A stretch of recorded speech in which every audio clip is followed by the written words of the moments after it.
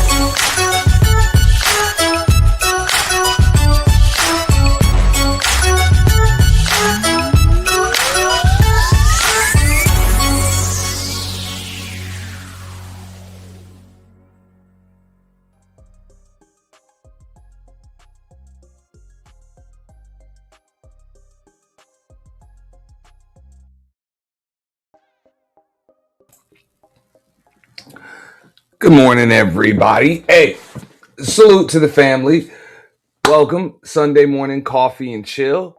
Everybody happy? Y'all all lost a motherfucking hour unless you are in one of them states that don't spring forward or fall back. Shout out to you because you ain't lose nothing. But I lost me an hour, but we still here. You know what I'm saying? A little bit early. You know what I'm saying? A little bit earlier than we did it. So I made sure I was ready. Before we get started, I want to remind everybody: make sure you guys like, share, subscribe, hit the notification bell. Cash apps available. Support the show, please. Super chats also available. We are exclusive at Auntie's The Boiler Room. And we got a lot of stuff to talk about. We'll even be opening up the panel today because I want to hear you guys' thoughts about it. Of course, as you all know, which I don't even know why this is even that big of a deal for everybody. But as far as the Texas Senate race goes, Jasmine Crockett has lost it. And she lost in the primary. So that's the question. Who's to blame for that? They blaming Latinos. They blaming black dudes. You know what I'm saying? They blaming, you know what I'm saying, Republicans. They blaming white liberals. They blaming every damn body for this woman losing the primary Senate race. So of course we're gonna talk about that. We're gonna check out some clips of some crash outs from some people just totally losing their shit over a primary Senate race. Also, we also got some clips, some updated clips of your boy Anton Daniels. Pretty much shitting on Jazz and Micca, mainly Micca. Talk about, hey man, she gonna be 50 years old, still singing in nightclubs, talking about bitch ain't bout shit. You know what I'm saying? You gotta go ahead and get this damn bag. And of course, we are going to talk about the Untouchable play. Mainly because we reported on it last week when the community tab post was put up there. I was about 80% sure that it was a play. Something just didn't seem right about it. But it's all come out. Yes, it was a play. They didn't really break up. You know what I'm saying? The band didn't break up. And we're going to talk about whether or not it was actually well played. As a matter of fact, I'm going to kind of get into that one first. And not just that play, but all types of other plays that have been getting played on YouTube. Because there's been a whole lot of them, right? A whole lot of them. And I know a lot of people think that shit's just a bunch of like fallouts and shit like that. I just want y'all to know, and y'all gonna hear, I'm gonna give it to you real. You know what I'm saying, at the boiler room, because I don't bullshit. Okay. All of these other beefs and bullshit, all these niggas with the T, you know what I'm saying? That alone should make your motherfucking ears stick up. Okay? When niggas is going live in the middle of the afternoon with the T, that should tell you this is some bullshit. Okay? That should tell you that's some bullshit. Now, I know that that's not really on the realm of the play that the Untouchables pulled, but I just want to let you guys know that, look, fuck the whole YouTube shit. I done seen it all, or at least a large portion of it, in real life. I know bullshit when I see it. Okay? Total bullshit when I see it. Okay? You're going to have people that might be gaining a new following, or, you know what I'm saying, just kind of popping. You know what I'm saying? Numbers might have gone up, you know, whatever. And, you know what I'm saying, instead of folks just being kind of creative and doing their thing to be like, you know what, I'll get my numbers up too. Niggas is like, fuck it, I'm going to just get it off that motherfucker. That's kind of the game that we playing. Now, I don't blame folks, man. Get it how you live. I get it. You know what I'm saying? All the world's a hustle. You know, some people, all the world's a stage, but others, you know what I'm saying, all the world's a hustle. So look, I ain't knocking nobody's hustle, man. You want to get your bread, get your motherfucking bread. You know what I'm saying? It's supply and demand. People want to be bullshitted. They will pay to be bullshitted, so give them bullshit. You know what I'm saying? As long as they pay you for it, just give them the bullshit. But just in case you got a bunch of confused folks that don't know what the fuck is going on, and that a lot of these folks are full of shit, like this is not real beef, like this is straight up kayfabe, on some straight WWE type shit. I'm letting y'all know this is kayfabe on some WWE shit. These motherfuckers are not real. Now, if you don't believe me, just go ahead and ask these motherfuckers when they decide that they want to go live, and talk about they got all this smoke and shit for other YouTubers. Just ask them, like, bro, why don't you cut the chat box on subs only mode for like 7 years or some shit? Why don't you make that shit members only? Just the chat. Just fuck chat. Members only.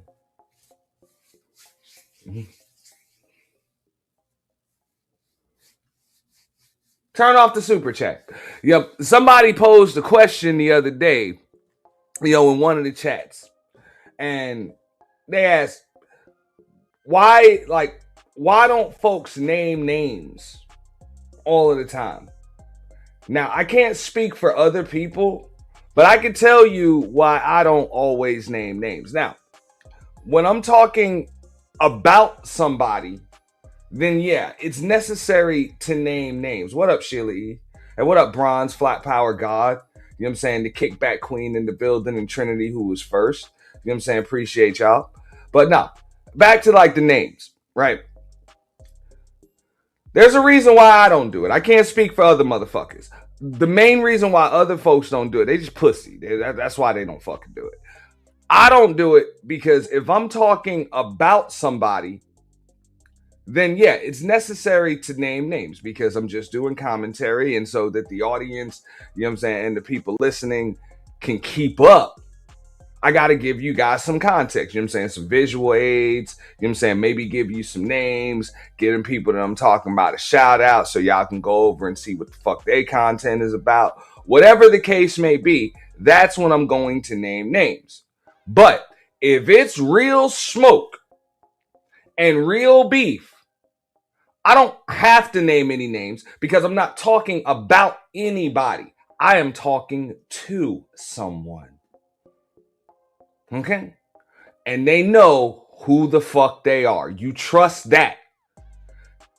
Now, when folks, and y'all, if you've been subbed to me for any length of time, I do not play that shit. You come up in my motherfucking chat talking about who you talking about. I'm gonna probably time you the fuck out or just ignore you or tell you to get your ass back in the motherfucking clouds. Because if you don't know who the fuck I'm talking about, chances are it ain't you. So you might want to get the fuck out of the blast radius.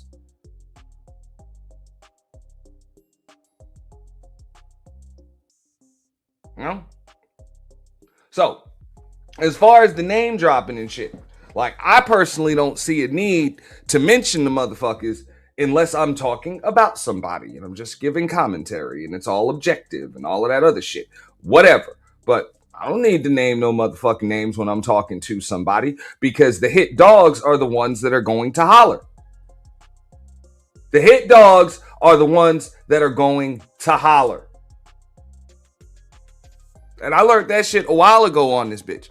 Look, you can go entirely the fuck off. And you could be talking about one motherfucker. But it'd be so many people that don't know if you talking about them. Hey, all types of people that just feel uneasy and shit will start falling out the clouds.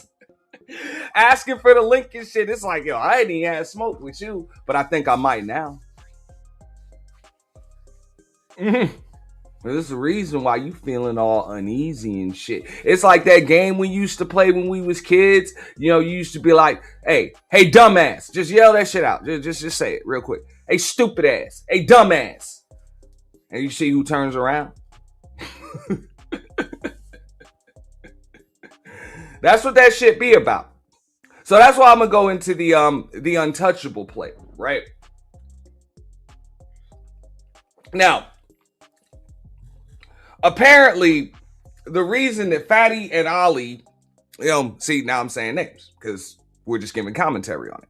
So, the reason why Fatty and Ali, as far as I know, the reason why they made that play, they wanted the enemies to kind of, show themselves. I don't know if maybe they felt like they had a mole in the camp or whatever. I don't know the nuances and intricacies to that, but they wanted to see what was up. So I guess, a few people started posting shit on their community walls, popping shit, doing streams and shit like that. And, from what I know, when I was checking out the stream, with Fatty and Ali, they was like, hey, you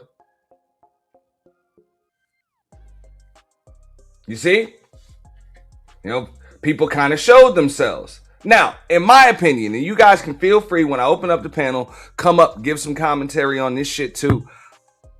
I don't believe the play was very well played just because of the time frame in which they played it. Because if you really want to smoke out the rodents, the rats, you got to give that shit some time. Like they only gave it about a good 72 hours, like 3 days. And it's like, look, if y'all want to see who's really in your camp, who really got issues with another motherfucker who's trying to, kind of like play the divide and conquer game and all of these other motherfuckers from over there. You want to see which of your enemies is going to reach out to the motherfucker they think you just fell out with.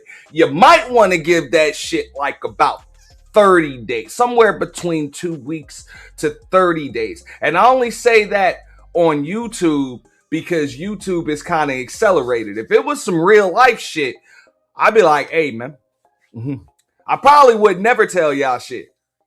Like nothing. Nothing. Y'all wouldn't even know that we still cool until you needed to fucking know. And that's it. As homies, we just would have kept just reporting to each other, with the intel. Hey, man, that motherfucker that been in the camp? Yeah, hey. You might think that motherfucker cool. Hey, since the motherfucker think I'm your enemy now, homeboy keep coming up to me talking shit. You know what I'm saying? Trying to come up, do streams, asking me for intel. You might want to be careful. You know what I'm saying, with this person, because I know they cool with this one, and that one's still kind of hanging around you. So you might be careful, man. These motherfuckers might have a plan. But that type of stuff takes a little more than 3 days to play out.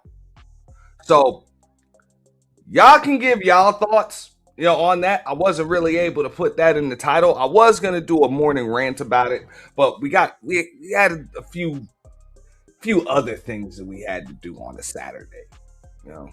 Just other things we had to do on a Saturday. So we weren't able to morning rant about it, and just really, really busy with work and shit during the week. But as far as I'm concerned, I think that play was just exposed very, very prematurely if it was a play. Now, I will tell you this much. I'm not really fond of the plays, on here. I don't really think it's necessary.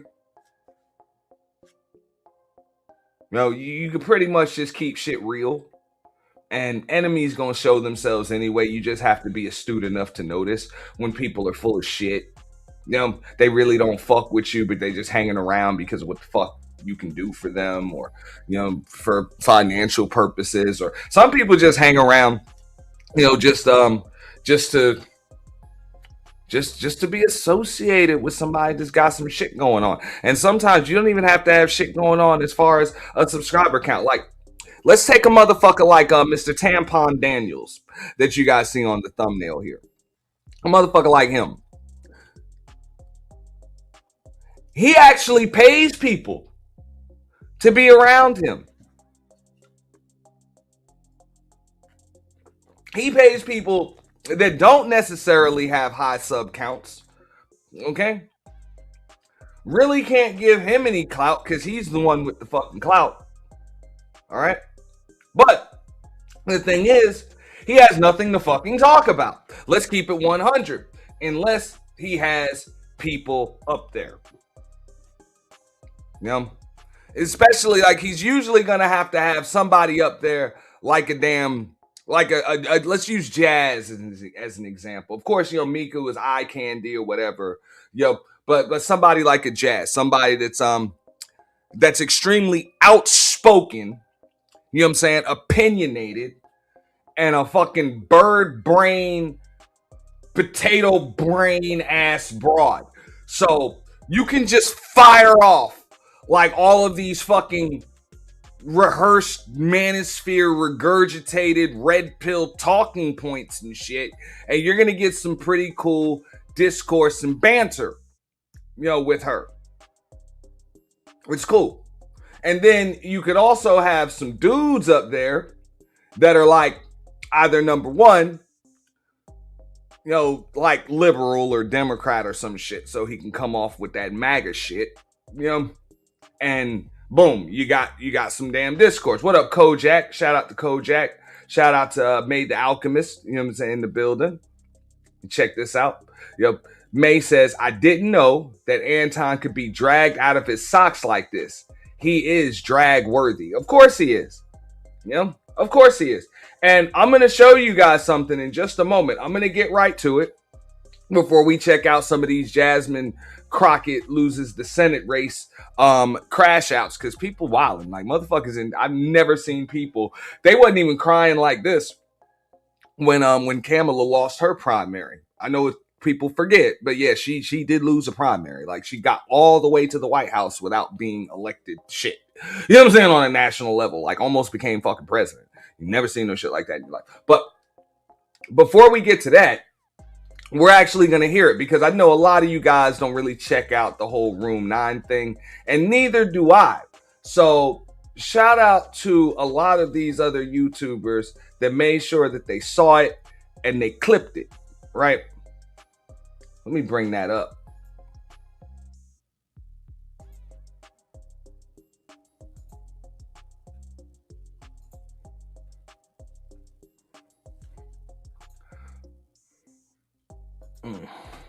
There we go.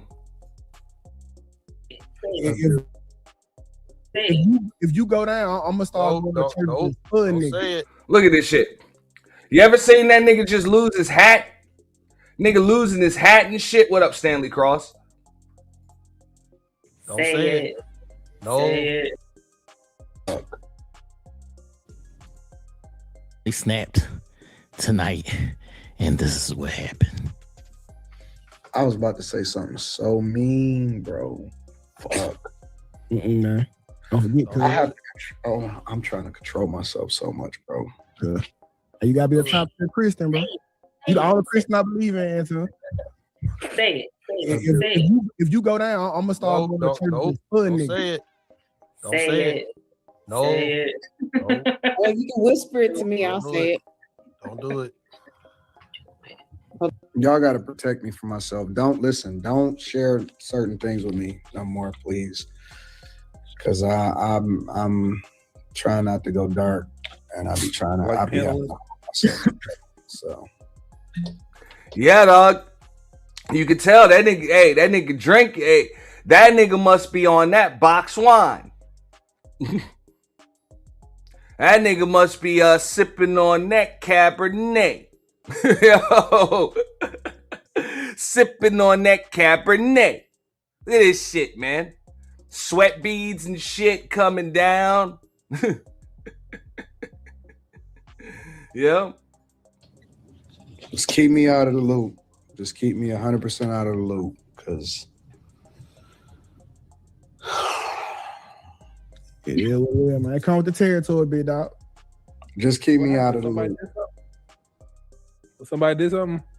What happened? Because I be knowing where people live in real life, bro, and that's why I just be trying. Anton, next super chat.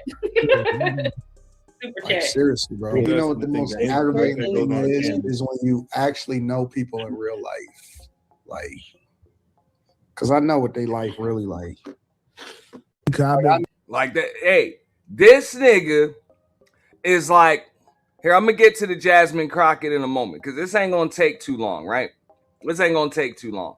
I just wanted to show y'all this nigga kind of losing his shit, right? This nigga has the constipated look, like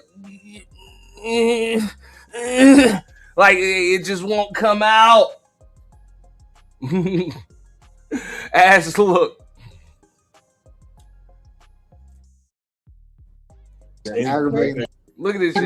Because I be knowing where people live in real life, bro, and that's why I just be trying. Anton, next super chat.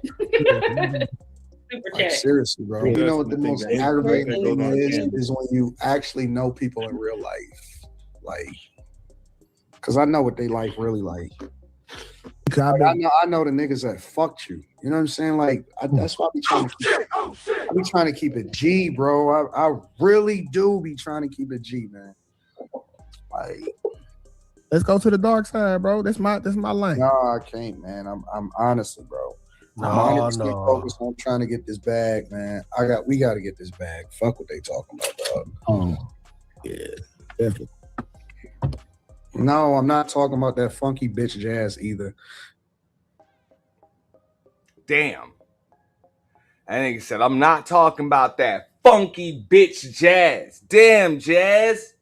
You done opened up a whole can of worms, Jazz. Everybody on your motherfucking dome. You know? You got the DL midget on your dome. You know what I'm saying? You got Lucky and them girls on your dome. And then Anton's going to fuck off on you. You over here, you by yourself out here. I don't think Fatty and them fuck with you neither. Jazz out here, dolo, man. Damn. She ain't nobody. I'm not talking about her, bro. You're not a celebrity. I know. Y'all don't have to worry about The irony of that statement, that was crazy. No, I'm not talking like. You know, oh, okay. Man, that bitch gonna be 50 still singing in the nightclubs. Yeah. He said that bitch gonna be 50 and still singing in nightclubs. So. Outside of the bed, with 4 feet in the same pants leg. Epic hell, this can't be my life. Hi, everybody. I'm Micca. I am the first lady of the Experience Band, and I'm a singer and a rapper. We're not talking about her, bro. No, don't say that, Anton. She got 10 years about you. I'm not thinking about her, bro. Like, her nigga wear a wife beater. And Bro, he ain't just throw a shot at Micca. He threw a shot at Micca's husband. That nigga said her nigga wear a wife beater. Alright? Now we done seen Micca's husband. I believe Micca's husband will fuck you up, Anton. I'm just saying. I'm gonna just keep it like crystal clear 100. I believe Micca's husband would fuck him up. Oh, don't say that, Anton. She got 10 years about you.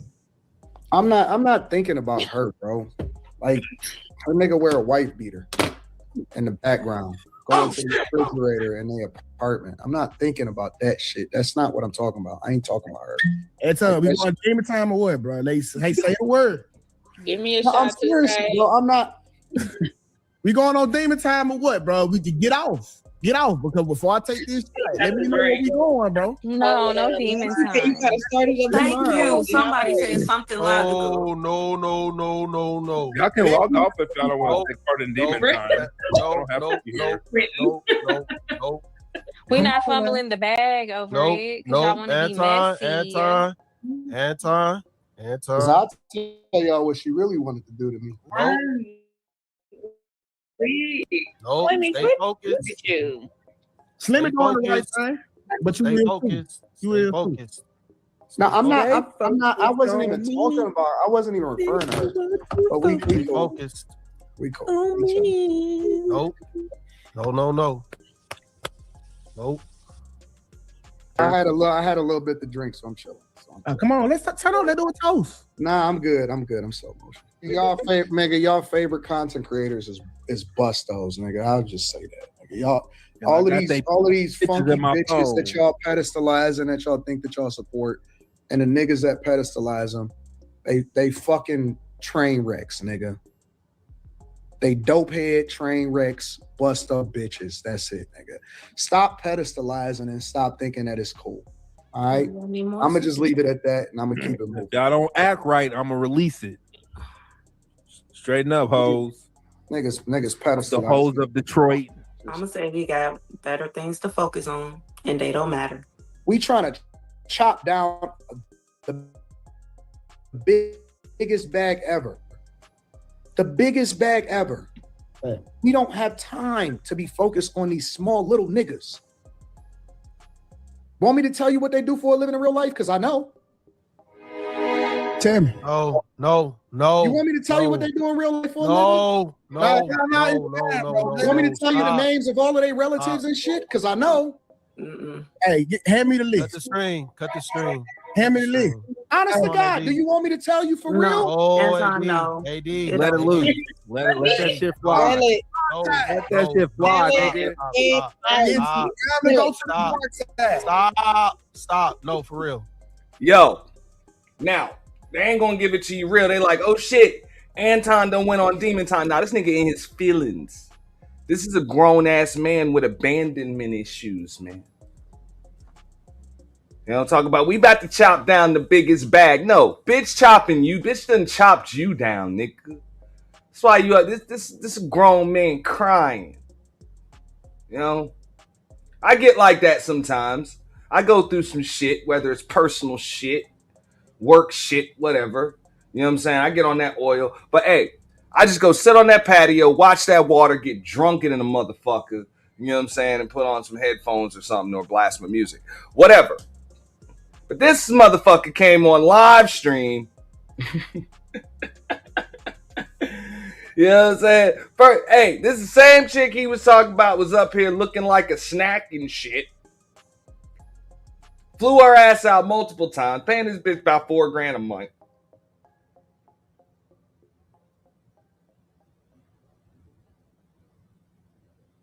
Popping hella shit. Damn, man. They said it, man. People gonna tell you how they really feel when they done with you or when they drunk. Yo, chill. Stop. Listen, man, these niggas been lame since lame has been lame, bro. I'm just keeping it 100, bro. Yep. Cut the string. That was everything that happened as today's or tonight or this morning, whatever you want to call it. It's like 3 in the morning man. Now. But we don't need to check that out anymore. That's the crash out of Anton Daniels. Yeah. Anton has lost his entire ever-loving shit. Okay? He in his feelings. He hurt. You know, he hurt. You know, he hurt them shit. You know what I'm saying? You ain't seen Island Gal in a while. She might be back.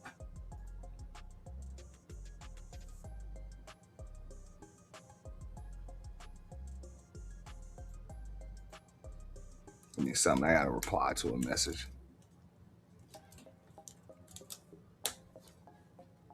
I don't know if they said something about he lost another co-host. You know what I'm saying? Micca's over here getting her bag because I guess she didn't feel like she can get it with that motherfucker. Shit has hit the fan. You know, that is what it is. All right. But we're going to hear from Miss Jasmine Crockett, right? We're going to hear from her because people are losing their shit right now.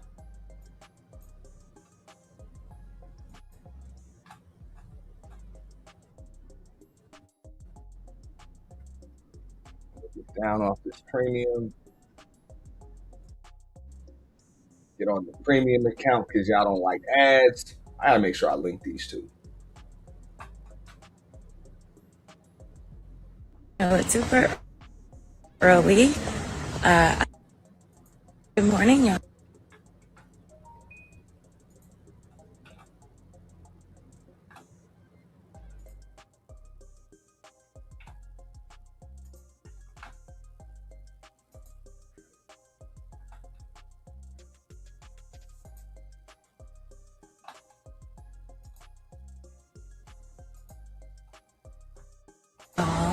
I know it's super early. LA project. I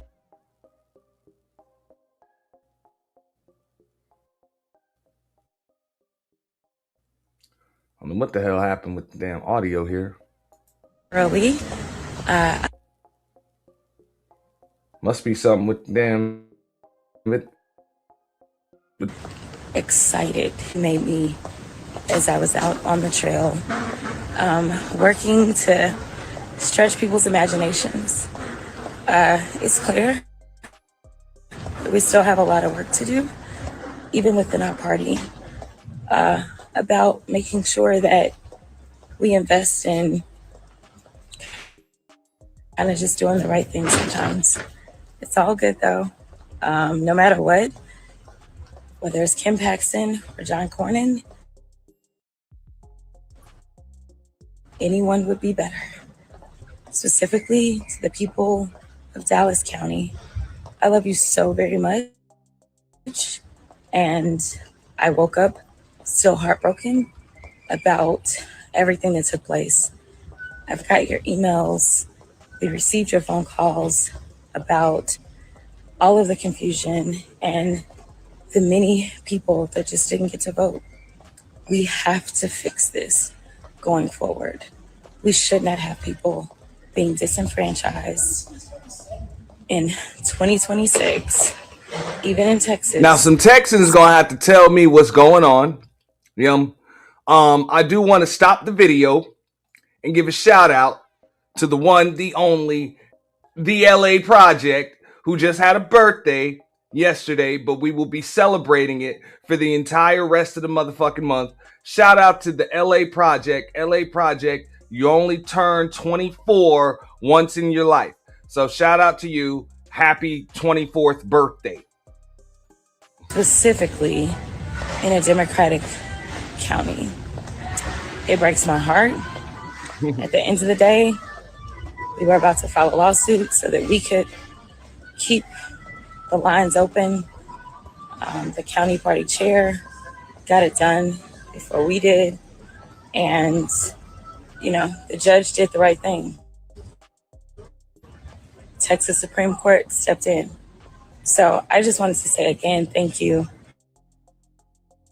I am back to work. I am proud to serve Texas 30 until January of 2027. And then let me send mad love to my pastor, Pastor Freddie Haynes, who will be the congressman for Texas 30. So God bless y'all. Yeah, you might hope so, but you never know. Before I get started,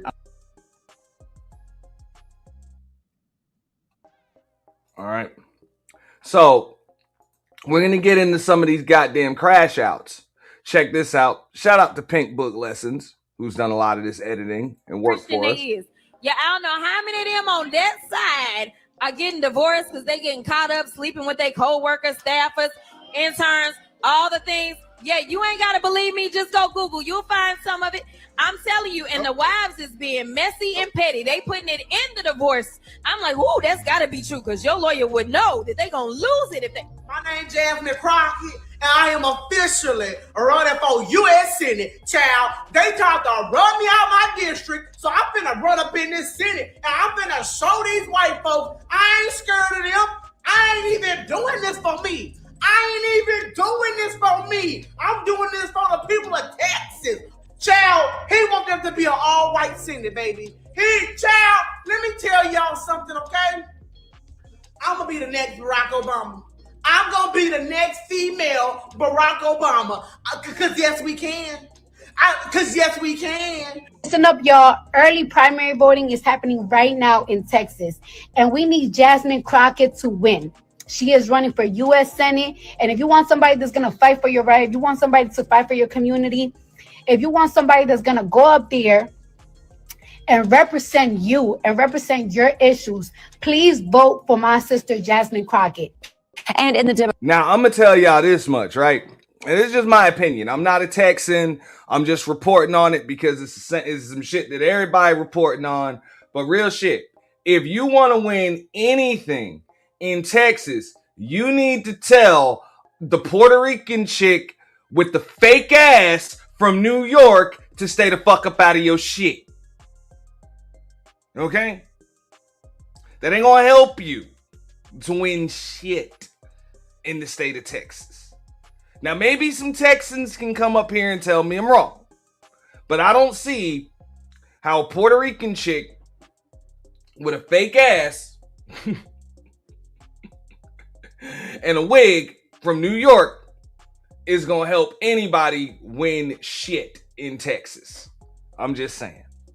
A crowded primary. Okay, a Dominican chick. My bad. My bad, Stanley Cross. I stand corrected. For U.S. Senate, the votes were counted overnight, and State Representative James Tallarico is the projected winner over Congresswoman Jasmine Crockett after taking almost 53% of the vote. Tonight, the people of our state gave this country a little bit of hope. And a little bit of hope is a dangerous thing. We were able to keep the polls open, but I can tell you now that people have been disenfranchised.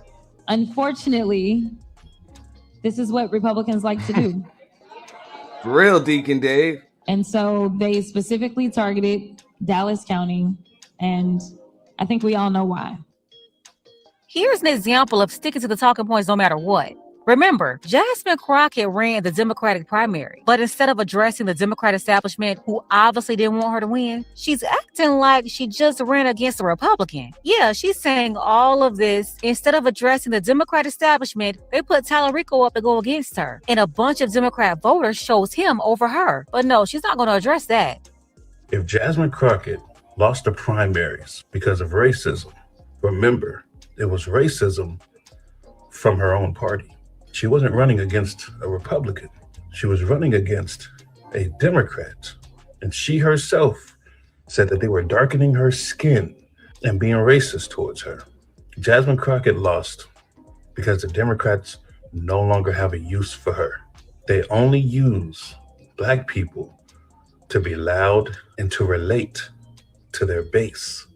Hands down, Jasmine Crockett was gassed up to run this campaign, thinking she was going to win a statewide election, all because delusional supporters of her Sister Girl Housewives Act boosted her ego so much, she lost her mind and the little common sense she probably had to ever think the people of Texas, statewide, was going to send her to the Senate. Yes, Jasmine Crockett allowed all these people that don't even live in the state of Texas, these hot Cheeto bodega thought buckets from everywhere else except from Texas, she allowed these people to really mess her mind up. It's safe to say that Cardi B endorsement didn't work.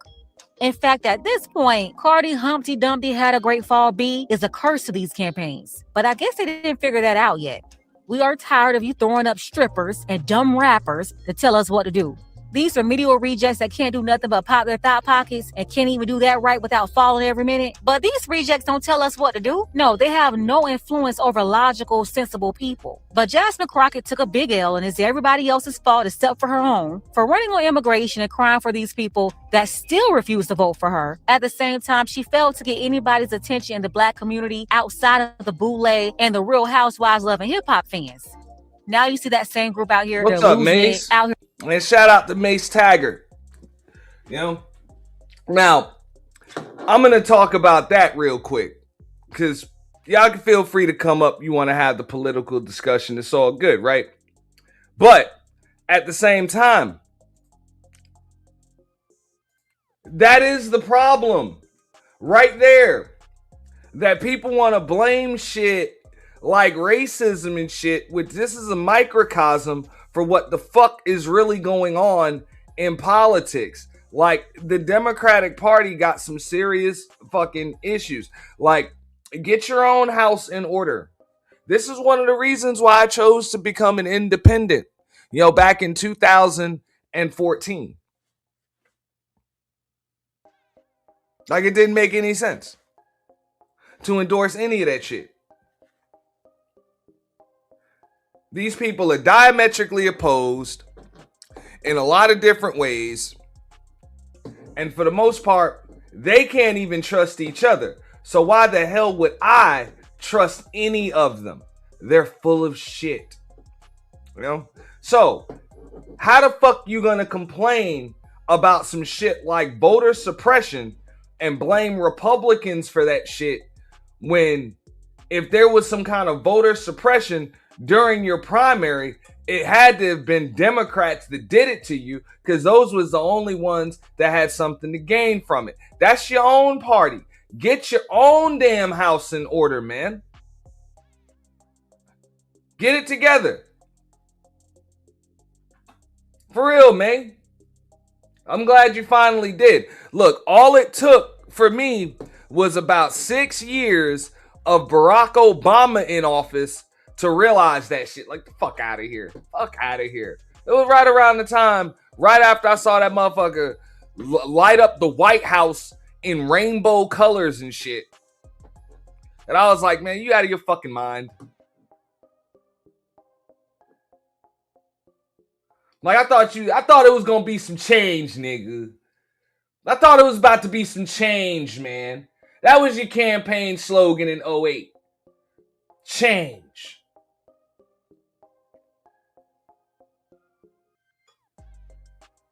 And ain't nothing changed. Shit just got, well, I'm sorry. Shit did slightly change. It just got worse. Unemployment hit a record fucking high. You done passed some DACA shit. No. You talking about the Affordable Care Act, nigga. My insurance went up, motherfucker. Know about that shit. You know?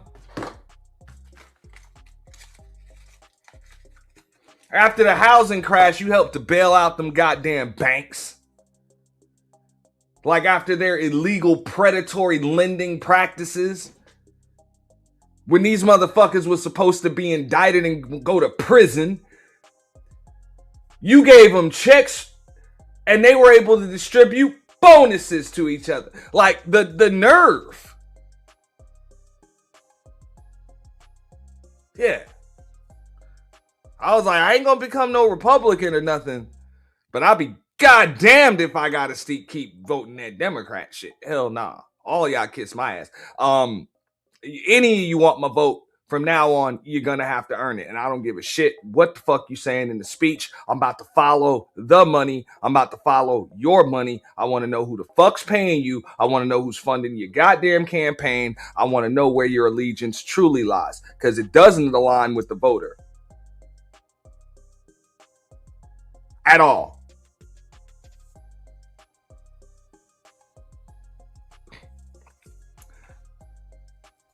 Now, I don't expect lending practices to change, because the only way they was going to change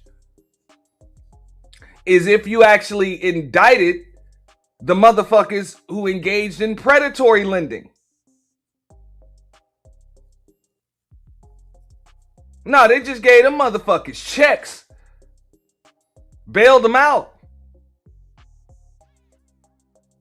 That was my issue.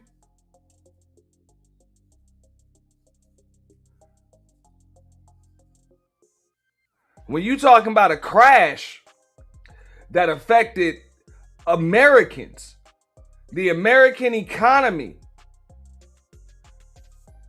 average people, homeowners,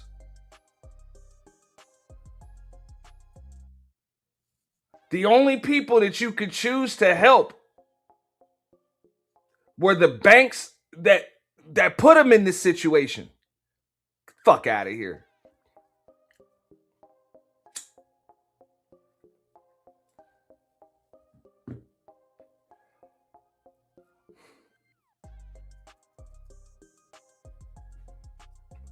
Feel free to come up, Stanley. I'll be more than happy to explain it to you.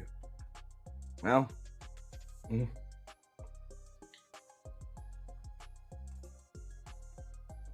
I'll be more than happy to explain it to you. They're crying on social media, and I mean nasty crying too. Just nasty. Imagine being able to. But yeah, I would be more than happy to explain it. Look, I don't know why I don't have the right account up here. Bring that up.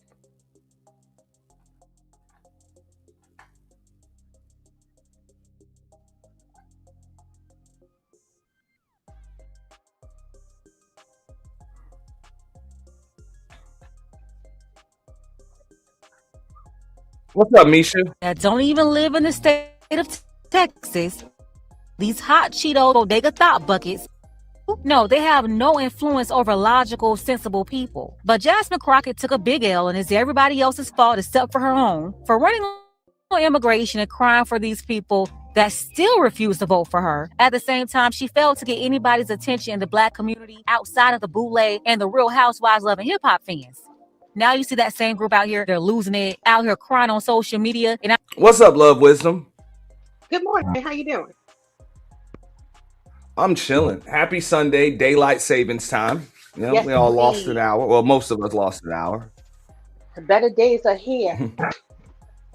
Yeah, But no doubt. with Jasmine, no, I didn't expect her to win because this is the same Democratic Party that back in 2020 had vote to the poll and had a bunch of black strippers literally stripping to the poll. And that was supposed to be their way to get us to vote for them. And the question is, it's like, how long are Black Democrats going to deal with these negative curatures about them for a vote? Jasmine, they done turned Jasmine into a loud, ghetto, confrontational person who was only concerned about immigrants, was not concerned about Black Americans, was not concerned about what was going on. Oh, ain't none of y'all out here trying to farm. What kind of language is that? You're a lawyer, and I've heard Jasmine speak before. She's a very articulate, very intelligent woman.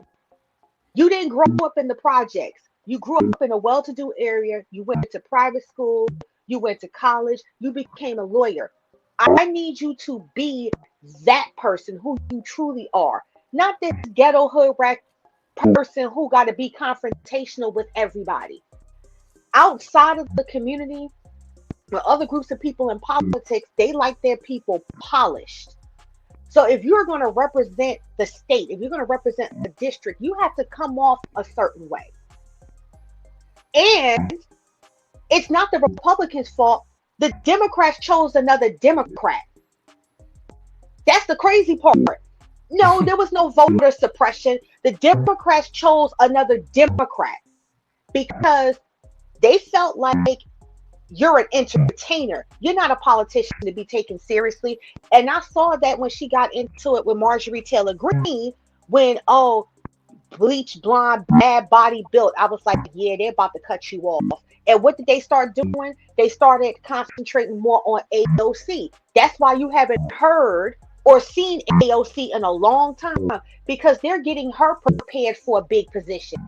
That was supposed to be Jasmine's spot. But see, no, you bought into the curation. They're like, nah, we're going to focus on AOC. And when AOC was up there saying, baby girl, they slid in real quick, like, come here. That's not who you are. We got you for bigger and better stuff. Let the mammy and the ghetto-ness, leave that to her. We got speech writers for you. We about to get you primed and ready. And I'm telling y'all, when y'all see AOC, that woman going to look different. That woman going to speak different because they got plans for her. If not being the president, Speaker of the House, because they're going to boot Hakeem out because no one cares. But Jasmine, no, you bought into the stereotype, and hey, hook, line, and sinker. There's no voter suppression. There's none of that. People just tired of seeing the ghetto nonsense. That's it. If you're going to be a politician that's going to represent us well, not all this loud, crooked, lace front type of nonsense. You had Cardi B up there. She can't articulate a full, complete sentence. This is how the Democrats look at us. Y'all just ghetto. Y'all twerk all day. Y'all loud. Hillary says she had hot sauce in her purse. All this stereotypical, but that's what they view you as.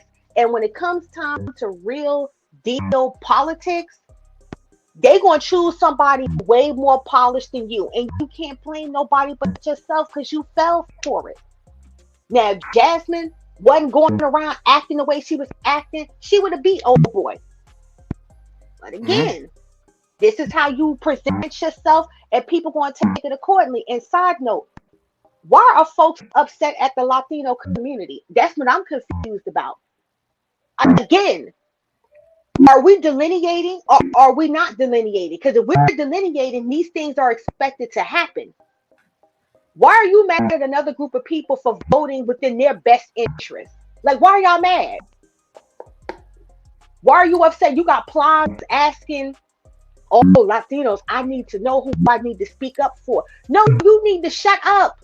Because don't nobody want to hear you with all that jewelry in your mouth, giving a chick a hysterectomy by looking at it. Don't nobody want to hear all that stuff with you. No, they are voting based on their constituents and based on their needs. You heard what the Latina lady said? We got the same issues. You got illegals coming up here, crime, messing up the economy. You think we're going to vote somebody in? That's all her talking points was about? Nah, some of y'all need to get it together and stop playing. But I'm a land. Nah, it's all good. Your phone was burping a little bit too. I'm just letting you know. But you cook. We heard. We got all that. And shout out to Love Wisdom. She definitely did just cook just now. What up, Stanley Cross? I'm doing great. How are you doing? Hey, lovely day, bro. You know what I'm saying? You know what? You don't lose an hour every fucking day, man. So I'm proud of giving up my hour, man. That's like my whole year's worth of philanthropy, man. For me, I think I found my new wife. Love wisdom. She was cooking. Hey, it's all in the name. You know what? I don't have to say anything. She said it all. I 100% agree. Yeah. Now, as far as the Democratic Party goes, because look, I got off that train a long time ago, and it doesn't even seem like it was that long ago. But now that I look at it, I'm like, it was a while ago. But I think they're still just stuck in the past, just really stuck in the past as far as just the way they crunch numbers and try to win elections and run campaigns and stuff. Everything is still, based on skin tone and demographics and all of that, So then when they look at, they poll everybody and they see who voted where, they're still breaking it down in the race. And just like what Love said, people are voting in their own best interest. So you still got a large percentage. I'm sorry. Who else's interest should people vote for? Well, no, but that's what I'm saying. Yeah, people are doing the right thing. But also this is the day and age where most people don't get their news from mainstream news media networks. People seek out their news independently. Mm-hmm. Whether they get it from social media or specific channels or networks that they're subscribed to, they seek it out. So even though you got a large percentage of the quote, the Latino voters that are voting one way, you still got another big percentage of them that vote another way. So all Latinos don't vote the same way.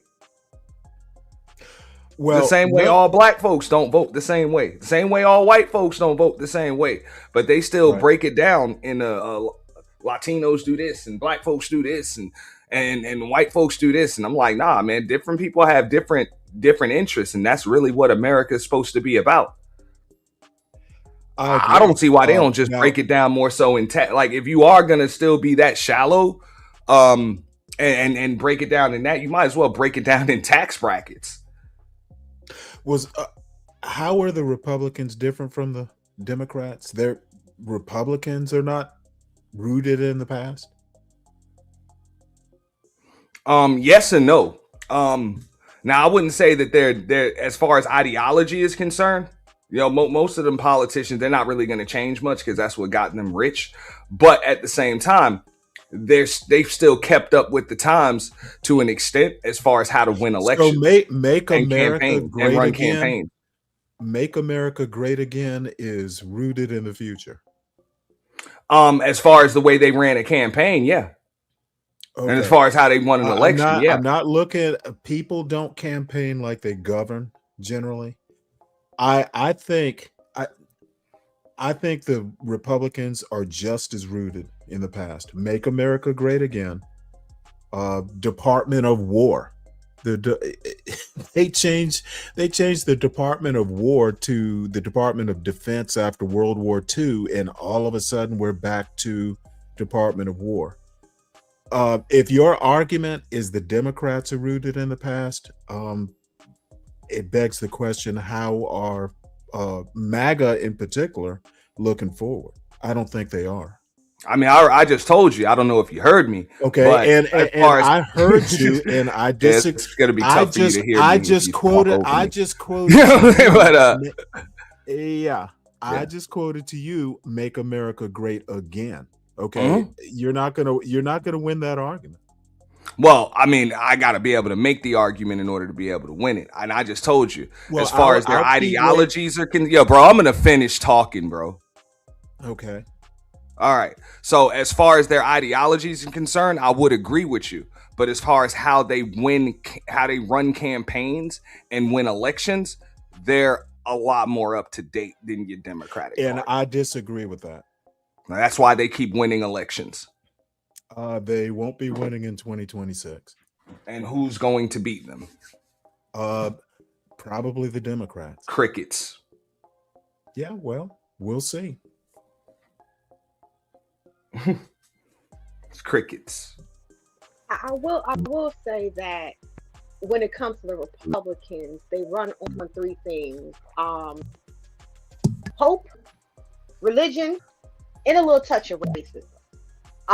The Democrats also run on hope, racism, and poverty. So the Democrats get your votes in with the whole, I grew up in poverty. My mother was on the system too, but we can come together and make this country the diverse country it's always been, all the while building with the constituents that they always wanted to build with. Case in point, as we know, Black people have been extremely loyal to the Democratic Party since the 60s.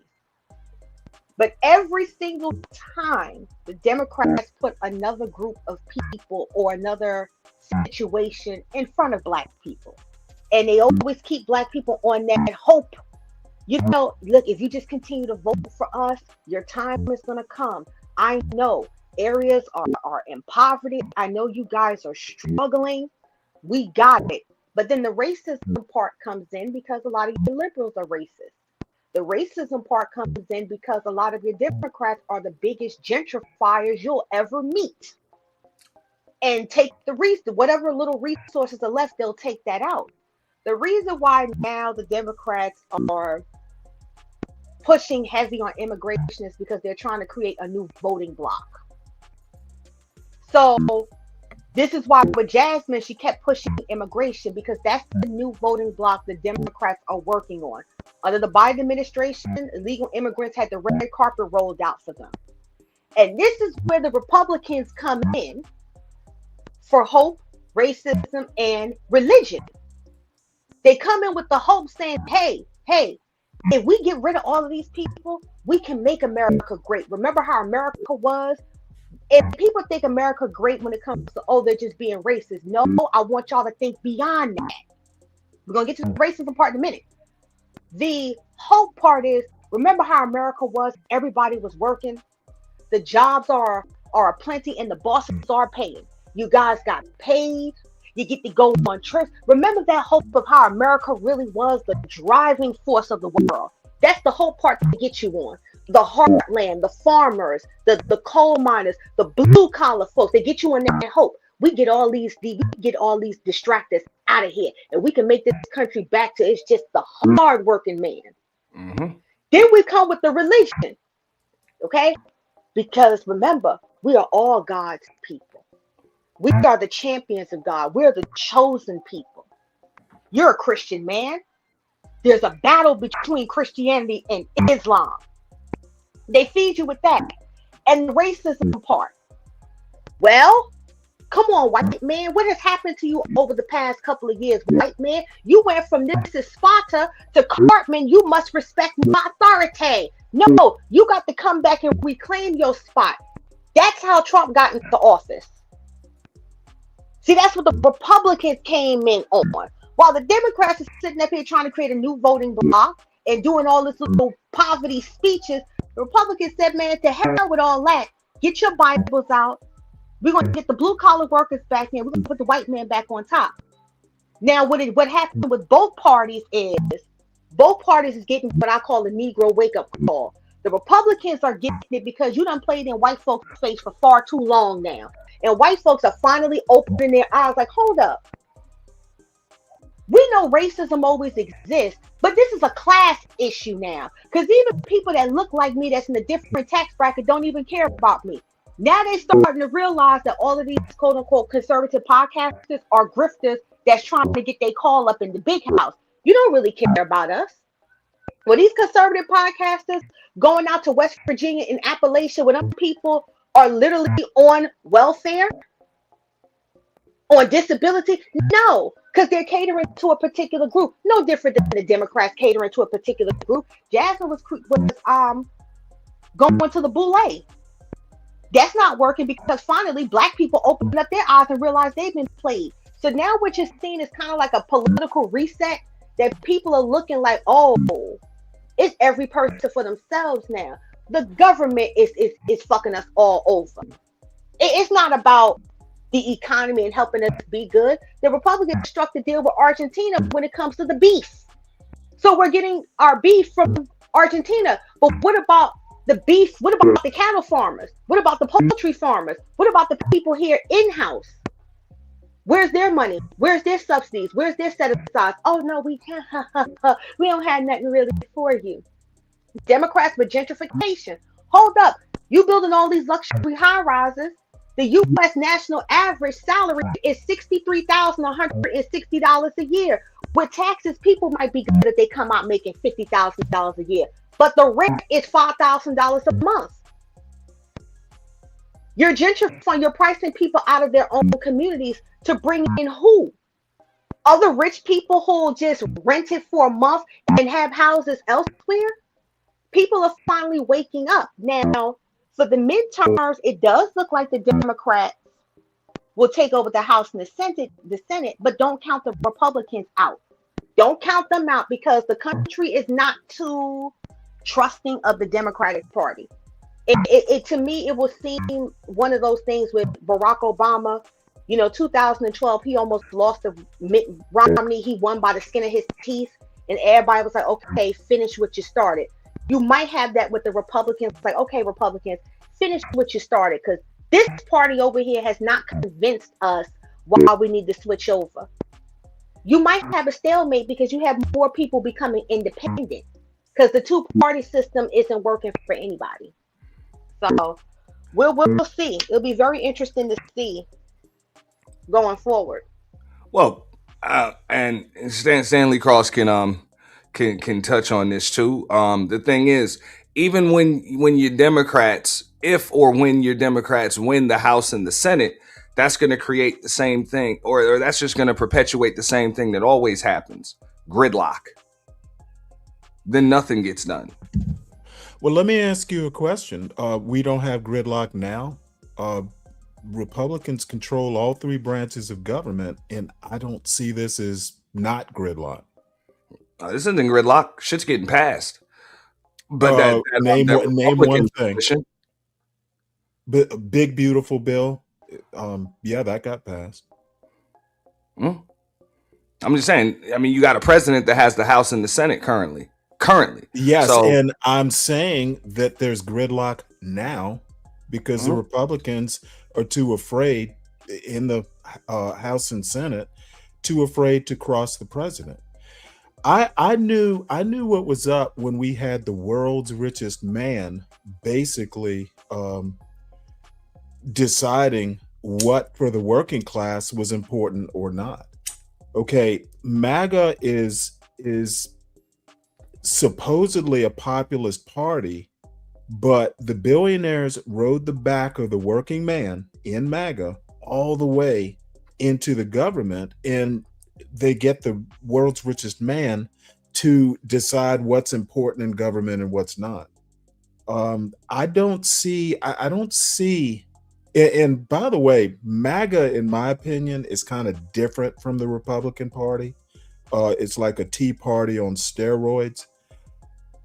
I don't see the present state of government as ungridlocked. I'm not going to disagree with you fully there. I'm actually going to agree with probably about 90% of what you said. Now, one thing that I can say about the Republicans, and this is something I don't see with the Democrats, they are going to stand behind whoever is running on that Republican ticket. And right now, and I think this is a problem that the Democratic Party has, is they're still going to fight each other no matter what. Win, lose, draw, they do not willingly endorse each other when one loses to the other. So, hey, I don't have a dog in the fight, but I just noticed that. So I can remember when Donald Trump was running in his primary, it was pretty much the same thing like you see here, but on a different scale with the Jasmine Crockett thing. You know, he was going at every damn Republican, calling them out on their bullshit, you know, and everybody thought he was the Ross Perot type candidate and he had no chance to win. And when they asked everybody, raise your hand, saying that you will endorse, if you do not win this primary, you will endorse whoever wins the Republican primary. Donald Trump was the only one that did not raise his hand. Well, let me agree with you. He was like, I'm not endorsing none of you motherfuckers if I don't win. I'm just saying. So I would agree with you when you say I don't think MAGA is like, this is just my opinion, right? I'm gonna let you respond to this, and I'm gonna go to May because she just came up. But I believe that had the Democrats not picked their candidate back in 2016, pretty much picked Hillary no matter what, you'd have seen MAGA on a Democratic ticket. Well, let me agree with you in a very backhanded way. Democrats have huge problems. Okay, and I knew Donald Trump was going to win after that one primary debate where he called Little Marco. He just went to town. Democrats need to do that. Okay, Democrats at this point, and just Marco, it was Ted Cruz, Rand Paul. Yeah, like he shitted on all of them. All. And Auntie, Democrats are only going to win in the fall. They have a good chance of winning. I'm not going to say they're going to win because Donald Trump is so awful. It's not because they earned it. It's going to be by default. Gavin Newsom, not going to. He is a problem. So I'm not saying Democrats are almighty great. I'm just saying they are just going to do better because Donald Trump has gone too far. Democrats need to grow up, and there needs to be a Democratic MAGA. Fight for what you believe in. And Jasmine Crockett, I'm not going to get into her. My father used to tell me, remember, you're not white. Jasmine Crockett fell. She should have never even run for the Senate. She should have let it go. They basically put her into a trap. I honestly think her political career is over. That might be a good topic of discussion. Is Jasmine Crockett's political career over? I'm gonna start making a thumbnail now. It's just my opinion, though. All right. What up, May? Hey, good morning. Hey, everybody. Good morning. I hope everybody got their coffee. And hey, I told you this is my last charitable contribution for the year. I gave them an hour. All right. All right. First of all, Love Wisdom, you are on fire, honey. Woo! You playing it down. Wow. Oh, my bad. Before you go, May, let me give a shout out to Miss Queen Sunkiss, as well as Lurker in the building, Nightish, and Illosophical. Shout out to all of y'all. Appreciate y'all coming through. My bad. I'm late. And Bridget M, one of my top mods. Appreciate you. Go ahead, May. My bad. Yeah, sure. I want to just give some insights as a person who was a slave to the Democratic Party. I was a campaigner, a manager of campaigns foot traffic, get out the vote, registering voters, working at the polls. I have done it all for 20 years, giving my heart and soul to the Democratic Party. And I know how it works on the inside, locally, not federal, not nationally, but how it really works, the mechanisms. And Jasmine Crockett, to answer Stanley Cross's question, her career is over. It's over because we have a two-party system. And unless she wants to go rogue to the Republicans and become a good, good little mammy, it's over with the Democrats because the Democrats systematically have put her out of her position. And I agree with everything that Love Wisdom said. They're looking for minorities, particularly probably Latino minorities, to carry this party forward. They've already secured the black vote. We're asleep, and we are absolutely loyal to a fault. And now it's just adding more people to the pot because the Negro vote is already in. You don't have to do anything for them. They've learned that over these years. They don't have to do anything for black people, and we'd be hanging on for hope. So Jasmine was, pushed out. That's what they do now. And it's not by a mistake. They change your districts and redistrict and all this stuff. And now you don't got a spot. And that was the first sign. And she stepped up and said, oh, I'm going to run for Senate. Well, the thing is that the mechanisms of the Democratic Party are very particular. All you got to do is look at who they put their money behind. And you got to look at who endorsed who. And if Jasmine was really paying attention to politics, she'd have looked and realized that the cards were stacked against her. I'm sure she didn't have the endorsements from the people that matter on the ground. And that should have been a sign to her, I'm not going to win. I can tell you right now, when you look at the party in your state, if they don't get certain endorsements from the important people, establishment people, if they're not doing commercials with you and all that type of stuff, and they're not pushing your name and they're not helping you fundraise, you've lost already. Democrats don't play that. So we're not going to pretend, all these people who are butthurt, that she was even had a chance. The Democratic Party picks their candidate. Go ahead. Can I take it even farther back? You remember she ran for a leadership position and none of the Democratic leadership supported her in Congress? I knew she was in trouble then. All that big bad body, whatever, all that stuff she was doing, none. When she ran for, I guess, a leadership position, nobody supported her. She was done then. She was done a year ago. That's a good point. You have to have the endorsements and the support. My question is, anybody on the panel know, did she have a mentor who pulled her and brought her in? Or did she kick the door in? Which one? I don't know. I would say it could be a mixture of both. She may have had a mentor, and then with that she kicked the door in to where she wanted to be.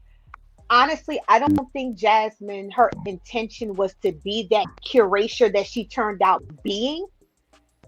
I think it was, let me just step in to be who I am, and it could be a mentor who may have said, nah, I don't think that's what you really want to do because, if you come off of this way, they might say, oh, she's a, Uncle Tom or Mammy or such and such. You have to speak on their level. You have to come down to their level. And let's be honest, that's what they usually do. No, you got to come down on their level. And Gavin Newsom is a perfect example of that because when Gavin around black folks, what did Gavin say? He can't read. He a 980 on the SAT, but when he around white folks, oh, I read 200-300 books a day. Which one is it, Gavin? Do you read or do you not? So it's a very cautionary tale with black politicians coming in, especially when you're young. You got to be very careful because when you come in, they don't want you to be intelligent. They don't want you to be articulate because if you do, you change the dynamics. If you placate to what they think of you, you're going to get the votes. You're going to get the AKAs. You're going to get the Deltas coming in. You're going to get the Boulay coming in. But for the rest of the people, no, you're not. So do I think Jasmine Crockett's career is over? I don't think it's over, but she's playing on thin ice. My advice to her is, listen, go to the Jasmine you really are, because this right here is not working. Yes. You're dealing with a whole different group of black people now. If it was like the older generation, yeah, they'd be cheering, but this new black generation here, it's like, listen, if you're educated, be educated. We're not gonna be offended. Right. But all of this confrontational, your wig is crooked, you got 10 pounds of makeup on, and Oh Lord. you got a different ghetto accent. No, nobody wants to deal with that anymore, Jasmine. Just be who you are. And trust me, you will get the votes and the constituents that you need if you just come and be who you are. It's too much placating in the Democratic Party. And at least with the Republicans, I always had this analogy. The Republicans will pop you in the head, instant unaliving. Instant unalive. The Democrats will pop you in your kneecaps, and while you're writhing in pain, they're gonna convince you they called the ambulance for help while you screaming in pain. It's like, people. Do y'all see how the loudest, wildest black folks got put out?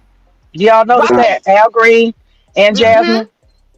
It's not a joke. The Democrats. They took the team. Right, but the thing is that what people don't realize, and I think, I'm not trying to insult people, but I'm a real independent. They burn me so bad. I'm a real independent. I don't give a fuck about a Democratic Party. I don't give a fuck about a Republican Party, because what I've realized is, first and foremost, we got to recognize that APEC tells them how to vote and not vote. We got to recognize that APEC pay for everybody on both sides, because this is a class thing. And another thing Jasmine didn't realize, they're there to get money. They're there to get money, okay? A lot of them got contracts in the government. A lot of these Democrats got a quiet mouth because they have investments, their children and their children's children. They have contracts they're going to get through these wars. They know what it is. They're here to play a money game. And that's why a lot of them are upset about the idea that they can become more transparent and follow the money. Nobody wants nobody to follow the money. Just like COVID, they had investments in those medicines, right? And so we got to understand that the game that's being played for us is like football. Like, we all at the stadium watching football. But what they do is they go in the locker room, both teams, and they each tell each other to play. I'll compromise this, you compromise that. Oh, get a blacks a little something. Come on. Okay, well, you let us get this immigrant thing off. And it's called whipping. Whipping ain't for each party individual. Whipping is the two parties together figuring out who's going to be a pawn this time. Who can we pawn? And they always pawning black people. That's my thought. We need more than two parties. Always pawning off the black community, and May, you're absolutely right. They pawn us off too much, and this goes to Stanley's point about MAGA, and then that black MAGA specifically, because the grift has stopped. All this time wasting, like wagging your finger at black people, making fun of black people, justifying why they are unalived or certain situations happen to them, because you're trying to get this quote unquote white dollar and white acceptance. When Trump came in office, all the white MAGAs came out and said, the N-word, you don't belong here. We just used you. We just used you for the vote. We don't care about you. We don't like you. And even Nick Fuentes, I'm like, maybe when the white boy said, you believe it. Even Nick Fuentes said, yo, I'm over this. We don't need you. I'm tired of the Uncle Toms. I'm tired of y'all. We don't need you. And one thing other groups of people can't stand is a traitor. Okay? It's one thing to say, okay, you know what? Let me hold my people accountable. Let me say what I need to say. But it's another to go overdrive. And the issue with Black MAGA is you are the mouthpiece for white conservatives. You say what they can't say. Now that Trump is in office, we don't need you, because we're gonna say it with our whole full chest, and we're not gonna get punished for it. Wasn't it not J.D. Vance who said, you don't have to feel guilty for being white anymore? Like, when's the last time white people ever felt guilty for being white? Can I build on that point when you're done? So it's like now Black MAGA is in shambles, and some of them now are quote unquote calling out the racism. Oh, I didn't know you guys were racist. Come on. When did you not know that they weren't racist? They signed up for it. They signed up for it. It hit the fan. And to May's point with APEC, well, was it not Beatty?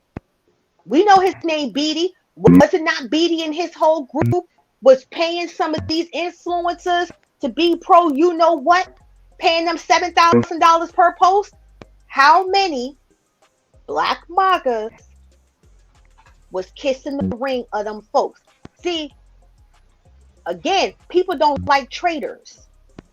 You can put all the money in, you can get these people all the money all you want to, you'll never get their respect because they know that at the drop of a dime in a hat, you will throw your whole people up the stream. And I think this is where black people as a whole waste so much precious time because you're trying to prove to everybody, well, I'm not like the rest of them. And it comes out you just like the rest of them. You're just as loud. You just as ghetto. You just as two-faced. But the only thing is, I have "Make America Great Again" hat on. You know, I have my Bible because all of them go to the Bible. Wait, love. I gotta stop you because you're forgetting something. You also have to have your white wife. Don't forget that. And I'm gonna let you cook. I'm just interrupting you right there. What they forget is. Right. Had Obama had a white wife, I don't think he wins his elections. Oh no, not at all. Not at all. Because white folks would have seen the same thing that Love just said. Fuck out of here. You know? Right. Fuck out of here. You know? They got their package. Even the gay MAGA conservatives, yes, even them with their white spouses. Talking all this stuff about your own people. And it's like, at the end of the day, we can hold our people accountable, but we have to be realistic here. Because at the end of the day, white folks don't care. White folks really don't care. White folks say, listen, I'll do what I have to get, I'll do what I have to do to get the vote that I need. Once I get the votes that I need, you're out of here. And they're showing it and they're proving that. I just think we need to be more politically astute and not just focus on, vote blue no matter who. No, it's time that we start diversifying our political portfolio, so to speak. Become a swing voter. Swing voters don't have party loyalties at all. It's like, okay, this is what I need. Are you going to give me what I need? If you're not going to give me what I need, I'm not voting for you. I'll go over here and see if they're giving me what I need. That's how other groups of people work. You know how much pushback I got though, Love Wisdom, when I was saying that to people? I'm like, look, my vote is up for auction. Right. Like it's not just up for sale, it's up for auction. Right. Okay? And if that's all I got, because I'm not rich, I can't swing with my money, you know?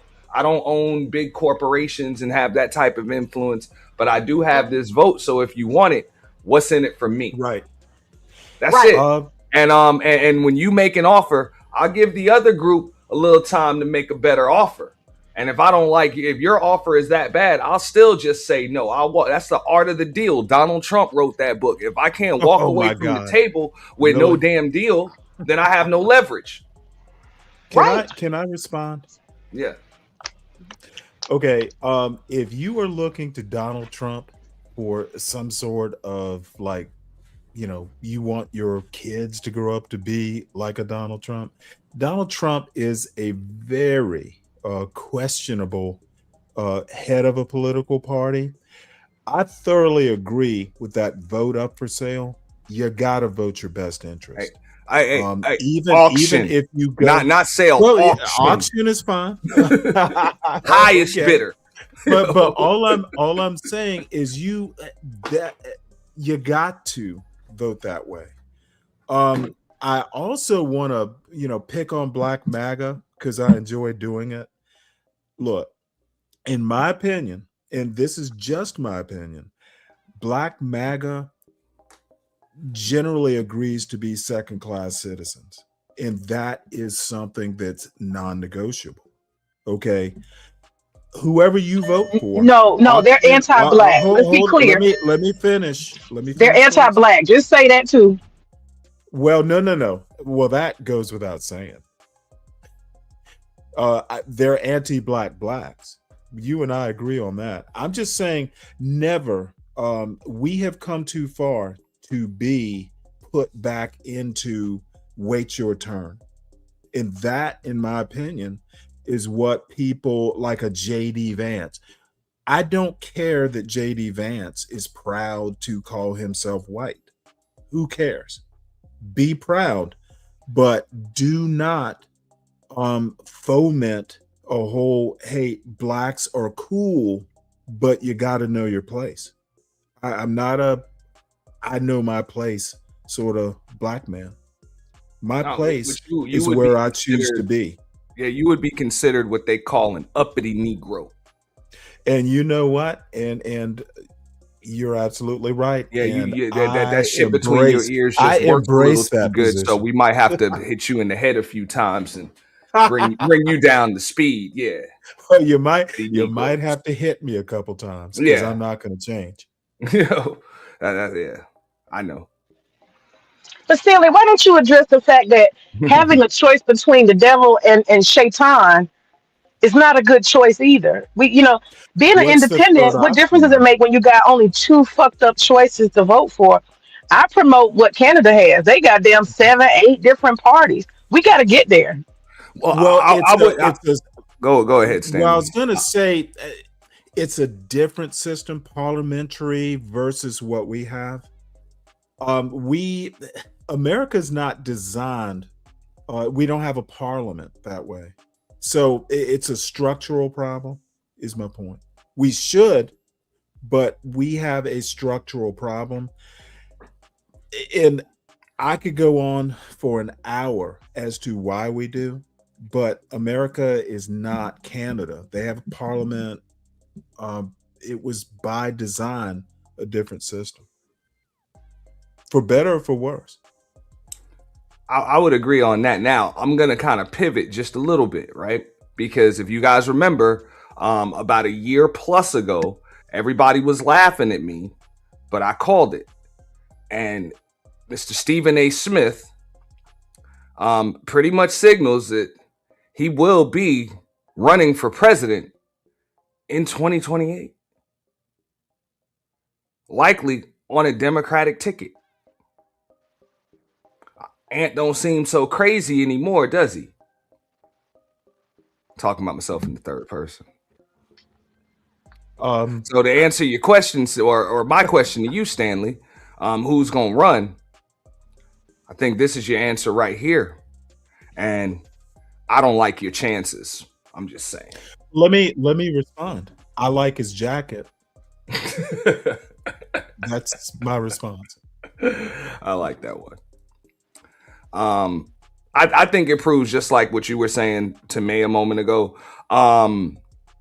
America is just messed up because we're in that age now where the celebrity cachet and the big money is likely what's going to get it done.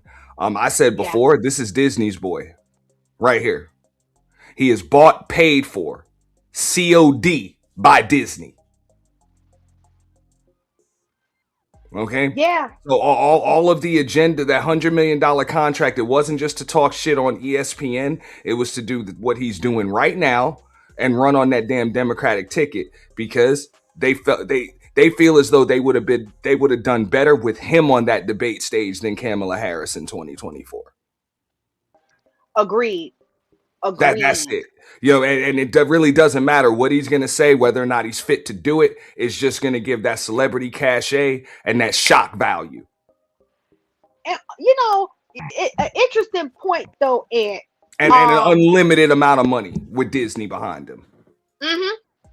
Because I kind of knew that Stephen A. was, stepping his foot into politics. But I always felt as though he was going to run on a conservative ticket because he came off as real conservative. But then to see like, oh, you might be running on a Democratic ticket. That's an interesting turn of events, Stephen.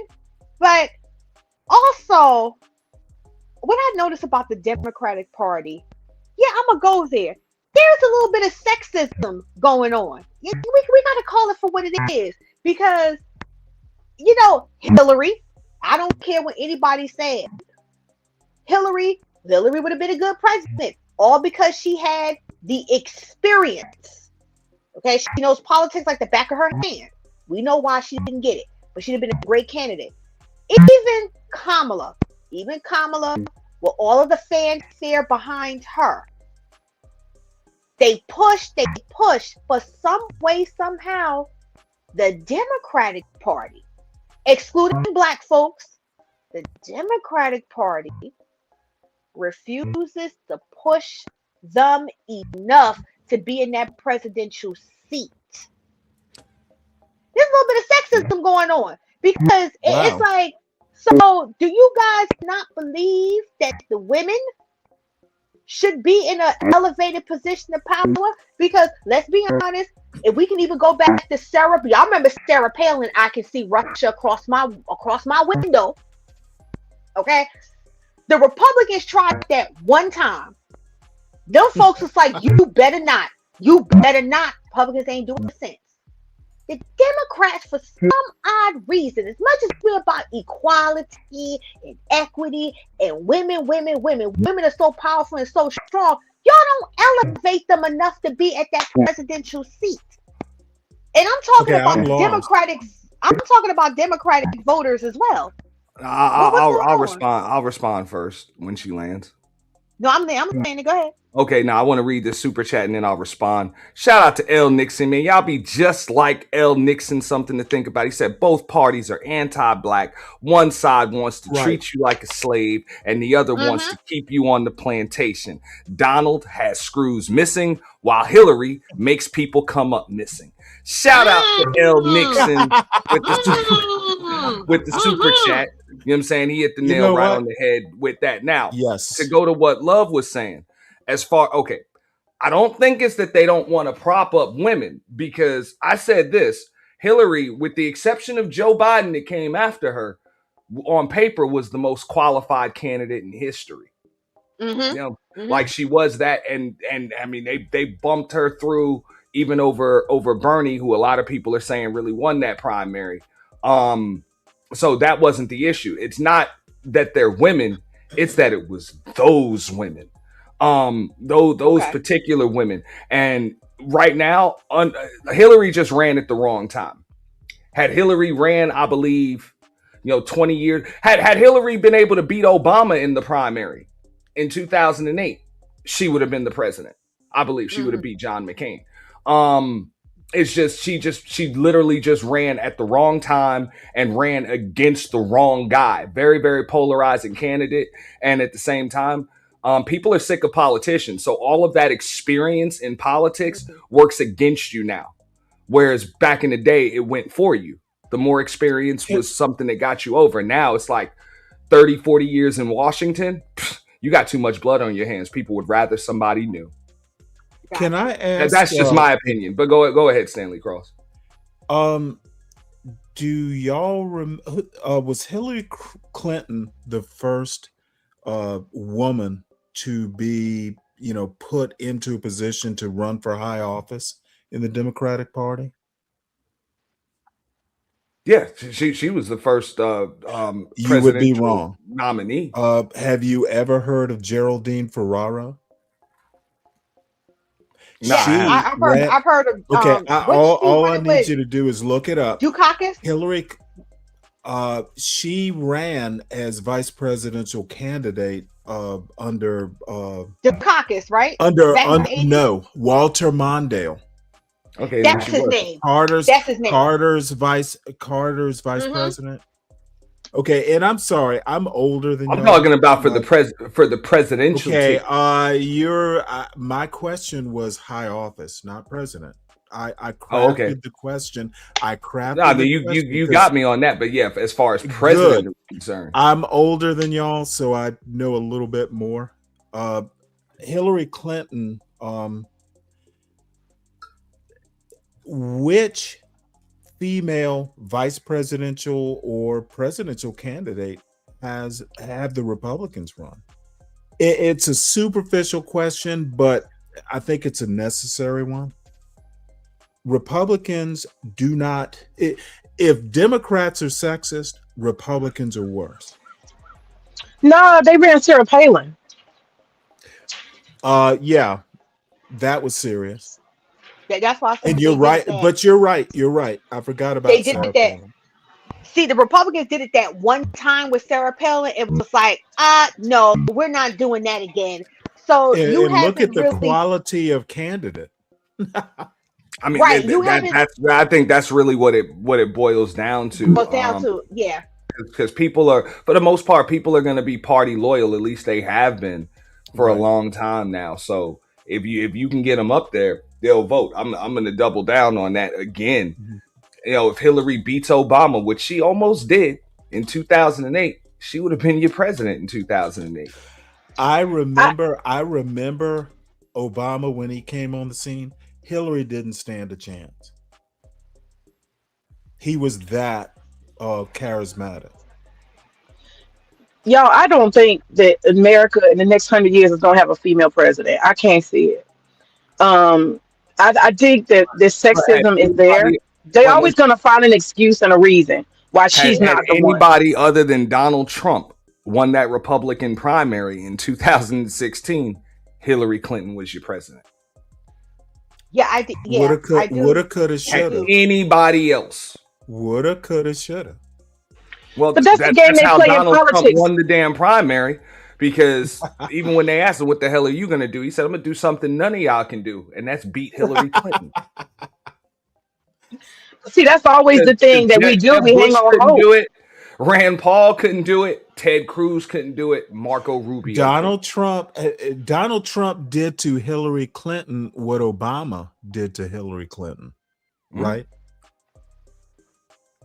Well, that goes to Ann's point about, wrong, right person, quote unquote, wrong time, for the office. I remember Donald Trump, what he said back in the early 90s, if I were to run with any party, it would be the Republicans because they're dumb. Yep. So, which to me,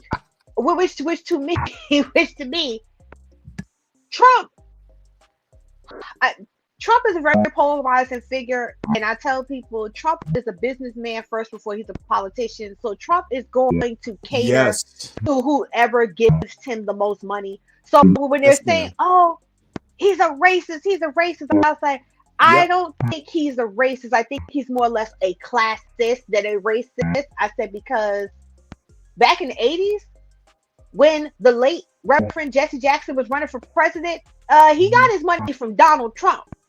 Mm-hmm. Back in the 90s, every rapper was talking about Trump. Oh, you see pictures with Donald Trump with all the rappers shaking hands. Okay, so again, I don't think he is a racist that he hates black people. No, I don't think he does. He's a classist. Well, you and I would disagree on that. You don't. I would agree with Love Love on that. You don't make a certain amount of money. He don't want to. He's racist for them greenbacks. Right. Thank you. He's racist for that. But no, overall, no. Look, I'm not going to argue the point. Y'all are right, but I look at it a bit deeper. That greenback philosophy is inherently racist. I'm looking at it, at a philosophical level, which, we're talking politics, not philosophy. But that would be, but you know what though, Stanley, but that would be the same if, what's the black guy out of South Carolina? He was trying to run Marcel Dixon, James. No. Tim Scott. Tim Scott. Okay, thank you, man. Well, so he has no philosophy. But see, if we look at being racist for the greenbacks, you can look at Tim Scott. You can look at the late Herman Cain. You can Atlanta. I'm in Georgia. I know. Yeah, we know about that family. So we know about him. You can look, but see, you can look at even black people will be racist for the greenbacks. Yes, you're Hey, look, absolutely I've been right. saying that everybody hates rich folks until they become a Amen. rich person, until they Amen. get rich. Absolutely. Rich people are the enemy until you get rich. And you know, Then they become your friends. Wait, but speaking of that, that's a great point because it's politics. But let's talk about social media though. With the politics though, let's talk about it. See, when folks see everybody, when you struggling, everybody want to be Robin Hood. We don't like rich people. We don't like rich people. It's a shame they don't want to give to the poor. But the minute you get some of that guap and you smell a whiff of what it's like to have money, all of a sudden you conservative. All of a sudden, pull yourself up by your bootstraps. Y'all just broke. Y'all trying to get like me. Every black person that got a little whiff of money, all of a sudden we conservative. All of a sudden we conservative. Oh no, we're not about that ghetto-ness. Oh, but when you down and out trying to have two pennies to rub together, oh, we gotta give to the people. Can I ask you, and this is actually a genuine question, what happens in the second generation with money? You get where I'm going with this? They become worse off than the first generation, don't they? And I would thoroughly disagree.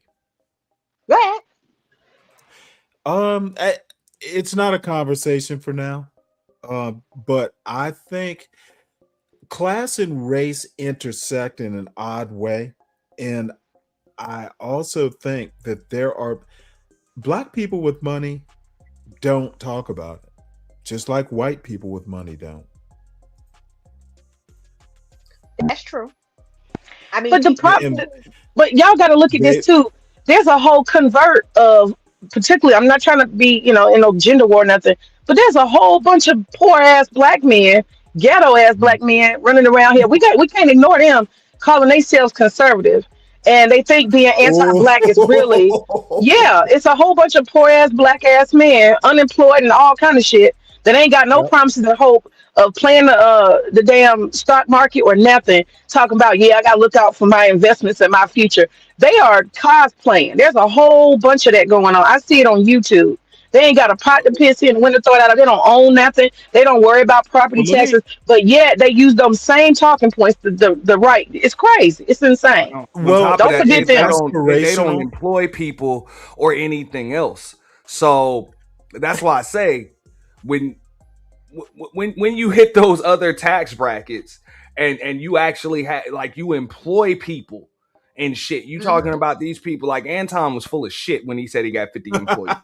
They're actually real people that have 50, 100, 200. Some people have thousands of fucking employees, or just like May was saying, they own stock in companies that employ a couple of thousand people.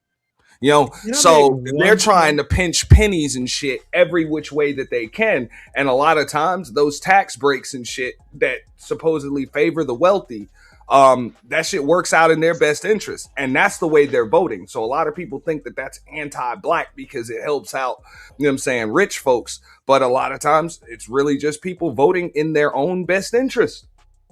Well, let me say, if you don't, no one invests in the stock market. There are such things as mutual funds, which give you a position in a stock market. No one's going out buying, big blocks of Microsoft stock. So invest in mutual funds. Anton's not rich. Anton is not rich. No, he's not. He's not. But that's what I'm saying. We can't ignore that. That's a faction too. Like everybody else. That's a faction too. The thing is, your vote, you saying it's an economic thing. I think there's a lot of people that's just saying that, and they don't really have nothing to gain or lose, no matter what, as far as being on the right. It just sounds good, It goes into their cosplay. That's all. They ain't gonna actually benefit or be hurt. It could be how they think too. That's what I'm saying. It's got to be anti-black or anti-something. And sometimes, let me tell y'all something that was very interesting to me. I'm a former teacher of literature. Frederick Douglass and not my Really? bondage, my Oh yeah, boy. yeah. It's called The Narrative of Life of Frederick Douglass. He has a particular I've chapter. I read it. think it's chapter. He's got It's, two of them. yeah, he's got My Bondage, My Freedom. But in The Narrative of the Life of Frederick Douglass, I think it's chapter 8, if I'm not mistaken. He has this one particular chapter, and it's very telling for Black people. He tells the story about how the what you call the oddity of Black people mentality, and this goes to politics. He says that the slaves oftentimes would fight among themselves, and if you were to Yeah. listen in on what they're fighting about, he said it would be my master better than your master. Well, my master taller than your master. Well, my master got a bigger porch than your master. And these slaves would be fighting because they extend the greatness of their master to themselves while they don't have shit. And and I found that chapter to particularly revealing when it comes to this Democratic Republican thing. And a lot of Republicans, Black Republicans, they are extending the greatness of Trump to themselves, right? At least I'm on that side. And But they're sacrificing self. That's my point. You're but sacrificing May yourself and your own dignity to try to be like that. Hmm. May Frederick Douglass, consummate politician. He knew when to excoriate the Republicans and when to. Frederick Douglass is possibly the best Black politician ever.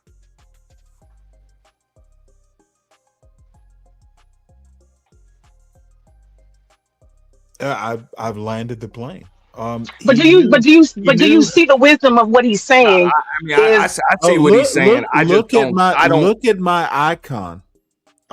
I think Frederick Douglass better than Du Bois, better than Booker T. Washington.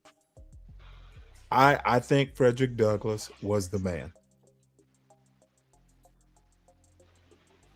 Yeah, what you say, Auntie? No, I was gonna say I don't think it's much different on the other side though.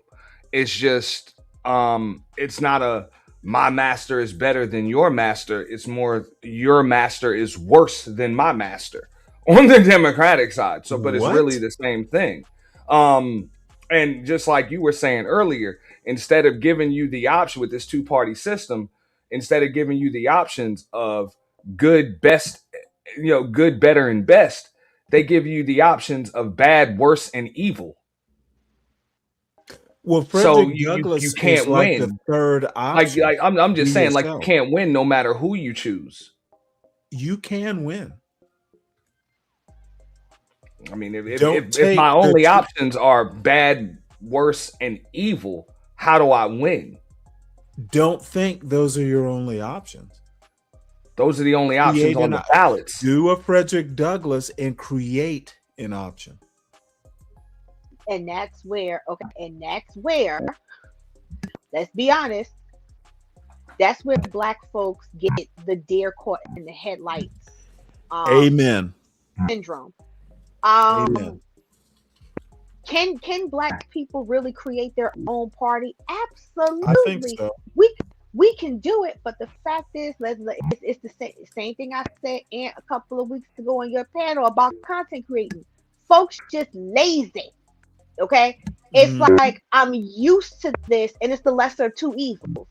It's the lesser of two evils. I can bounce back, even though I know both parties ain't worth the shit out of a dog's ass. I'm fine. But if you create something new, you gotta give a shout out to the Green Party. Hey, I created something new because this isn't working. Black folks just gonna have to say, okay, this is not working. We gotta create something new and bring about our own candidate.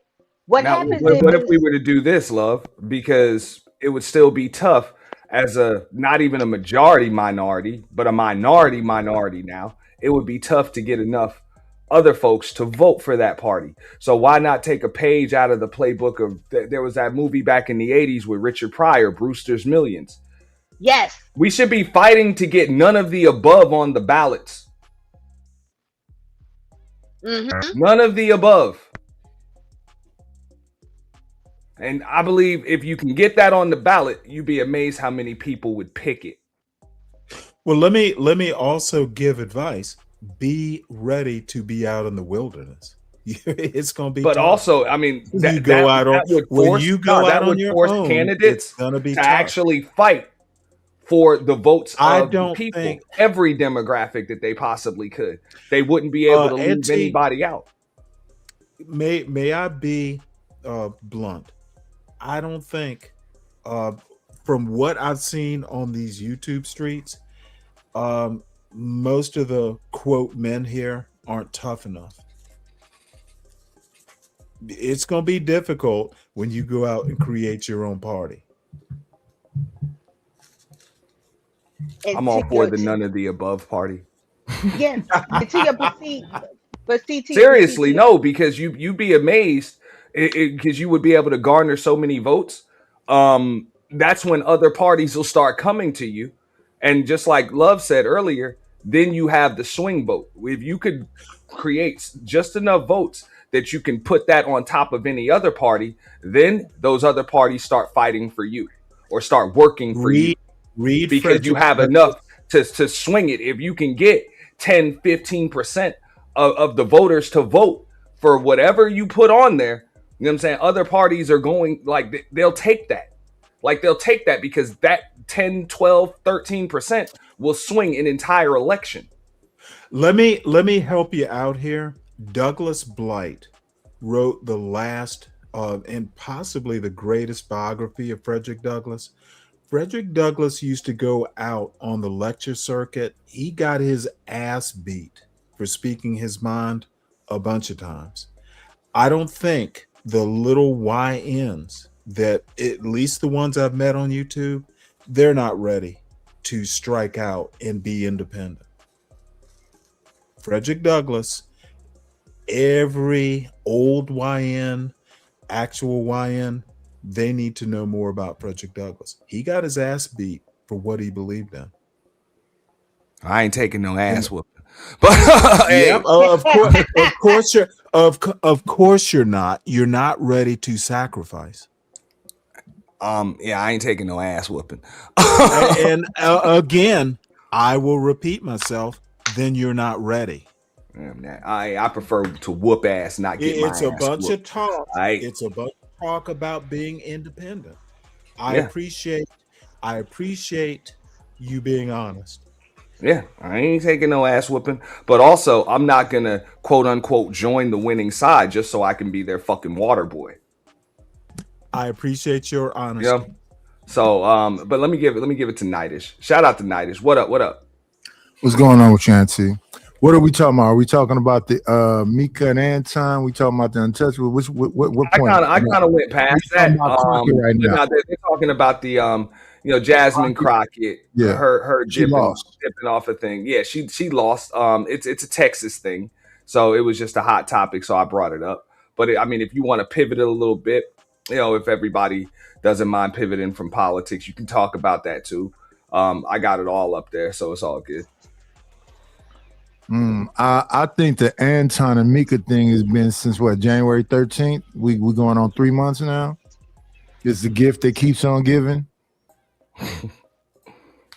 Well, Anton said on Room 9 that hey, she gonna be 50 years old, still singing in nightclubs. So is Micca. He was talking about Micca. Let me just say this real quick about this situation. Because listen, shout out to all the content creators who've been talking about it, because get your bag, get your paper. I ain't even mad. But Anton is a simp and a trick.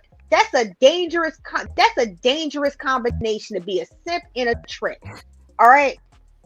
That's what he is. He came into a lot of money, and he get the type of women he want to be with and flash them around. He ain't never seen this type of money. He ain't never seen them type of yams.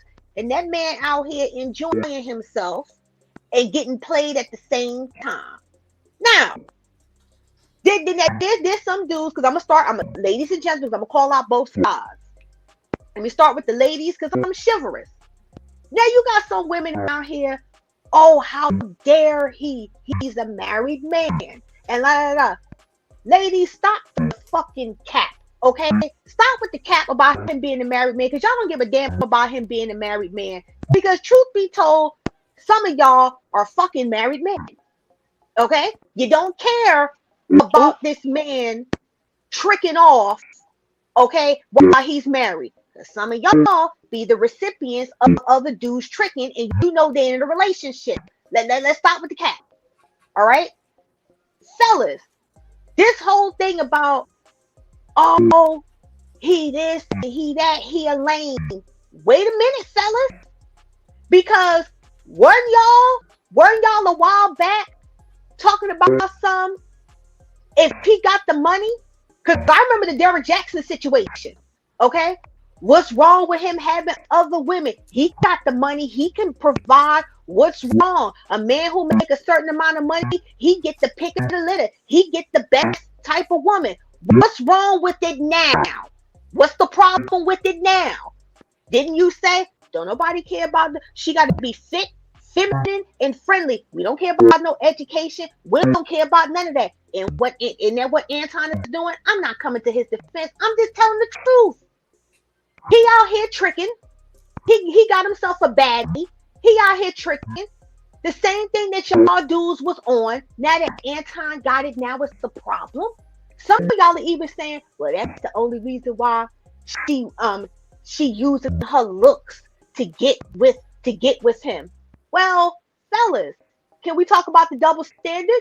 Because if she a baddie and she look good, right? She look good on your arm. What's the problem? She could be nasty. She could be disrespectful. She could be all those things. You will still simp and trick for her because she look good. Now let her be ugly, y'all. Hold up.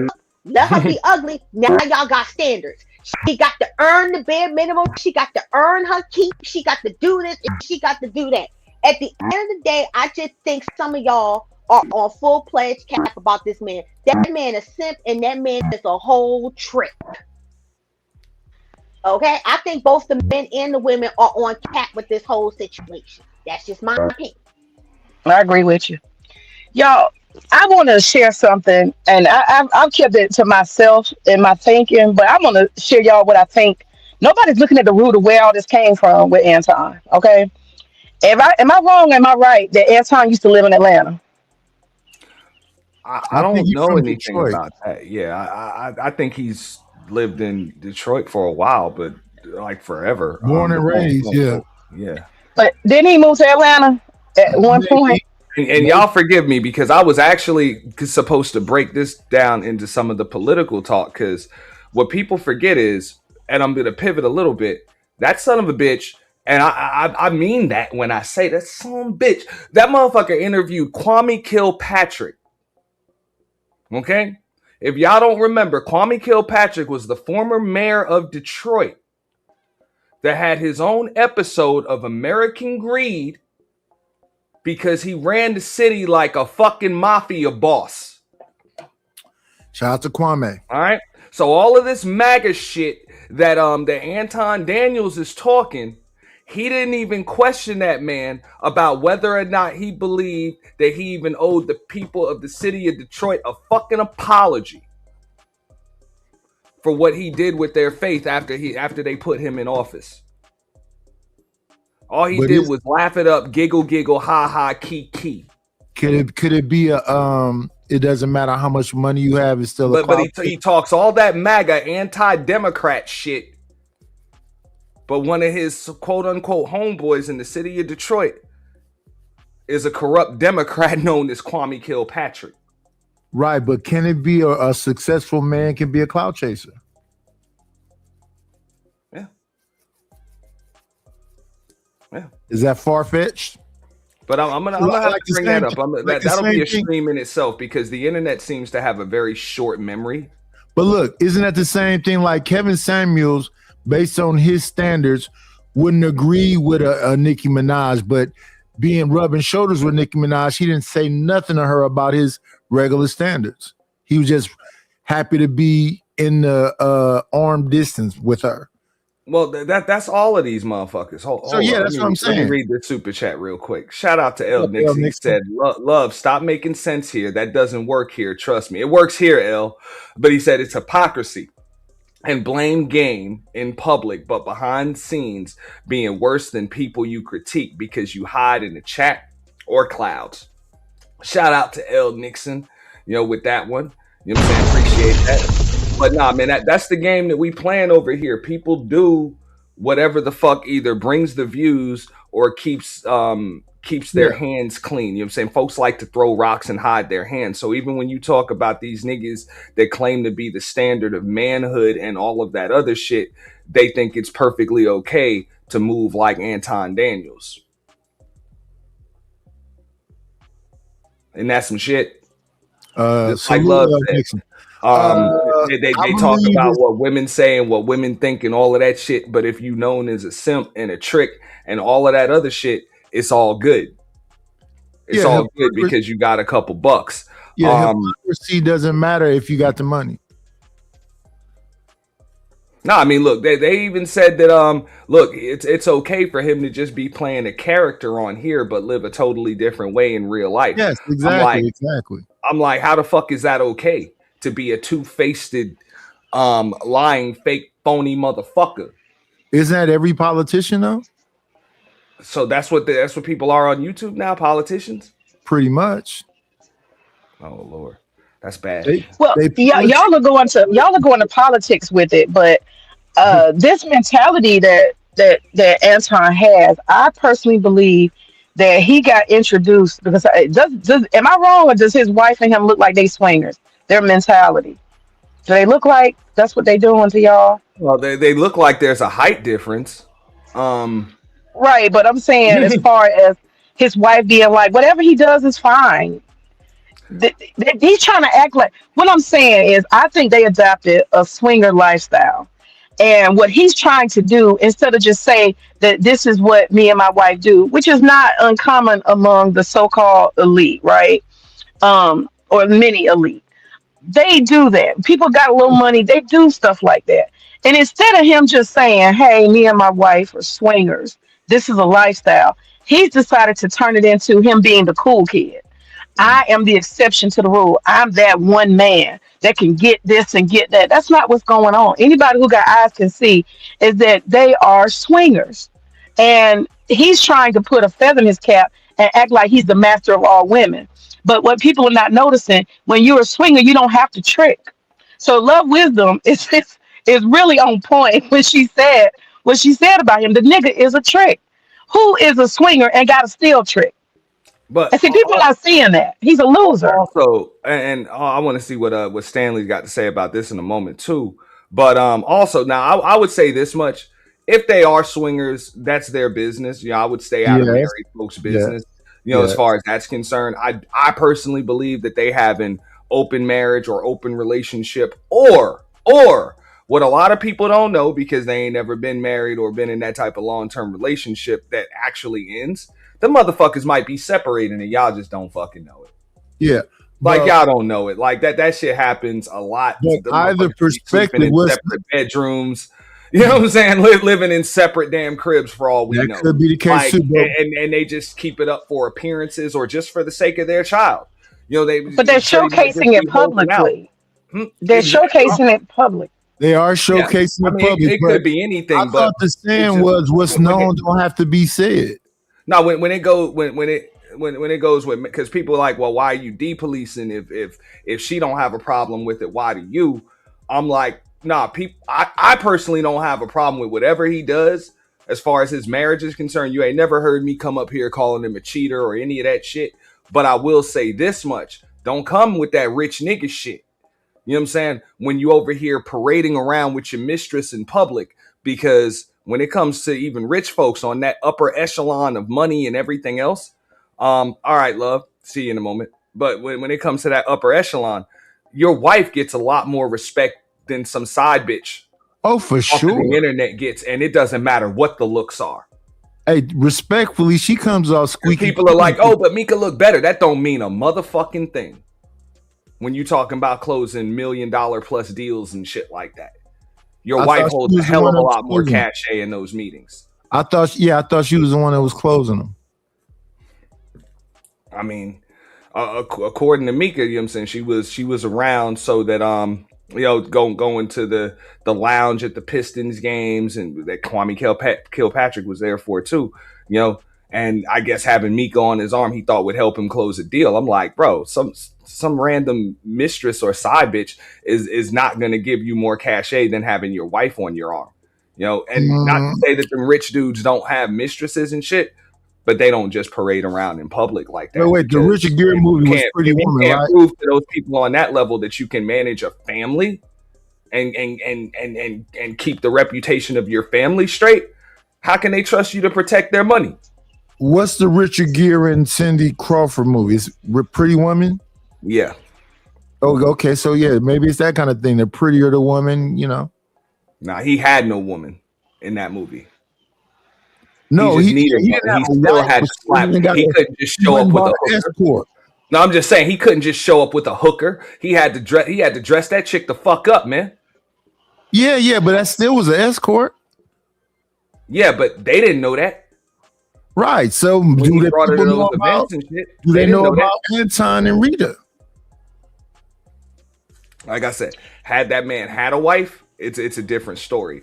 Anton's got a wife, so to think that it gives you more cachet to show up with the chick that's not your wife, it doesn't. That's why Corey was able to say the shit that he said. Yo, explain your bitch and everything else. Like, yeah, that was goofy. Not your wife. He's like that's a question that motherfuckers are going to ask you. But that was goofy. If they know damn well this chick with you ain't your wife. Well, Anton is not.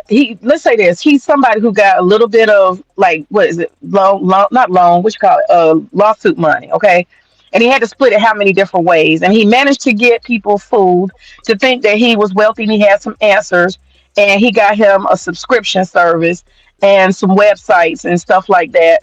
And he's pushing some bullshit. And so he's managed to maintain his little bit of money and make a little money on top of that. Let's not be fooled. Anton does not come from wealth. He's not a person who's dealt with the higher classes. He never will. He's not part of that world. He tells y'all he is, but he's not. He is just a Negro who flaunts himself among poor black people. That's what he does. He flaunts the little shit he has among poor black people. And they're impressed because they're easy to impress. But he's not part of the upper echelon. Anton is not the elite. He's not. He's still talking to black people, but he say he ain't part of the black community, right? Why is he still here? Because white people don't listen to him. Wealthy people don't listen to him. So he's fooling people. And what I'm saying, this dude is a lame, okay? And he's managed to get a wife who's mediocre looking to agree that if she want to stick around, she got to play his game and get on his program. And his program is simply, you let me publicly show these women off to make myself feel better because I'm a lame nerd. And as long as you do that, then you can have access to this little bit of change I got. And that's just he's not doing anything impressive. And I think that's why people are focused on making an ass out of him. I think that's really what it is. What happens when a lame get two pennies to rub together? This is how they act. I think that's the point. Stanley Cross, you want to touch on that, or that's a topic you stay away from? I think May nailed it. What? No, I was literally going to bring up the class issue. He don't have that game. So May, thank you. I can also tell. I can also tell. One second, United. May, now, real quick, it is going to sound so horrible. My mother could be that brutal.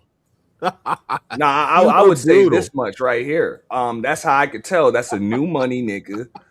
If you are actually rich, which I don't believe that, like, you ain't no rich. I don't believe it either. But yeah, you got a couple coins and you living good. I'm pretty sure you're making a good living. I'm not gonna take that away. But no, if you was truly a rich nigga, ain't none of that. You wouldn't be downing your wife over some chick on the internet. Good without coins. That's what people like Anton don't understand. And he's not the only one. You can. I want your book. Coins. I want your book, Stanley. You can live good without coins. Nightish. I'm afraid you wouldn't be able to read it. Do it have words in it? Yeah, hey, this ain't that you show know what? today. You get my point. If it have words in it, I think I can read it. No, I'm sure it's got And coloring areas do and not pop think up. you I'm could. sure it's got pop-ups and coloring what you areas don't, and which y'all probably a don't little bit of understand. braille for you too. Yeah, it's all a good. lot of words. You don't have Yeah, you don't wow. have pop-up. You don't have pop-up like you don't have of pop-up words pictures like and coloring areas. Anton uses words too. No, I'm saying I'm trying to figure out how to be successful without coin. I just want to know. Keep figuring it out. You will get there. Where's the book? You will get there one day, son. I'll tell him how to be successful without coin. People who are wealthy, their money makes money without them trying. You know what I'm saying? Bill Gates goes That's to sleep called and he capitalism, by the way. Right. He gonna make all his money while he's sleeping, no matter what he does. The Hilton family, it's so many of them. They got contracts in place that get renewed every year. They don't have to do anything but deliver. They pay people to deliver what they need to be delivered. It's a cycle. And Anton's not on the cycle. His cycle is sitting his feminine ass in front of a computer gossiping every day for 12 hours. That's his fucking cycle. That's how he gets his coin. And check this out, mate. Look, and I'm gonna play this just in case you guys didn't see it earlier. This is Anton, not because I thought he was gonna be able to just not say shit, not give these chicks any shine after they kind of outing him and dip, but it's clear that he's a dude with abandonment issues and shit like that. I would agree with that. He's that your money makes money. You know, when you truly wealthy. So even when he said, hey, I got 50 employees, but then old girl outed you. She said you do everything yourself. So if you got 50 employees, why the fuck are you still doing everything yourself? How the fuck you got 50 employees and you still got what are you paying people for? Less overhead. But what are you paying people for if you still have to do everything yourself? Less overhead. Overhead for what? You mean if you're doing everything yourself, who are you paying? If you're doing everything yourself, who are you paying? But he said he's got 50 yourself employees. Mostly. You're saving. Yeah. So it doesn't matter. He's lying. He doesn't have employees. That's the point. He ain't got none. Yes, mate. That's my point. Employees, but yet he's doing everything himself. That makes no. My point is exactly that. So more money for himself if you don't have to pay 50 employees. Doesn't matter what he says. And people can say whatever they want. Look, he said he's the greatest thing next to Jesus Christ. Yeah, no matter what he say. But here's the way. Anton written. You gotta be a top Christian, bro. You the only Christian I believe in, Anton. He threw his people under the bus. If you go down, I'm gonna start going to church. Don't say it. Don't say it. No. Well, you can whisper it to me. I'll say it. Don't do it. Y'all got to protect me from myself. Don't share certain things with me no more, please. Because I'm trying not to go dark, and I'll be trying to. I'll be out myself. So just keep me out of the loop. Just keep me 100% out of the loop, because. Yeah, man. Come with the territory, big dog. Just keep me out of the loop. Somebody did something. What happened? Because I be knowing where people live in real life, bro, and that's why I just be trying. Anton, next super chat. Super like, chat. seriously, bro. You know what the most aggravating thing is when you actually know people in real life, like, because I know what they life really like.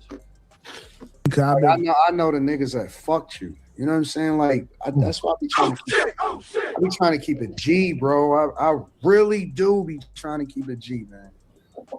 Like, let's go to the dark side, bro. That's my lane. No, I can't, man. I'm honestly, bro. I'm 100% focused on trying to get this bag, man. We got to get this bag. Fuck what they talking about, dog. Yeah, definitely. And who is he talking about? No, I'm not talking about that funky bitch Jazz either. She ain't nobody. I'm not talking about that, bro. You're not a celebrity. Damn, Jazz. The irony of that statement, that was crazy. He's talking about Micca. No, I'm not talking like. You know, oh, okay. And that bitch gonna be 50 still singing the nightclubs. With both feet in the same pants leg. Epic fail, this can't be my life. Hi, everybody. I'm Micca. I am the first lady of the Experience Band, and I'm a singer and a rapper. We're not talking about her, bro. No, don't say that, Anton. She got 10 years about you. I'm not thinking about her, bro. Like, her nigga wear a wife beater in the background, going to the refrigerator in their apartment. I'm not thinking about that shit. That's not what I'm talking about. I ain't talking about her. So, demon time or what?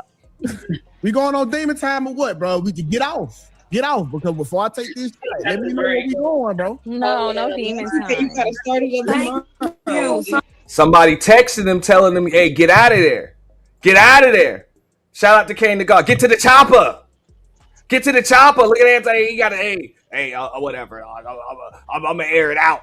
So somebody texted him like, yo, don't do it. Don't do it. But he drinking. Somebody said something logical. No. Y'all can log off if y'all don't want to take part in demon time. No. We're not fumbling the bag over it. Anton. Because I'll tell y'all what she really wanted to do to me. Stay focused. Slim is doing the right thing, but you stay will focused. You will focused. No, I'm not. I wasn't even talking about. I wasn't even referring to her. But we focused. We cool. Nope. No. Nope. I had a little bit to drink, so I'm chilling. Come on, let's turn on. Let's do a toast. Nah, I'm good. I'm so emotional. Y'all favorite content creators is Right here, this right here shows you everything you need to know about Anton. So now that other than the fact that his head is big as fuck, that nigga is using all of the notches in that fucking snapback cap. Like, for real, he used all these motherfuckers up. But go ahead, I'm sorry. Yeah, it's crazy. Okay, so this was one of my critiques in the beginning anyway, is because Micca didn't want to tell her age, but now it's come out that she's 39, 40 or something like that. She's almost 40, that's the point. And Anton, you look stupid. You can't go and actually get talent. Anton is showing that he don't even know how to go get talent. So you then went and got a woman who's approaching 40 or about 40 to enter the entertainment industry. People can argue if they want to, but I got facts. Beyonce, how old was she when she entered? Venus and Serena. We talking about sports, entertainment, rapping, music, modeling. Naomi Campbell, how old was she? You get involved when you are a child. Usher, Justin Bieber. Think about it. Madonna. Everybody, for the most part. Michael Jackson. Everybody, for the most part. T.I., I could go on. Everybody enters and starts this process of getting into the entertainment or sports industry when they are what? Children or teenagers. You then went and found a 40-year-old ass woman to try to promote, to introduce to the entertainment industry. That's the first thing. So you look like an ass because you obviously don't know anything about entertainment. Second of all, she's way past the pale, okay? And the second thing is this. You clearly only intended to use her sexually and lead her on. I used to be a writer, okay, in the entertainment industry. And one of the things I would hear from the rappers all the time, they will pass your ass around with hopes and promises, okay? They'll tell you they're going to get you signed, come and try out, this and that. Like Trump? Yeah, very much so. The models and the pageants, all that stuff. It's the same. Young women thinking they can use their looks. They think they look good. They don't have no talent. None. But they think their looks mean something. And so that's why they get sucked in. R. Kelly, all of it. Same thing. They all try to pawn off their looks. And this is how it works. You end up getting played. And he went after an older woman. If he had said, you know what, I'm going to be a talent scout and I'm going to find some podcasters and stuff like that. And I'm going to start with young people. It don't have to be females. Young people, up and coming. That would make sense. This is nothing but tricking. So he decided to use the fact that he does podcasts to find thirsty ass women, which is most of the ones on his panels. Think about it. That's why he picks them off one by one. He is using the entertainment industry to sucker dumb women who think they're cute and they don't have talent, and they think that they can use their looks to catapult them. Notice that Micca is a groupie. I used to see groupies all the time when I would go to the red carpet events in the hotels. They all stand around looking cute, no talent, nothing they do. They all actresses, models, rappers. They see anything you want them to be. And all they're doing is waiting for some man to come up with some hopes and promises. They're going upstairs in the hotel room doing something, hoping that that's going to mean something. That's all that happened to Micca. Micca is a victim of the entertainment industry, the fake entertainment industry. Victim? Hold up. I gotta address a comment real quick because one thing we ain't gonna do is spread misinformation. Yes, we know damn well he wasn't talking about Jazz because he said I'm not talking about that funky bitch Jazz. Yeah, we played that part. But is she a victim or is she playing the game? And why can't a man live out his dreams? She's a victim because she's being misled to believe. Hold up, man. We're not going to let this off the hook with that shit. You've been married before, Nidus. You know damn well. I wouldn't compare that man to me. Bullshit, bro. I wouldn't compare that man to me. Dreams when you get married, nigga. It ain't shit but nightmares. Goddamn it, Auntie. I wouldn't compare that man to me. When you as a man decide to get married, that when you say till death do us part, I do, nigga. That's fuck your dreams, nigga. You're saying fuck my dreams, okay? No. That's not true. My dreams. I'm willing to live. I disagree with you. I disagree with you. I'm just playing, man. My wife was dreamy. And I met her when I was 14. She was 12. But yeah. But that guy's dreams is to have a Micca. That guy's dream is to have an island girl. Hold up. I cut May off. Go ahead, May. No, that's all I'm saying is that I think that he is taking advantage of the fact that he got older women. And when I say older, I mean you're not in those teen ages when you can enter the entertainment if you actually have talent. These women are well past that. Look at his panels. They're women who are 30 and 40, and they're trying so hard to be somebody. They don't, podcast is where they begin. They actually, just like Micca, they actually want to be models. You can't be a model at 40. And that's why I say she's a victim, because he's selling her bullshit. And my question is, she got all these pictures with these celebrities. She's been chasing and clout chasing celebrities, being a groupie. Why in the hell, at all of that, them pictures you got, these so-called connections, you say you're from DC and your family's elite and all this bullshit. Why is Anton the one who's going to take you to fame and he ain't famous? The girl is just dumb. She's dumb. Listen, why be a celebrity if you can't fuck your fans? What? Yeah. Oh, dude, this is taking a turn. Can you explain? No. Pedestalizing that y'all think that y'all support, and the niggas that pedestalize them, they fucking train wrecks, nigga. They dope head train wrecks, bust up bitches. That's it, nigga.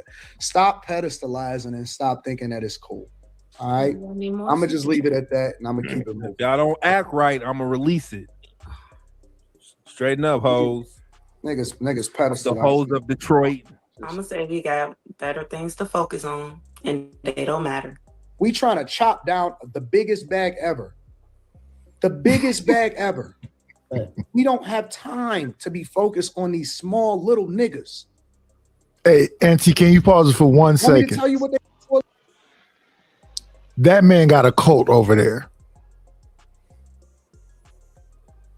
That's a cult. Everything he's saying, yeah, boss, yeah, you right.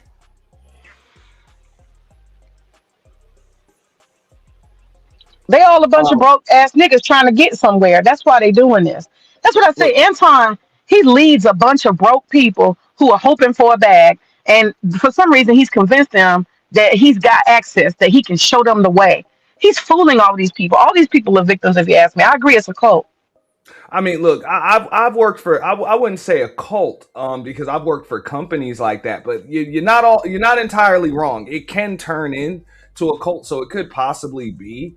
But I've worked for companies like that where the owner or the general manager has to be surrounded by yes men and women, because anything else is damaging to the ego. You know, and that happens sometimes. Now, let me ask you this. One second, real quick. I've never been fired from a company like that. I've always been able to jump ship before, because the ship always sinks when it's like that. It can't stay afloat like that, because when you have somebody in charge that can't get out of their own way, can't look outside of themselves, doesn't know how to take criticism, like you need people around you that'll tell you what you need to know, not what you want to hear. Is 5 years a good run? Is 5 years a good run on social media? Hell yeah. Okay, so that's one. And then the second thing is, do you know that 2K went to Jazz show and said that Anton is an amazing guy, a great guy? Yes. He went to Jazz show. He didn't just say that he was a great guy. He said the same shit that Anton said to Tasha K, and the same shit that Anton believes about himself. He said that Anton's not a regular person. Like, he's idolizing or pedestalizing a fucking human being, a fallible human being. Like that shit. That's glazing to a whole new level, man. On a whole nother. Thank you, sir. You got a point as far as the whole cult thing. That shit is bad, man. Speaking of cult, Auntie, you got a cult member in the chat kicking up shit. I'm gonna invite Kevin Kelly with his big fucking ass, big mouth ass. Why don't you come on up here and talk your shit instead of in the chat? Come on up here. Bring your bitch ass up here. You talking shit. Come on up here. You got so much to say. Come on. Oh, here's the other one, Auntie. Do you know that Slimmy went over there to he went over there to Sharon channel and talked about how much of a great guy Anton is. Yeah. I mean, look, if you know him personally, you feel like that. Look, I believe that shit is crazy. I'm not going to speak for a grown ass man that won't speak for themselves. I'm not going to do that. So he's got a big enough platform to be able to speak for himself. So when people use their platform to talk shit about him, he can use his platform to either talk shit back or not say shit at all if he's truly above that shit. But you know what I'm saying, to send the subjects to do the dirty work for you, like you ain't that type of boss, homeboy. Because the way I see it, this is one of the reasons why them chicks, Jazz, Micca, whatever, they kind of rolled on them, because hungry dogs ain't loyal. You know what I'm saying? That's what Freezy rolled on. Hungry dogs ain't loyal. Like, you ain't feeding nobody out here. You don't want to eat. That's true. We trying to chop down the biggest bat. Fuck out of here. And just like May said, was taking, I got her a tennis bracelet and I flew her out, and like he tried that shit with Six to God. So I flew you out first class and you stayed in hotel suites. Nigga, this is the day and age of social media, man. These chicks got NBA players and .com millionaires and shit in their inbox. These chicks is flying private. Okay? And niggas is taking taking chicks to Dubai and shit and private islands and shit. So are we celebrating the hoes? So that ain't nothing. Jesus. People eating out here. And I wouldn't say we celebrating hoes, but hoes is winning. No doubt. I don't know if they win. I mean, look, you want to talk about short-term wins versus long-term wins. I mean, the way I see it, just because you got disposable forks and silverware are not the same. Like, they're not the same.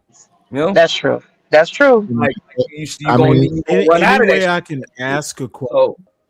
Sure. And I'm older than y'all. Old as fuck, yeah. I am trying to understand. You got some good equipment, bro. You don't sound it. Understand. I'm trying to understand. I need to quit smoking. Why is Anton taking up so much of your daylight attention? Why is Anton taking up most of your day, most of your shows? And I honestly don't know. Okay, so that was a slight topic of today. We had kind of pivoted to the meat and potatoes of it, which was Jasmine Crockett, and then Nidish brought it back up when he came back. Yeah, he's a yeah. Don't let me start with Nidish. You let Nidish distract you. I was like, I got that out of the way on my monologue. Is that what I do? I distracted folks. No, it's all good. It would, in my opinion, yes. So that makes me popular, Stanley. Learn, son. Oh, you know what? And Oh, gosh. But it is a hot topic. It makes you extremely popular. Yes, learn, son. Popular and Listen, just put your hand in my back pocket when I walk. You are no Frederick Douglass. When I move, you move just like that. You heard what I said. I was here before you, sir. It doesn't matter. When a king walks in the room, of course it doesn't matter. Why would it matter? Why would it matter, Nightish?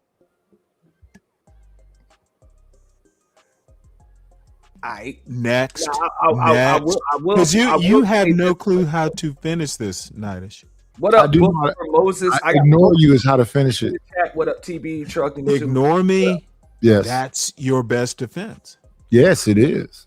I will say this much though, fellas, right? To kind of answer your question, because that might even pivot. Even during my monologue, I mentioned a lot of people are now beefing over this shit because I don't know. I think this is, subjects kind of, I don't know. It's just hot enough where people are trying to get clout anyway. It's a bit antiquated now, but first people were getting clout off of just talking about Anton. Now people are gaining clout off of talking about motherfuckers that are talking about Anton. Hold up, real quick. Let me finish. I personally believe that all of y'all that were either on Lapeef, Fight Club, you showed up to his Wednesday show, any of that shit, that son of a bitch owes all of y'all 50K subs in reparations. You goddamn right. Get your fucking bread. Get it. He owes you. He owes y'all more than y'all owe him. He don't owe me shit. I already had everything that I have, which is nothing or very little, but I love all of y'all and I appreciate all the support. But I already had that long before I knew who the fuck this motherfucker was. But everybody that got their platforms and built their alliances and all of that shit based on those platforms and shit, you know what I'm saying? And provided him with content, because fucker ain't got nothing to talk about. He doing the same shit that we doing without these panels and shit. He's just reacting to shit off of Fox News and TikTok and shit. That's it. So he owes that space more than that space owes him. So I don't have a problem with it. Get your fucking bread. He call it the Anton Stemmy Pack. No, that's the Anton's reparations fund. Give them motherfuckers their shit. You owe them. Freezy, Chicago Rilla, fucking Jazz, whoever, Micca, he owe all of y'all 50K. I know I left a lot of folks out, but yeah, 50K, he owe you all that shit. May, was it you that brought up was it you that brought up class? Yeah. Okay. And you made the best point of the show. It's a class thing. Stop simping. Oh, I'm not simping. She's right. Oh, a female can't say nothing that's decent without it being simp. Wow. Oh, wow. You know what? It is, dude, Anton, class, no. Jazz, name a YouTube content creator who has class.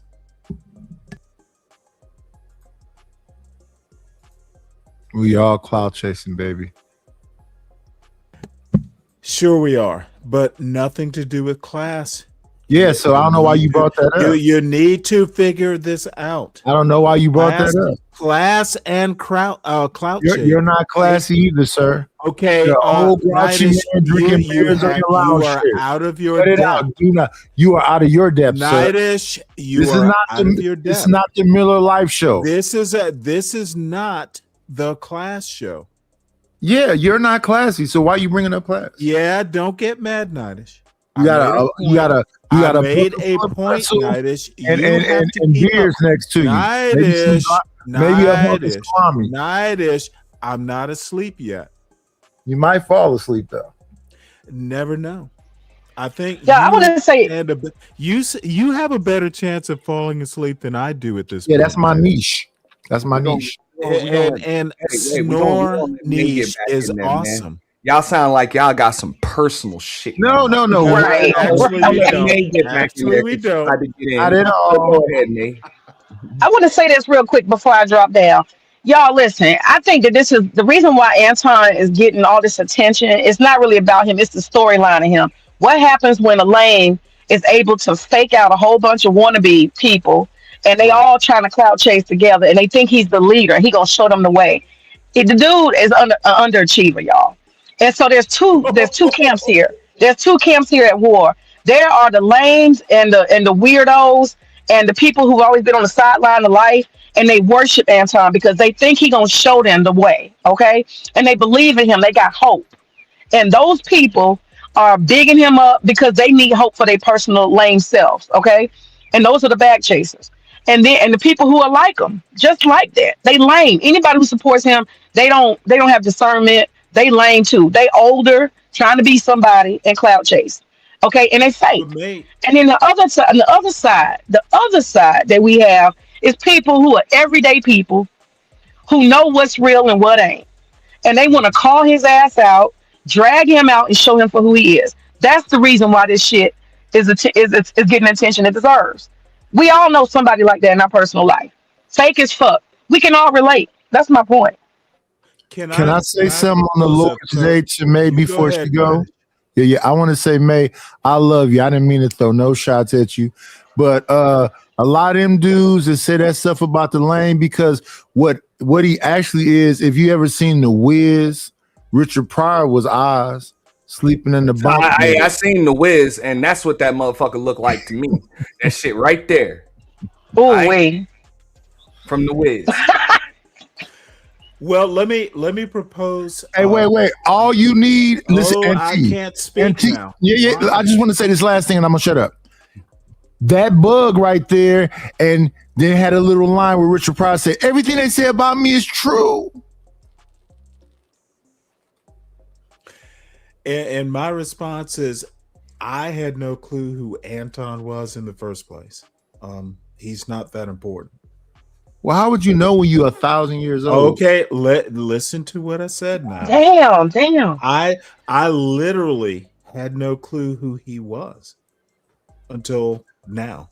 Like YouTube experience. But you know mom's baby, though. He is literally not a culture. He's not anything in the Ruth Black Busby. community outside of YouTube. You know Flip Wilson. You do you live, do you exist? You know Dick outside of Gregory. YouTube? I'm finna name all these Do ancient you people because exist? you're their age. You know what? You want to bring in age and all that. I'm telling you, son, Anton is not a cultural icon. He doesn't have to be. He doesn't have to be. I cut my He hand doesn't off have and to have be. his. He is you. You. Not at all. I wish I could figure it out. I'm afraid, Nightish. Too many shows. I've yet to do a show on Anton. Who the fuck is he? He's no one. I agree. I would agree with that. And to even go to this comment, like, looks like he's successful. It depends on what your definition of success is. If you believe that success is a byproduct of money or subscriber count, then yeah, I guess he would be successful. I believe that it's the other way around. Money, clout, all of that shit is supposed to be a byproduct of success. So when your wife and your kid end up on a t-shirt depicted as fucking primates, when your crew is out here fucking starving to the point where they just for them to eat, they got to start fucking biting on your fucking leg, and your arm and all that other shit, because that's what the fuck I see going on. I see people having to literally eat. They have to literally eat and bite the hand that's supposed to be feeding them. Can I if he's suggest truly a an boss, if you alternate call view? that shit success, nah. No. Hungry dogs ain't loyal, man. Success is your grandkids. There you go. I agree with that.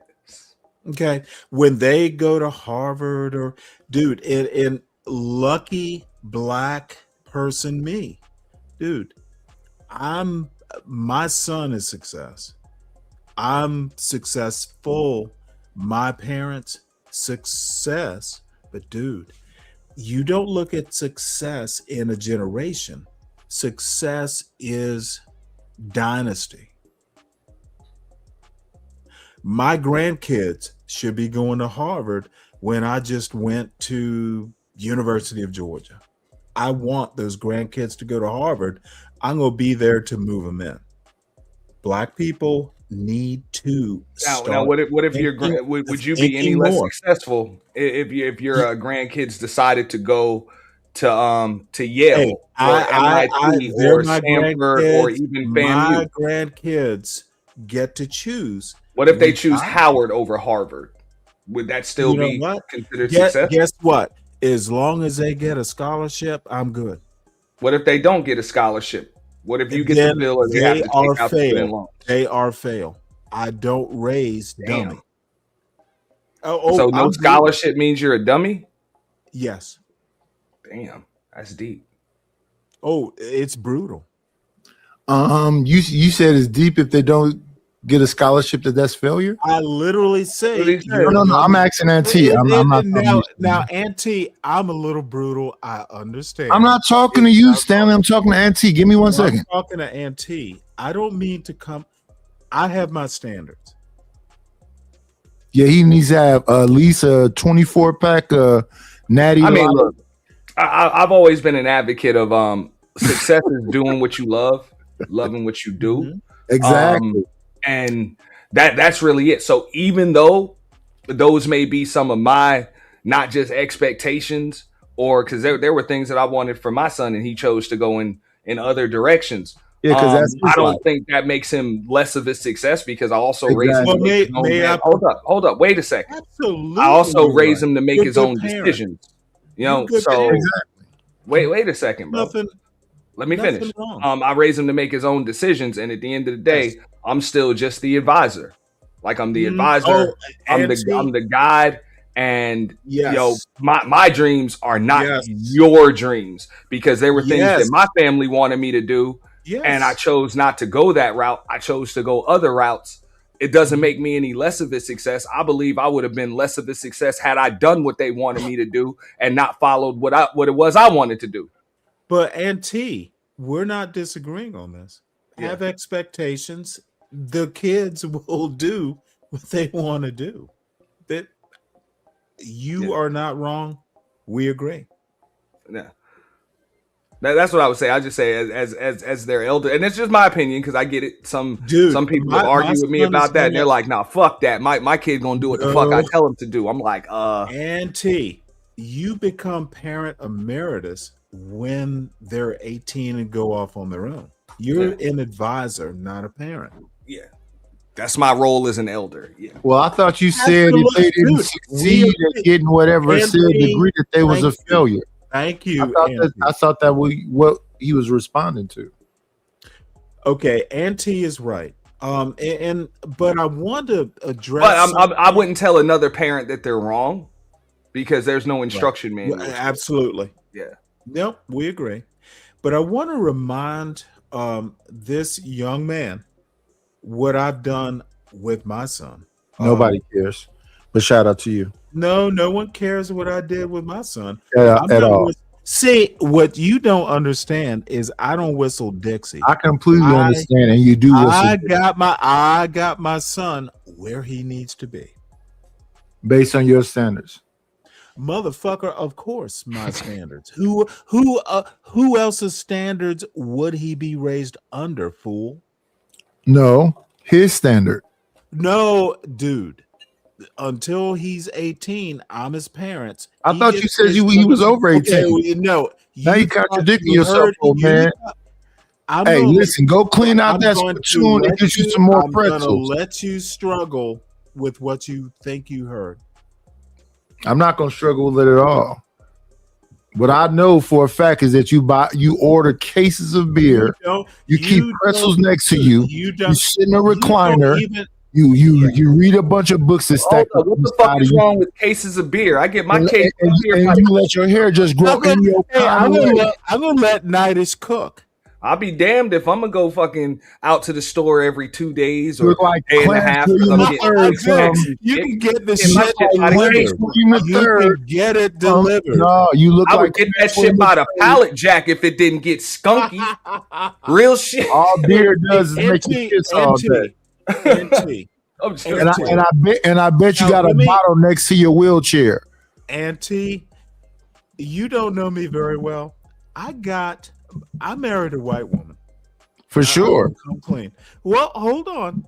My son, my Is wife Mick. died. Okay, my wife died like 13 years ago. Condolences. I have been. Anton ain't raising calling my- a goddamn thing over here. His Well, section. no. Y'all got it. All I'm saying, I raised that boy myself, full ride to Georgia Tech. He's doing engineering. Congratulations. Yes. Okay. I've done it. I'm describing my experience. That's why I have standards. Are you going to criticize my standards, Nightish? I have standards. Well, my son, respectfully my said, son you has a full ride to me a question. the third best. You asked me a question. Can I answer it? I know you want Can to I answer it? No, you asked me something. Can I answer it? You did not. Now I know your long-haired ass ain't calling nobody a bitch. Full-grown black man from Savannah, If Georgia. you want to believe it, Queen. If you want to believe it, darling. One. I know you want to fuss. No, not at all. I did it. Listen, Queen. myself. You Featherhead, did not believe help, what you Nightish. want to believe. Your worldview Live did the not. dream. Your Live the worldview dream. had Live the nothing dream. to do with it. Live the dream. You keep that ghetto. Live the West Coast dream. bullshit. You literally. Why am I from My the son ghetto wins. now? Nightish, you fail. Shout out to you, sister. Oh shit. You have failed. Do not ever criticize Every what opportunity I do. get. So you want Put my foot on your neck. I cannot finish a sentence because you Why know should you be able I'm to? going to. Men of are course first. You're going to talk while Men I'm are talking, first. son. Men are first. You talk while I Sister, talk. men are That's first. the best you can do. Men are first. You need to learn how to be submissive. Let Motherfucker, a man talk. fuck you, Nightish. Yeah, I don't know I what was the hell is talking wrong. and you What's wrong with interrupt- getting I'm beer by talking the about case? my son, Nightish, and you feel the need to interrupt. It is on you, Nightish. Don't interrupt success. No, it's all over you, Queen. Don't interrupt success, son. All over your face and chest. Yep, there you go with that perverted shit.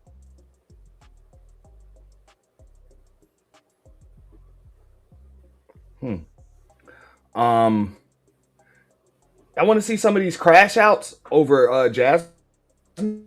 I mean, nasty crying too. Just nasty. Oh God, I gotta go wipe my face in a minute. I'm gonna let myself feel it.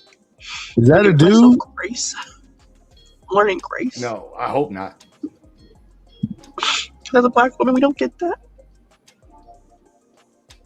Why would I vote for James Tallarico, a white man, when I live in Harris County, and we are the highest county for black maternal death rate?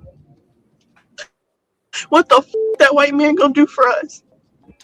The same thing Jasmine Crockett was gonna do for you. Nothing. Not a damn thing. Damn thing. He doesn't understand the struggles it is to be a black woman here in Texas. He doesn't understand that. I don't need none of them to understand that. But if they want to sell to black people, I need them to not show up empty-handed. Yeah, Now, maybe Stanley can add to this, and then I'm gonna go to you, Nightish. I don't think these people understand that politicians, not just Jasmine Crockett, but especially most of them on the Democratic side, I would say what I'm going to say about Republicans in a moment, but on the Democratic side, they Democrats first. That whole black person, black man, or black woman shit, that shit come after the party. Yes. I learned that shit with Obama. Like, that motherfucker was a Democrat first. And, you know what I'm saying? Jasmine Crockett is a Democrat first. So all that, she can relate to me and shit. Nah, she gonna at all, not at all. people that put that butter on the bread. First and foremost, you're gonna relate to the people that sign your checks. Go ahead, Stanley. Be yourself. You're absolutely right. And as far as Republicans are concerned, I think they identify as capitalists first. Capitalists first, then Republicans, then whatever the fuck their race or gender is. But let me, or I'm sorry, their religious values and shit. Yeah. Go back to what you said. Be yourself first. That's most important. Thank you, May. Shout out to Native Alchemist. I appreciate that, me. But and that's why I don't think this is one of the reasons why if y'all gonna do that y'all think race loyalty and a political party are the same shit. Y'all crazy as fuck. Yep. You know, because but she's a black woman. She ain't got she don't get to where even she's at without working with them white folks. Them same white folks she was running against. Well, I would tell you a story about my son. When I knew he knew who he was, always be true to yourself. Now, it expands from there. You know, Democrat, capitalist, it doesn't matter. But you got to know who you are. And that's the biggest job a parent can do. They need to know who they are. They also need to know who their parents are. But you gotta give your children a core, because everything comes from their core. So you want to add to that, Nightish? That everything comes from somebody's core?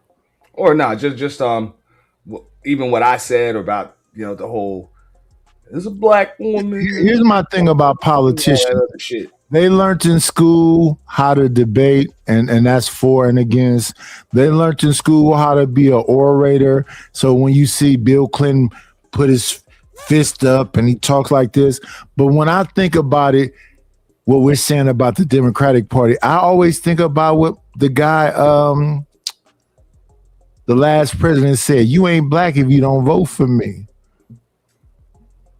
And what I'm saying is that it's like a bully pulpit. How you gonna tell a black man as a white man and you got dementia that they're not black if they don't vote for you?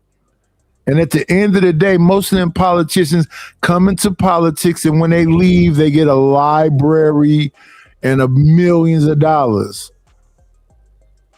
So can I respond to that? Some of them billions. I don't believe none of it. Can I respond? Yes, you may. I was talking about my son parenting, and I'm not raising a politician. I'm raising a boy.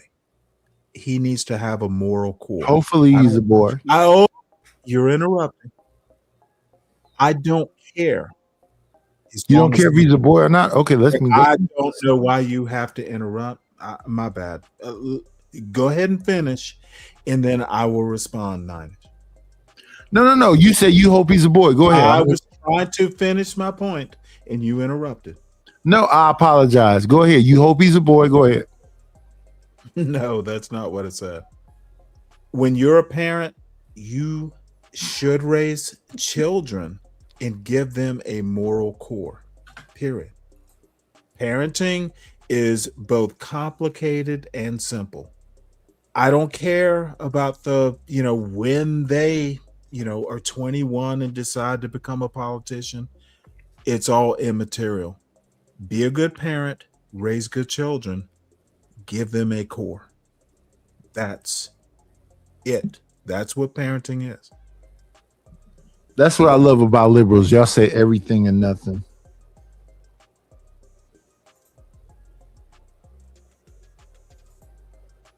Okay. To us with policies for Black Americans specifically, just like they go to immigrants with pledges and policies for them, you come to us with the pledges and policies for Black Americans. Very simple. And neither one of them did it. So why will you be in your car, bawling your little eyes out about any of these people, including your Lord and Ratchet Savior, Jasmine Crockett? But instead, he was the safest choice for white people because they're not ready to fight.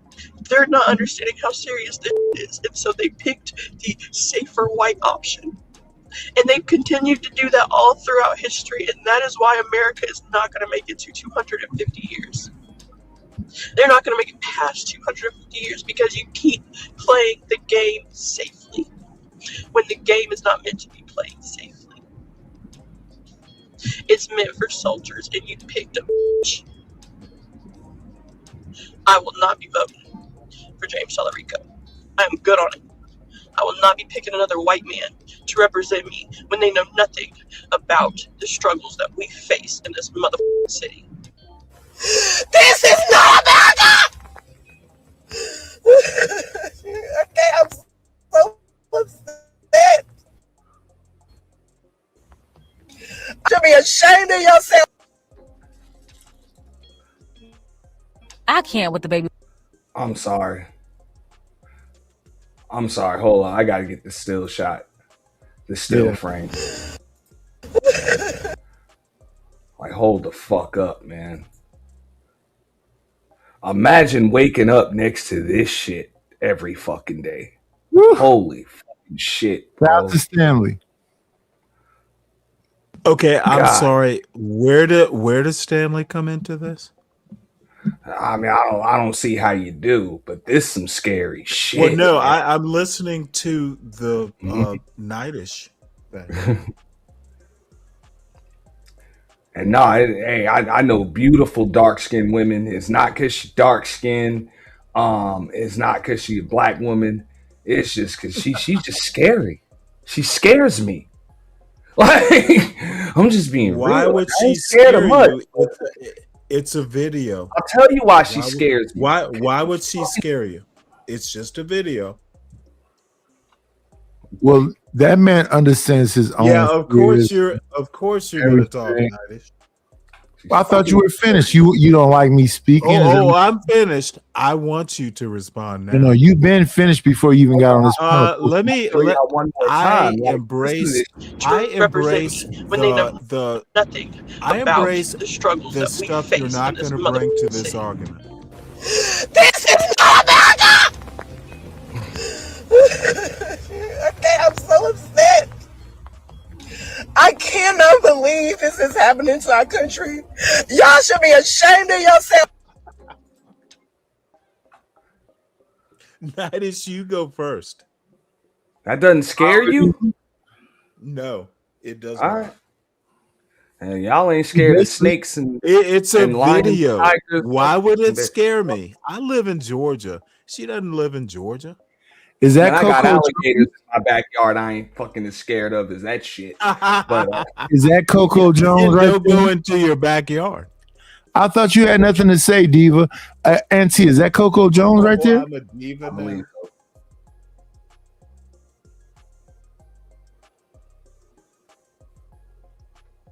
yeah. That's some scary Again, be yourself. Don't be Republican or Democrat or liberal.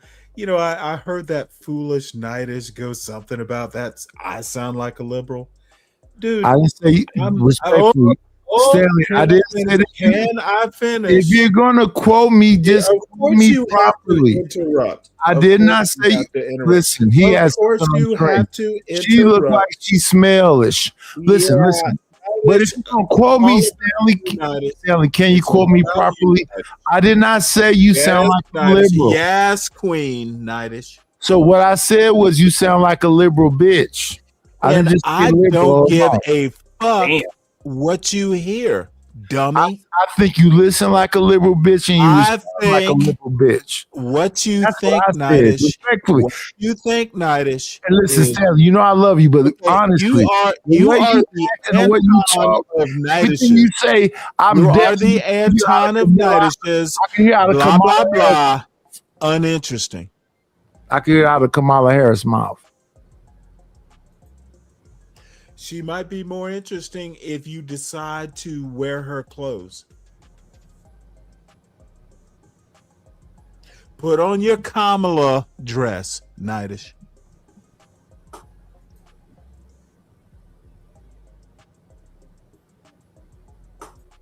Often and hacking, just nasty. Grown women crying and snotting over Jasmine Crockett. Like something is really wrong with these people. They're not mentally right. To be obsessed with these people so much that you'll go on social media embarrassing yourself, crying and snotting all over these gangbangers. Y'all already know this gangland. And crying all day over the Blue Crips and the Red Bloods is just crazy. Like, I just can't.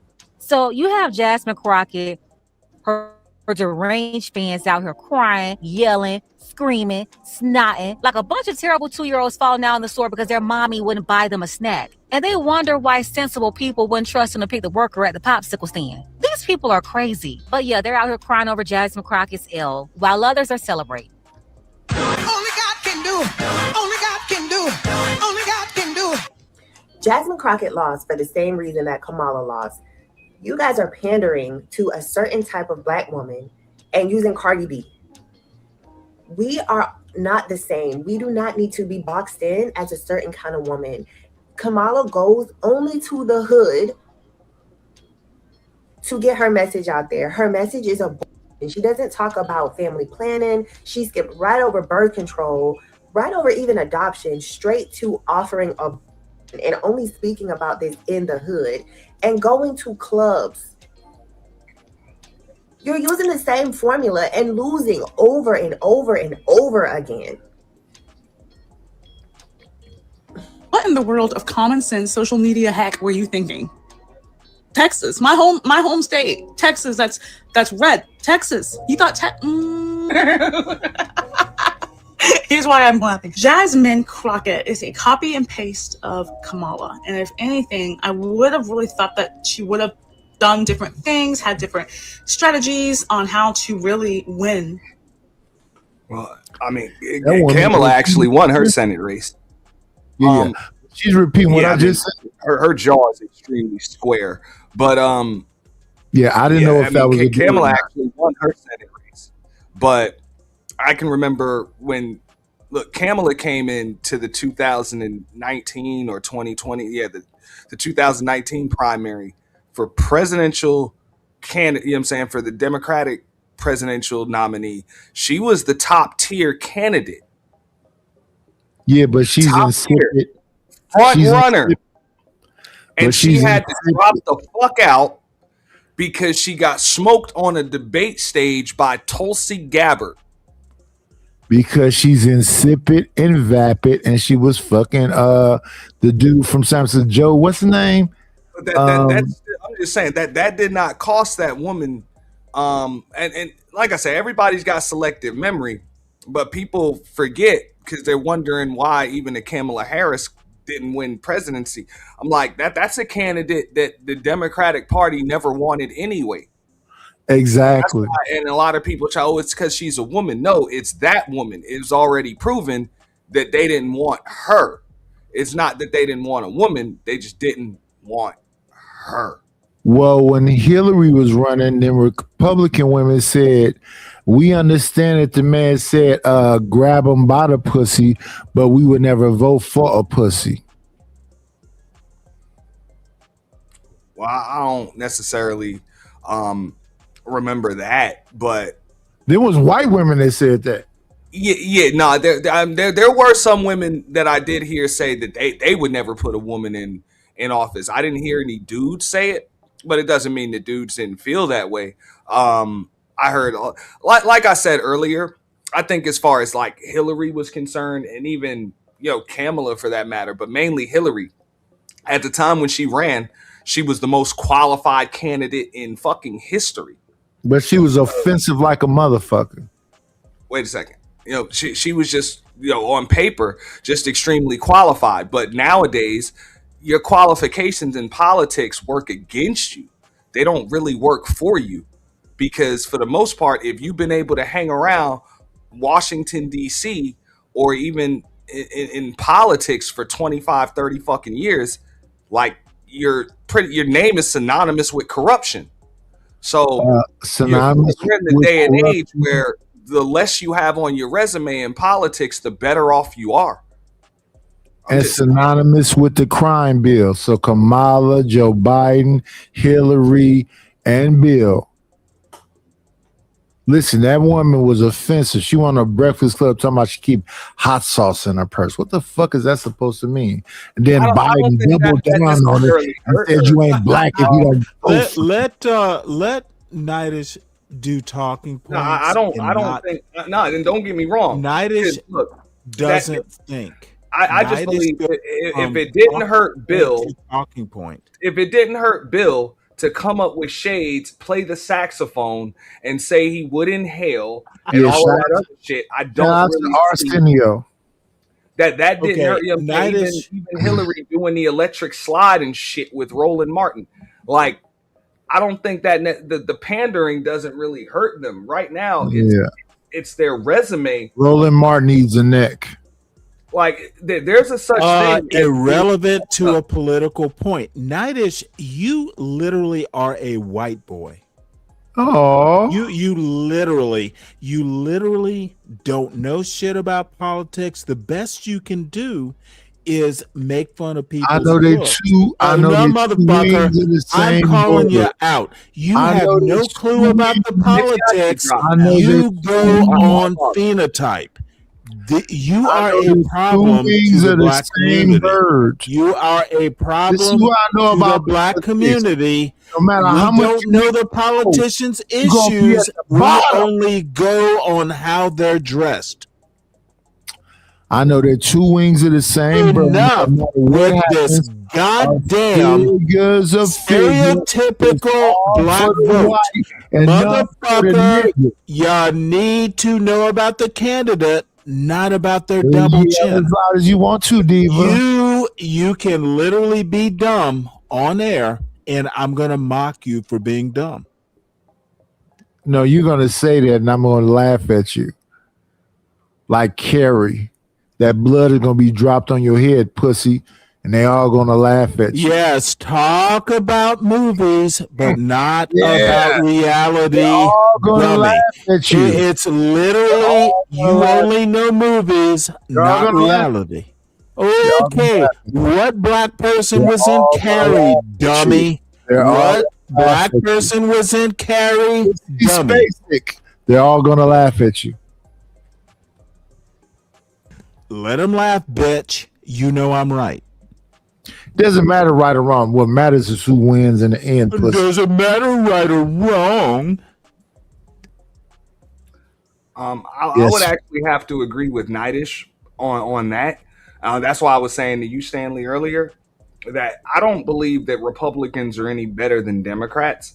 I just don't believe it. But for the most part, on a national scale, I can't speak for the local elections and shit because I don't really follow them until they're either over or they get to, you know what I'm saying? Politics is local.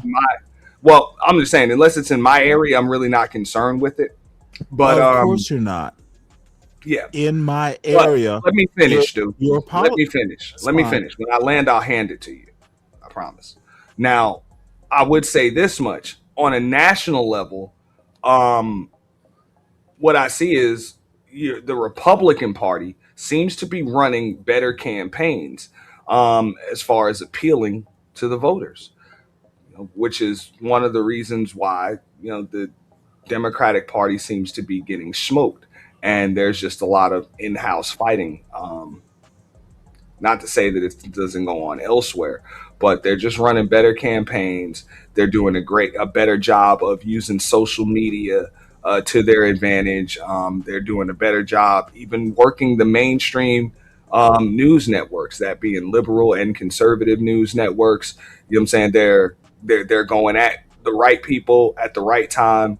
You know what I'm saying? They're just using the tools, and they're appealing to people just a lot better than the Democratic Party is. But now you got it.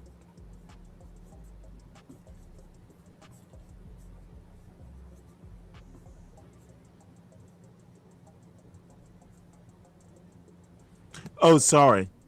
Enjoy the campaigns. Enjoy the campaigns. Don't think about it. Just enjoy the tools they're using. Yeah. Enjoy the pageantry and the fuckery to make you goofies follow a cult. Yeah, I'm not even going to disagree with that. That's one of the reasons I don't really listen to what these politicians say. I follow their money. I see who it is that backs them. I know that that's likely whose best interest they're going. They're going to look out for their own best interest. They're going to look out for the best interest of their constituency and their donors, the people that back them, first and foremost. So even, I mean, right now you got a lot of MAGA folks that are feeling some regret because they're like, oh, did Trump do what he said he would do? Yeah, as far as immigration was concerned and shit like that, but he also told you no new wars, no more proxy. Okay, you have totally like what's going on. Oh Lord. No, go ahead. I'm sorry I interrupted. No, I'm just saying, and you see what the fuck is going on. So you got a lot of people. No, I think that are regretting, that are regretting that shit. Well, here's the wonderful thing about Donald Trump. So, I mean, politicians aren't to be trusted. That's my point. Yeah. Okay. Welcome to America. 250 years of politicians not doing. Yeah, we just learned politicians can't be trusted, but for the naive, it's Donald Trump has a and I'm thinking of Black MAGA in particular. They didn't get offended with that black jobs bullshit. Dude, the black jobs thing was so goddamn racist, it even stunned me at 60 years old. It's like they have taken racism, and even black people agree with the anti-black racism. Black jobs. The fuck? What the fuck is a black job? A job a black should have? What kind of limitations? And that's the thing. Did MAGA silly? I'm not done yet. I'm not done yet. You too long-winded. Motherfucker. Then always filibuster in the center. Okay, so I can't speak my mind. Thank you, Nightish. I can't speak my mind. Dude, Nightish, I'm offended that you can't hear the truth. Black jobs, that was pure racism. That was pure words. What the fuck are you talking about? Oh, it's pure words. Ooh, it wasn't racist. Wait a second. Now I'm gonna mute both of you. All right. So there's my response. I don't think it was as much racist as it was disturbingly realistic. It was definitely disturbing, but it was also realistic. And I think it's a fucking shame.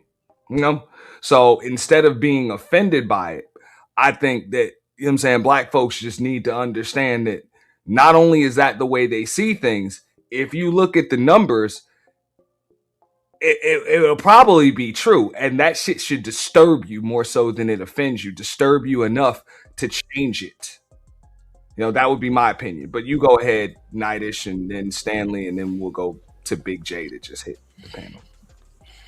Oh no, I want to hear Big J. That's a lie, my motherfucking shit. Oh, motherfucker, let me go first. And then, I'm gonna let Stanley respond. Of course, dude, Nightish, you have bought. Stop talking about me, sir. Answer his question. See, please. you know what? I can't even talk now. Why are you so upset? But don't say my name. Answer his question, please. Motherfucker, you're the one who offended me. No. Listen, I know you want to be a say yours name as a man.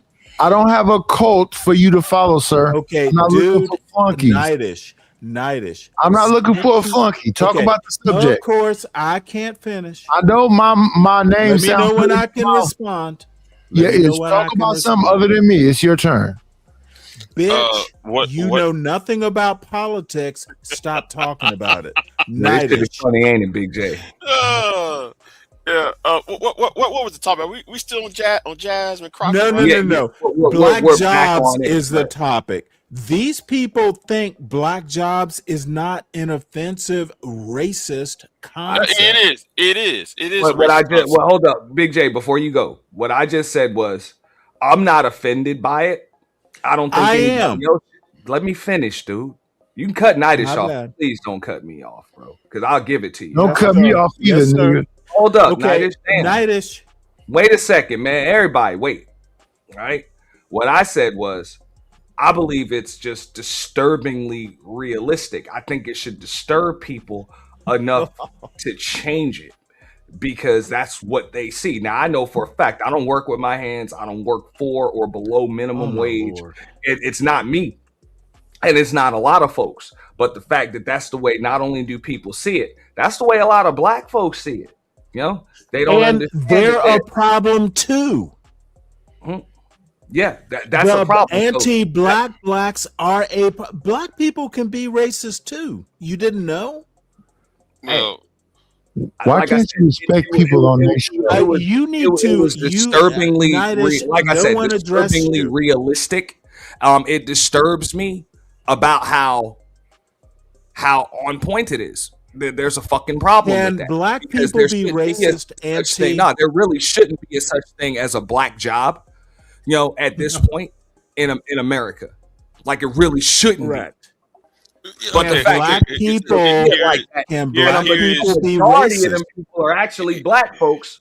But at the same time, like I say, it goes to a lot of different things, but mainly the fact that blacks aren't. Okay, you're prevaricating. Real quick, I was like, what really disturbs me the most, and I look at it on a macro level. Like, look, the fact that it isn't black folks that are supplying and providing a majority of these fucking jobs.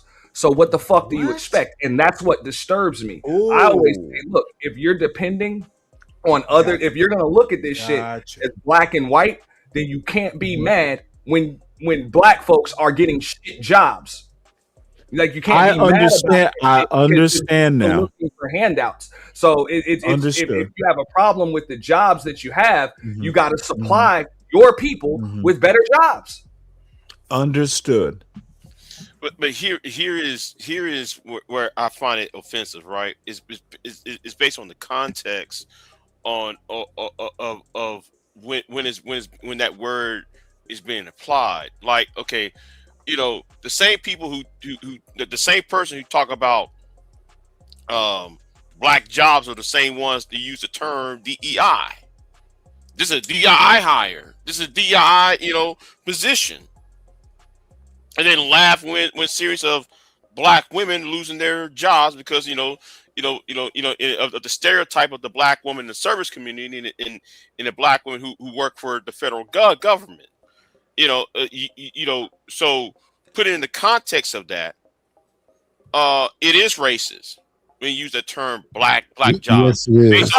Based on These motherfuckers don't get it. Hey, based on the have, context. I think we have a different definition as far as what's considered racist. Of course, and it's an uneducated opinion, dude. You don't know. Disturbingly realistic, but disturbingly realistic. Have an issue with what's identified as a black job or black jobs. Why the fuck won't we change it instead of hoping? We can't change it. We can't. Black people get to define the jobs they earn. What the fuck is wrong with you? Well, you mentioned yourself, and hold on. My black job is being a neurosurgeon. Is that not a black job? Hey, that's a job, but you were mentioning motherfucker, it's a black job. Hold on, you keep cutting me off, bro. I ain't Nightish, bro. Dude, I am don't cut me offended. My bad. That's it, bro. Because I'm so offended, though. I just got so offended, panel, dude. And it gets really tough to run the panel when everybody, including the host, gets cut off. Run your black job. Okay, so what I'm saying is you were mentioning institutions of higher learning such as Harvard and shit like that. And I remember one of Harvard's main mottos were, you don't get a job, you create a job. Like that's what the fuck you're supposed to do, and that's why we would prefer that our children go to institutions of higher learning because they're taught not to just get a job, but to create. Who teaches children, son? We covered this. I don't appreciate the fun. You know what? I'm simply going to dismantle your argument. Stanley, I don't think it's a good time to go that route. You don't get to decide. I haven't been able to make Let's much of turn- a fucking argument because the son bitch keep cutting me off. Here we go. Right? But here, I'm gonna go to Love Wisdom. Love Wisdom, because they always let her speak on it. So go ahead, Love. Well, to be honest, I didn't see it as being racist, to be honest. I looked at it as majority of black people are in the service industry. Many black people were also in the construction industry. And that's where all of the jobs black people lost due to immigration. So was the term black jobs, couldn't have been offensive to some? Yes. But it also speaks about the binary thinking that our people have. We get so offended so easily with things instead of just like, hold up. We did lose a lot of construction jobs. We did lose a lot of service industry jobs. Now, I remember Trump's first presidency back in 2016. There was a meat packing plant in Alabama that they come to find out, well, why are all the black men not working? Well, because this meat packing place hired a bunch of illegal immigrants. ICE came in and took all those illegal immigrants out. And what happened? Those brothers got their jobs back. 200 people hired over the weekend. Yes. They got their jobs. So when we talk about, oh, he said black jobs, we really got to stop being offensive by every little race bait and look at it from a perspective of he is right. They're taking those positions, which means it forces black people to go into industries where I'm not saying they're not qualified for, but it takes a lot more time to get into.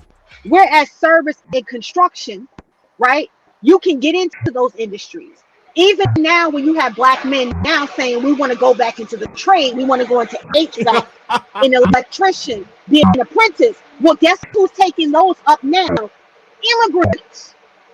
So I think for us, we got to be a little careful not to be so offended. No, we don't have to be careful. And kind of look at it from a different standpoint. That's just my view. Can I ask? Hey, before you go, Stanley, because I'm gonna give it to you, then I'm gonna pass it to Keel, so I'm gonna let you respond. That's pretty much what I was saying. As far as instead of me being offended, I was just disturbed at how realistic the damn statement was, because that shit was actually real. You know what I'm saying? Stereotypical, yes, but not. I didn't think it was racist, but go ahead and respond. Can a black man or black woman be a neurosurgeon? That's a simple question. Absolutely. Okay, that's a black job, and I land here. My problem is the xenophobic Hold on, before you go, Big J. I said I was gonna pass it to Keels. Okay. Go ahead, Keel.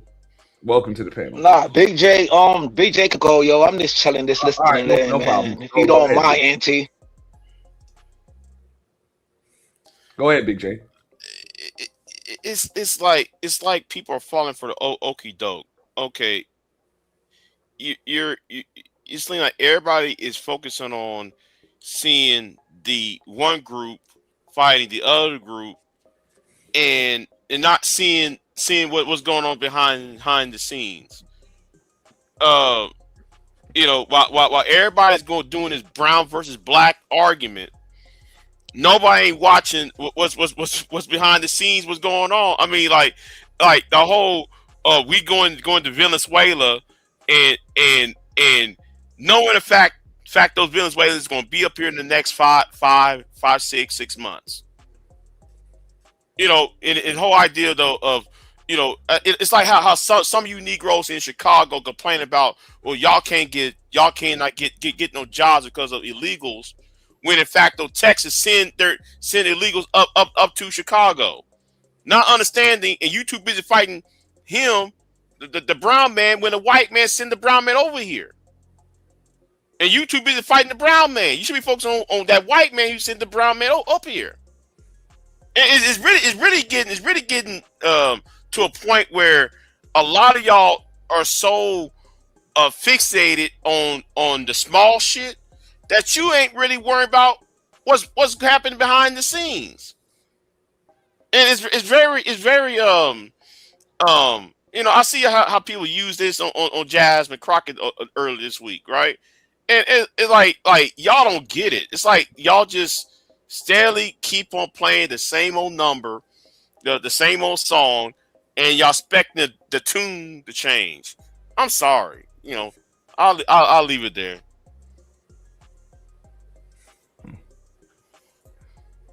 Look, I've been in corporate America for a majority of my adult life. I know this was a topic that kind of came up. I was watching another YouTuber show last night, and she mentioned that a lot of not even just black men but men are kind of like they're not even trying to climb the corporate ladder. And one of the comments that I made is that because most men, especially black men, don't even see an opportunity for growth, let alone stability on top of that corporate ladder. Like I say, I've been there. I know what it is to have, the qualifications, generate more revenue for the company, than my white constituents or whatever. And those motherfuckers can be on goddamn dope, late, have shitty ass habits, and they still get the positions. It is what it is. So for the most part, rarely, are these white folks gonna put your black ass in charge of their fucking business, regardless of what your qualifications are. I mean, what you said, like the Wolf of Wall Street? Huh? You said like the Wolf of Wall Street, like the white dude could be dope and still get the position.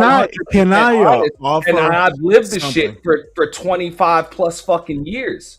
Okay. So I know. Let me But I don't take that shit personally, and I'm not gonna call them racist or no shit like that. I just understand it, just like what I was saying earlier. I'm like, you know what? The problem isn't that they ain't giving me that position. The problem is that this ain't my fucking company. I need my own fucking company. And T, have you ever commanded white men? I'm sorry? Have you ever commanded white men? Commanded them or led them? Because I've been military. Have you ever said you go left, and if you don't, there'll be a problem? Have you ever commanded white men? I mean, if you want to use the word commanded, I would say there's no. a reason I asked the question. It's a yes, no. I have. They're human. They're human. I have, as a naval officer, I have commanded that's what I was saying. Like, I've never. I just want to. I just want to tell you, white men are not special. There are no black jobs. White men will do what a black man tells them to do. You just have to know how to do it. Military helps. I know what they'll do. That's why I don't listen to bullshit. There are no black jobs.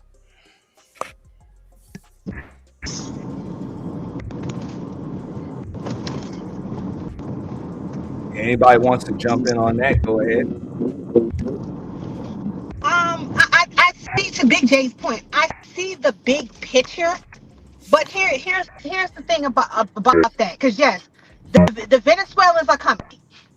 The Venezuelans are coming. But also when the Venezuelans are coming up here, they've already have a set mindset on what they're going to do and how they're going to do it. We've seen that with the Venezuelan gang. They came over here, they started taking over apartment buildings and neighborhoods. They already have a set mindset of what they're going to do. What that means for black people, and that's why I said we got to diversify our political portfolio. Because if we have this binary thinking, we're not going to win.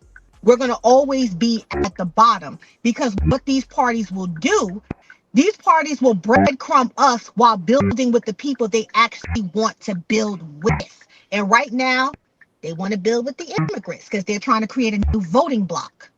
So, you know, I agree with you that we got to stop focusing on the simple stuff. Like I said, I was not offended when he said black jobs because I looked at it from a different perspective.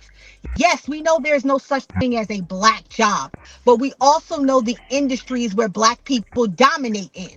We know that. Go Let's outside not. Oh, the hold up. domination and Before dominate. you go or cut her off, let me read this super chat.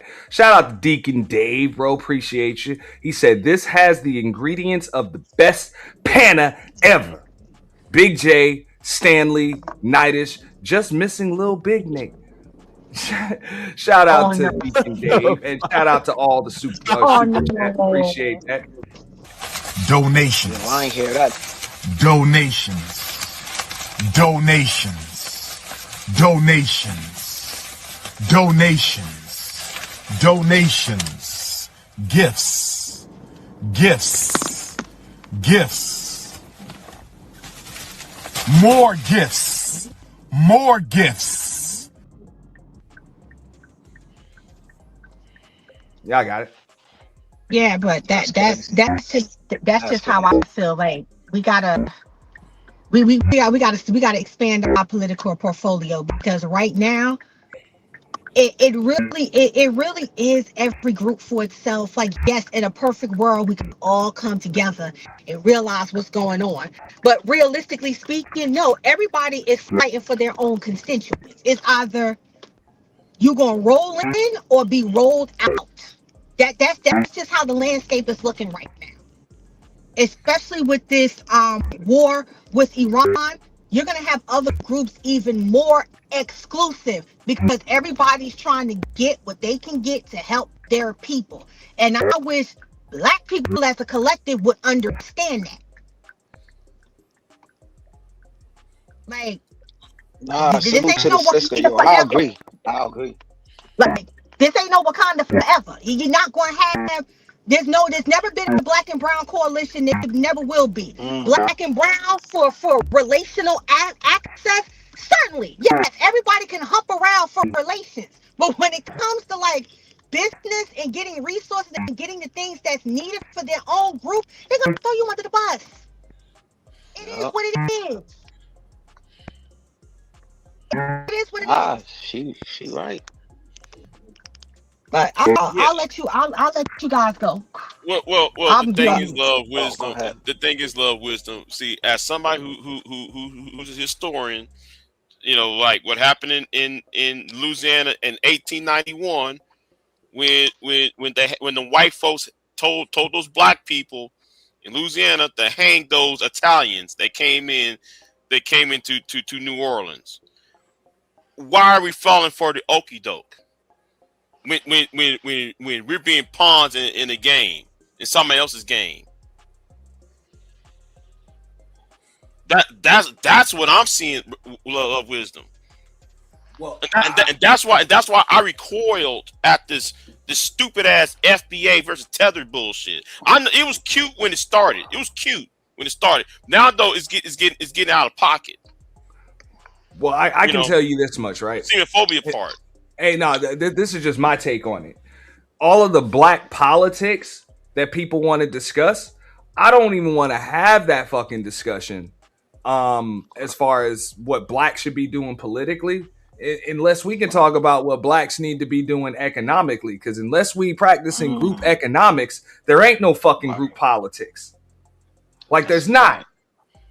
So I don't even understand that shit. Like if we ain't getting motherfucking money together and we don't have, like we have no industry that we control, you know what I'm saying, a majority of the market share, even a percentage of the market share together. None of that shit. You know what I'm saying? We don't have any percentage of any type of industry when it comes to manufacturing, distribution, or even fucking marketing. But people want to say, oh, but we need to be voting for a certain party collectively or some shit like that. Like we don't have political interests that align because we don't have economic interests that align. So I'm just like, yo, unless motherfuckers want to talk group economics with me, don't talk group politics with me because we probably ain't the same. And it's not because I'm not gonna come on that Anton Daniels shit like fuck the black community. It's just more than likely I get my money differently than you do. So our political interests probably aren't gonna fucking align because we don't pay taxes on the same fucking scale.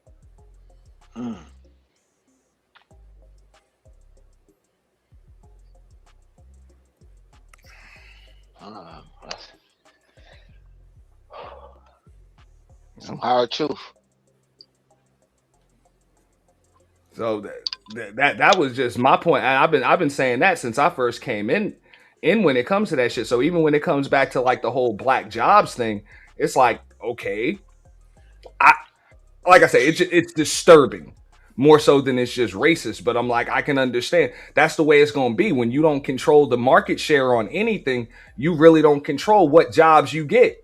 You're just hoping that the white man or the brown man or the yellow man or whatever gives you a fucking job. And chances are they're going to give you a job on the bottom and make sure your ass stay there and make sure there's a ceiling on that shit. And can you blame them? Hell no. Because if you were in their position, what the fuck would you do? Man, they'll do the same damn thing. You know, so I'm like, I'm not taking that shit personally. I'm just like, yo, I would rather be the motherfucker giving out the jobs. Why don't we start controlling those fucking, you know what I'm saying? Motherfuckers need to be coming to us for jobs. I agree with both of y'all, you and the sister. But She was talking about how people get are their coming own. to us for jobs, then there is no us. Yeah, everybody look out for them damn self, ain't you heard? Everybody's just competing for a position as the top slave. Like, Look at the Somalians though, yo. How much money they got out there, yo? How much did Somalians swindle out of the government? You feel me? What, billions? Damn near? I don't know. You know what I'm saying? Not at all. Look at Tim Walsh. What's his name? Tim Walsh. Yo, he done swindle money out of what? Healthcare? Healthcare, some shit, I heard. You know what I'm saying? It His was ass getting indicted right now, right? and some other shit. Motherfuckers getting money all over this shit, and motherfuckers don't care. Like the sisters say, people looking out for their own interests, and they don't care how they get in that paper. Well, even when they want to talk about the illegals or even the tethers versus FBA or whatever, or there's never going to be a black and brown coalition. Yeah, there never has been and there never was. Newsflash, everybody. Brown folks have been putting black folks out of work and out of business for as far as I know since the goddamn 60s. People come from war-torn countries, corrupt governments, and whatnot. And sometimes they bring that same level of corruption over here. And two, those other countries, they have an actual country to go to. They have actual embassies. So the United States is not going to overstep boundaries. They have like an allyship with those countries. They're not going to go outside their boundaries. They're not. And why should they? That's politics. It's a game. We're not trying to, shake the apple cart, so to speak, because we don't want the war. We want to pay for the money. Now, Iran, but here, we got to do better politically and economically. I just say it like this, like even the things that you need, to gas up your car, more than likely the gas stations in the neighborhoods that black folks stay in are owned by Middle Easterns, and Indians. So they've been putting your ass out of business for a long time. Chances are the same rules apply with your liquor store. Y'all let Asians sell more fried chicken in your neighborhood than you do. Like, what the fuck is that? I'm like, that's crazy. So I'm like, don't come to me with group fucking politics and shit. And you still buying fucking orders of fried chicken from Asian restaurants and shit.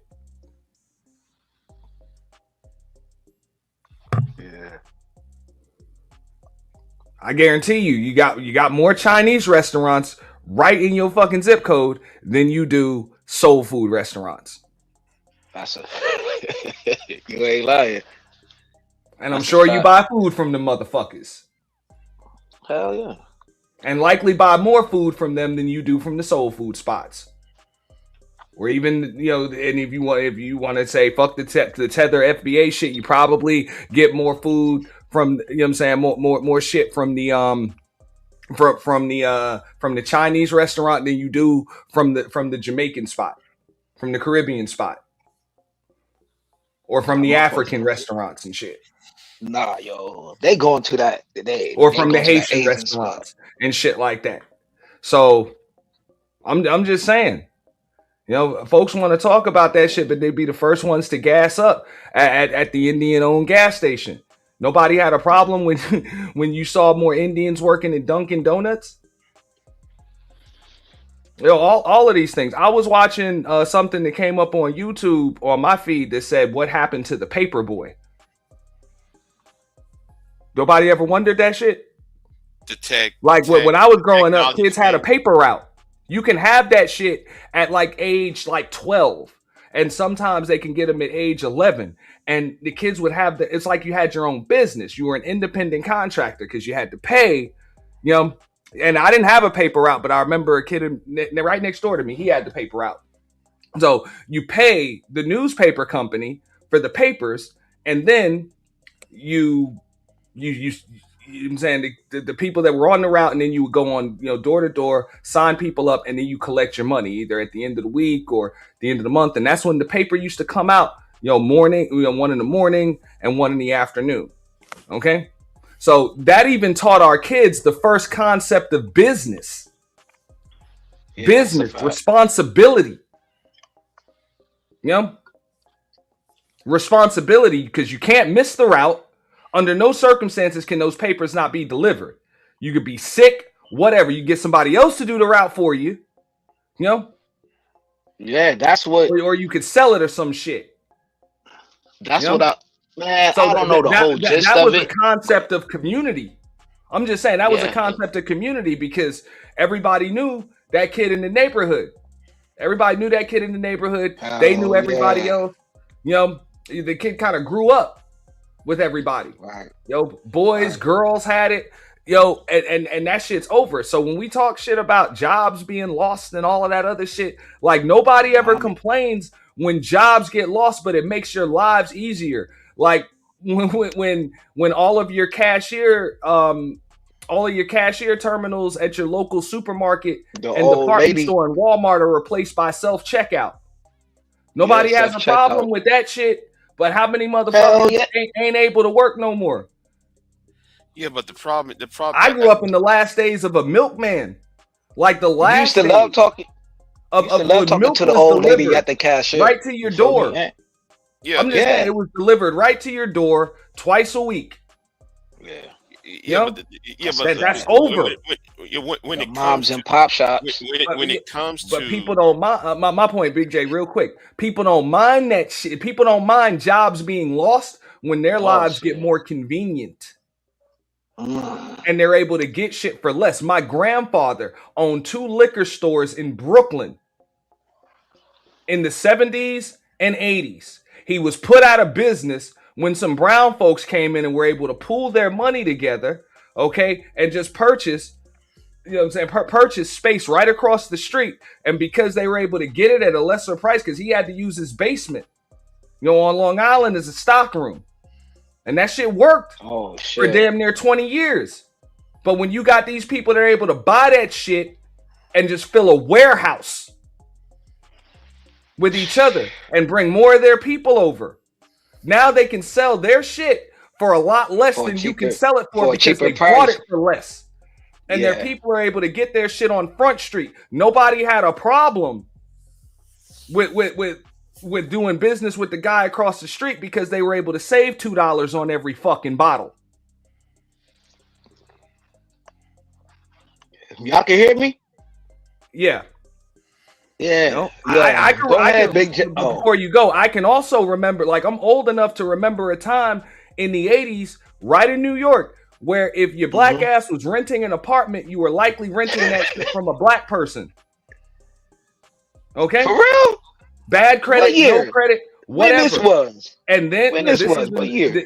This was when I can remember in the 80s and early Oh, 90s. 80s. Yeah, that's And a fact. then That's a fact. it got That's to a the fact. point where you were likely renting from some Middle Eastern. Why the hell they sold the something like that. brownstones to the Middle Easterns though, man? That's the dumbest That's shit. my point. Nobody had a fucking problem selling That's their what them shit brownstones going for a for. goddamn profit. You know what I'm saying? For a profit or whatever. You know what I'm saying? People that own property, because that was the concept of real estate. You buy low, you sell high, and everything else. Damn. And they would sell that shit to whoever the fuck would buy it. But now, guess what? There's no more fucking community. You sold it. Yeah, that's why I don't like that. I don't like that. Well, my bad. I know Big J wanted to speak. I apologize. Nah, and before Big J goes, also with the convenience stores too. Nobody had a problem with fucking Walmarts coming in and shit like that because you were able to get everything at a one-stop shop. But now your black ass can't open up a damn convenience store or a pharmacy or any of that shit because you can't sell bread for less than these motherfuckers do. So that's what I'm saying. Before you talk to me about group politics, let's talk about group economics. You sold your own neighborhoods for cheap. Yeah. You sold your community for cheap.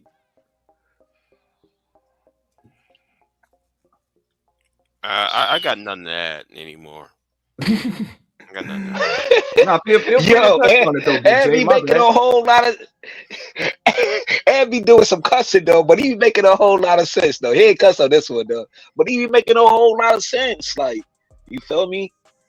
He ain't skip a beat. Like, No, ain't no I'm more just saying, moms and I pop seen it. shops.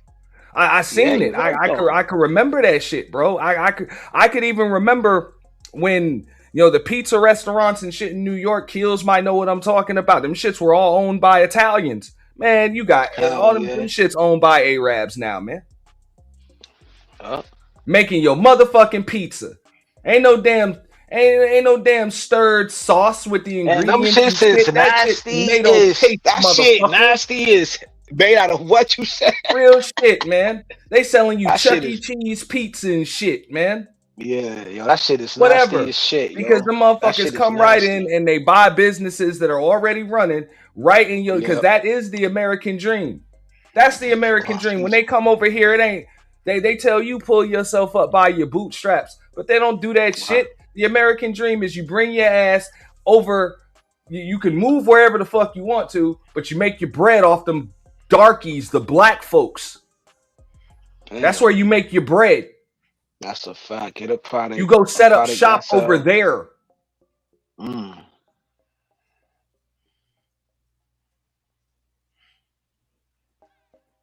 Damn. So that's what I was saying with the whole taking the black jobs thing. It's not just that. So I'm not just talking about like what y'all talking about with the construction and the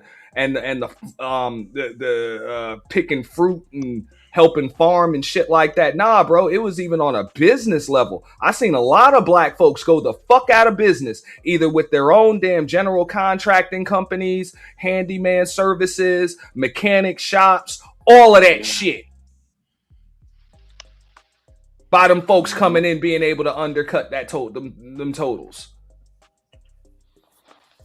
They ain't just been taking jobs, they've been putting motherfuckers out of business. And that shit did not just start when Biden came into office or any of that shit. That shit started, as far as I can remember, maybe even before that, but in the goddamn 80s. It probably So that goes was back like further than that. during. Hold on, you said like the Nixon administration, like during Nixon or some shit. No, I mean I saw the shift in the 80s. The 80s. Oh, Ronald Reagan. Yeah.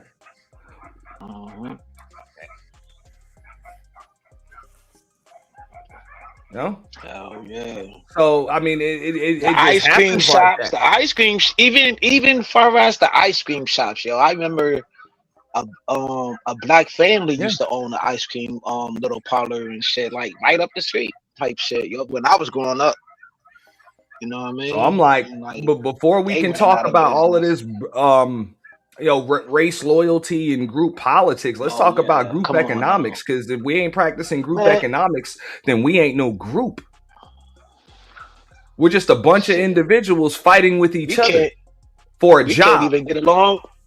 We can't even get along on panels. How the fuck can we even talk about group economics and everything? We can't even be cordial on the damn panel, brother. Well, I think discourse amongst each other is necessary in order for progress. It still has to be respectful, and we still have to be able to hear each other. It. But at the same time, we do need to be able to disagree. That's what it's about, to have a meeting of the minds. I understand that, but yeah, we don't gotta like get out of control with it though.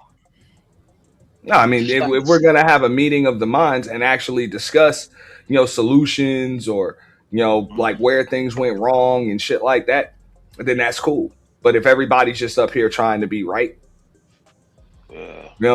then we ain't got no chance for progress. What's up, Love Wisdom? Hey, I'm sorry. What's going on? What's going on, sis?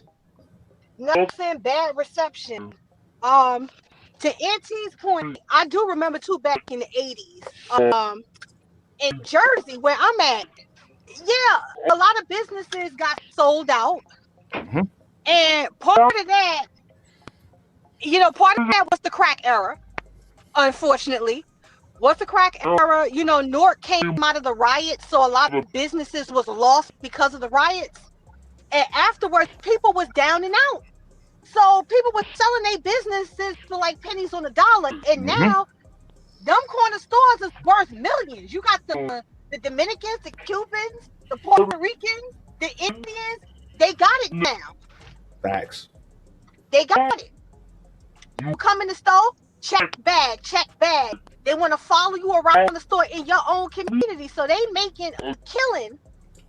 Hurry up and buy. Because there's a need there. Oh yeah. Hurry up and buy. Charge you more money in the supermarket. They're gonna charge you more money in the supermarket. You could go to any of your big chain grocery stores, get strawberries 2 for $5. You go to Poppy store, Poppy gonna charge you $7 for strawberries. That's rotten. Yeah. Oh yeah. And that shit got rats and shit in it. Absolutely. So you're right though. What happens is when a community is starved out, the community becomes desperate. So people come in who got the money, who got the capital, open up the businesses, and now it's like, well, we don't need to open up our own business because I can go here, I can go there. Like Ant said, it's convenient. We take it, but it's convenient for you now. But that short-term convenience becomes a long-term issue. Because now you got to deal with the racism.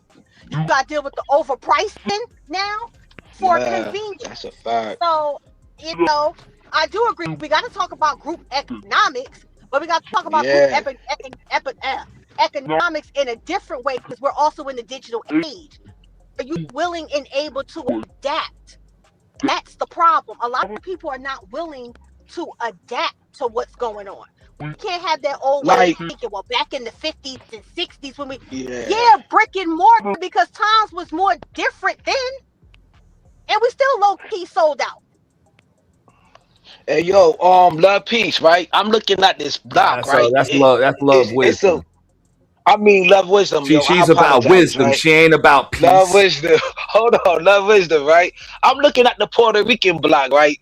As y'all talking, I'm just visiting like how this one block got took over, right? Up here in Rochester, right?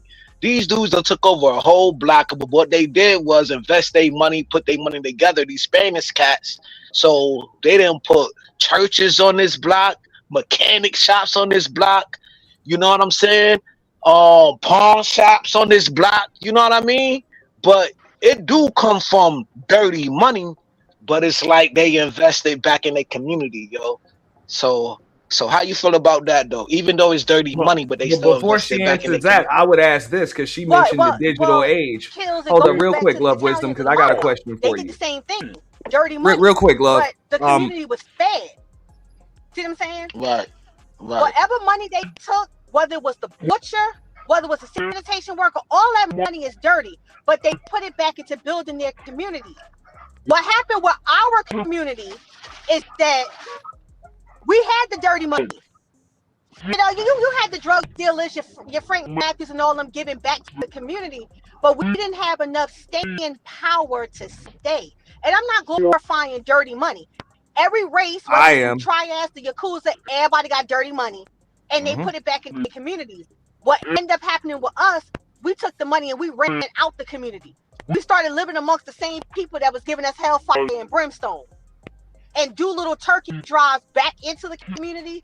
Some try to have legitimate businesses like laundromats, car washes, but unfortunately, you got that plantation mindset. He doing a little bit better than me. I'm going to usurp him. So our stuff is very complex compared to other groups and what happened to us. Like, we had so many different opportunities and we did the best that we could, but woo. Yeah. I mean, hold up, Kills. Wait. Like Puerto Rican and Dominicans, when it comes to, their countries, they also have their own banks too. So their banks in their country finances them as well. It's the same, for example, with the South Koreans in the dry cleaning and the beauty supply store business. It starts over there. So they have people like apprentices. They teach them the business. They teach them how to sew. They teach them how to stream. They teach them how to manufacture and build their own distribution networks for the hair and all of that. Once they get to a certain level, they get their work visas and they come over to the United States, funded by the banks in South Korea. But also you have dry cleaning associations, beauty supply store associations that's ran and owned by Koreans. So when they come over, they already got the capital and they already got the partnership. So they come over, go to a cleaners, okay, and they teach them some more and more to where they feel it's like, okay, they know the business, they know how to run it. That person retires and gives them the business. Everything stays locked in their community because it starts with their home, their finance for all of that. It's the same with Africa, and it's the same with Jamaica. Them people funded when they come over here. They already have, businesses and organizations that's going to help them specifically when they come over. So it's no problem with them getting businesses and getting grants and getting loans. Like you said with the Puerto Ricans, with the pawn shops and their own businesses, that money is already funded. You got the Bodega Association in New York City. That all the bodegas are run by who? Latinos. So if something goes wrong, if they need some money, you go to the Bodega Association and get the money. Like right now, they're fighting in Johnny because they want to make the bodega cats legal, right? Because you got the bodega cats, there's no mice problem. The Bodega Association is fighting for that and putting up big time money for that. They was even fighting for bodega owners to be armed. But hold up, love. Nah, real quick. What I've seen, even where I am, because of all the robberies that went. What I've seen, even where I am in South Florida, I don't know if she can hear you. I don't know if she can hear you or not. Yeah. I don't think so. What happened? I'll mute. No, what I've seen, even in Florida, right? I knew there's a Cuban dude that I can remember. It was about 15 years ago. You had the money and you had the resources and you find. See, that's group economics right there. That's group economics. That's why they're able to build enough funding to buy politicians. It all goes back to the politics. You get group economics, you can buy your politicians to work in your favor. And that goes back to immigration. It all comes 360. I got my association. I can bring my people over. I got politicians who's going to be sympathetic to what I'm dealing with. A, B, C, D, E, F, G. We sitting up here trying to figure out, HIJKL. They already on the next level. Group economics. Dr. Claude Anderson was trying us on game about that back in the 80s. So, hey, I'll land. Hey, shout out to L. Nixon. He said, when we feed our communities and did it independently from government oversight, they attacked the sources that fed us, or that feed us. Being that independent made you an extremist, and that made you a threat. Shout out to L. Nixon, which I would agree with, right? But I was going to tell a story, right?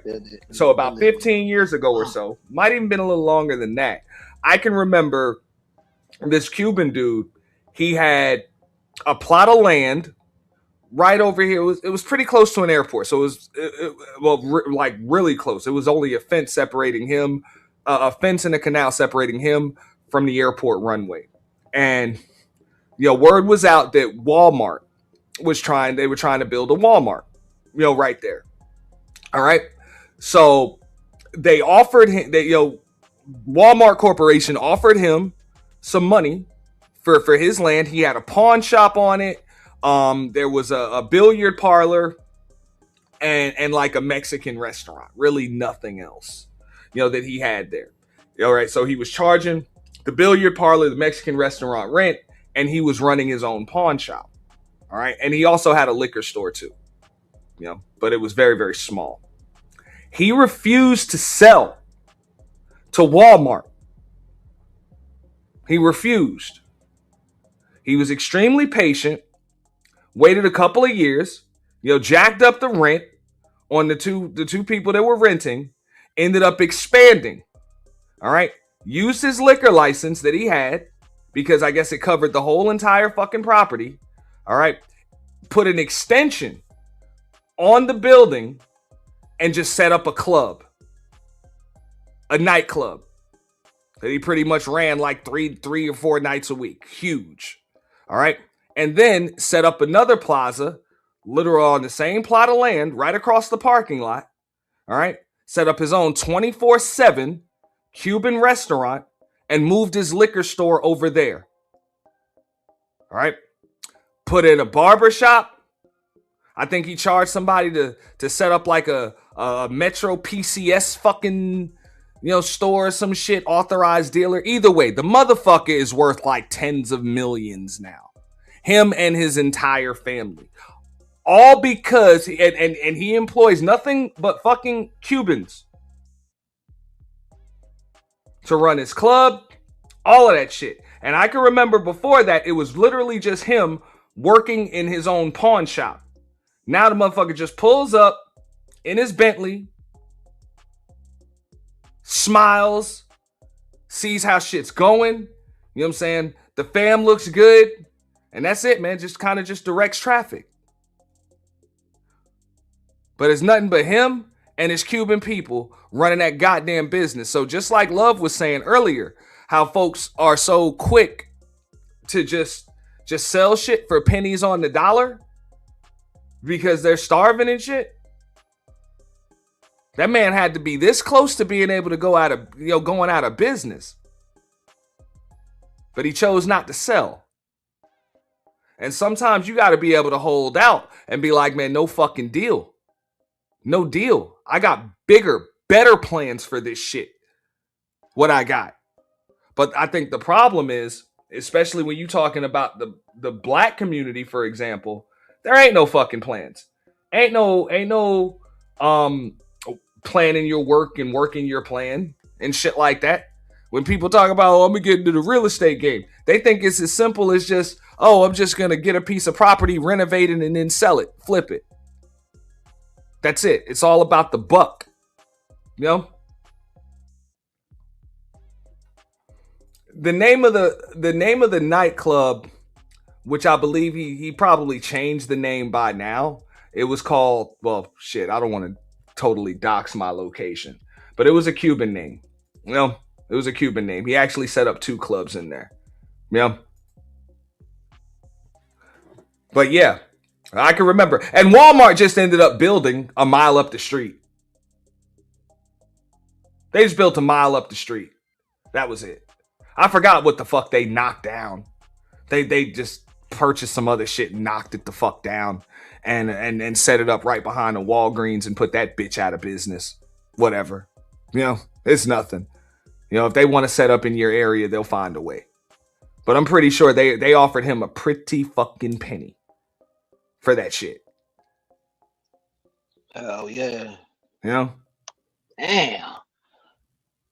But I know the dude is worth tens of millions and shit now. And look, trust me, this was the most rundown motherfucking plot of land and businesses that you can see. It was like just a small ass strip plaza, you know, that was just, it looked like rundown piece of shit. Don't get me wrong, the pool room was legendary. Billiard parlor was legendary. A lot of big money games and shit used to come in there. But it was still a hole in the wall. It's a fucking hole in the wall spot. You know, the basic liquor store, now it's a fucking huge plaza, you know, beautiful fucking Cuban restaurant, got outdoor seating, indoor seating, you know, all of that, runs that shit 24/7. You know, he just moved his liquor store across the fucking street. Motherfucker's got a huge ass club every Friday, Saturday night, and I think Tuesday nights too. Like parking lots packed. You know, for real. And the other tenants are still there. As far as the Mexican restaurant and the billiard parlor, he just charges them motherfuckers like $4,500 and $6,000 a month for rent on lease.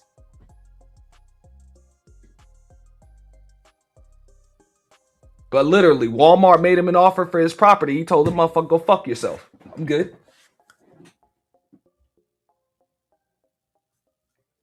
Well, so sometimes you got to be about that shit. But if you really gonna talk about you know, group economics or even group politics, I'm like, bro, are you willing to boycott, you know, these gas stations and shit,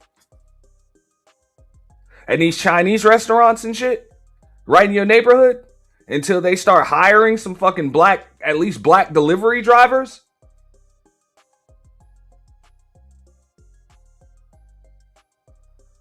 Or just boycott them unless they can give you a connect on some damn petro, so that way you can have your own black-owned competition right across the street. Folks ain't willing to do that shit because they want the convenience. So that's why I'm like, when Stanley was talking about, hey, are you willing to make sacrifices? Nah, I ain't willing to get my ass kicked, but I'll boycott these motherfuckers.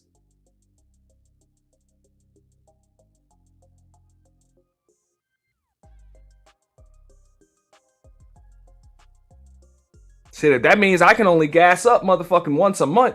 You know what I'm saying? Once a month. And I got to drive 25, 30 miles to go get my motherfucking gas just to make sure I don't give these motherfuckers the money. It's all gravy, man. I work from home. Let's go. I'm down to do that. But you think like black folks are willing to do that shit with me? Probably not. So how the fuck are we supposed to practice black politics if I can't get black folks on that page, on the same page?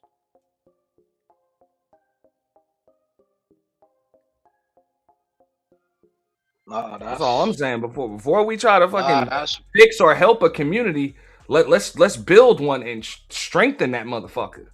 Build the goddamn foundation. Because I'm like, do you really have a community? Do you really have a neighborhood? How many of y'all are actually on the deeds and titles to the apartments or houses you live in? Damn. You know, the homeowners associations and shit. Where them HOA fees going? What you doing? Like who's making sure that the property value stays a certain way? Who's regulating that shit? You know, black community ain't even your community, motherfucker. Somebody else own that shit. Somebody else own that shit. Just like she was saying, you know, motherfuckers is fighting over a fucking street corner and shit. You don't own the goddamn corner.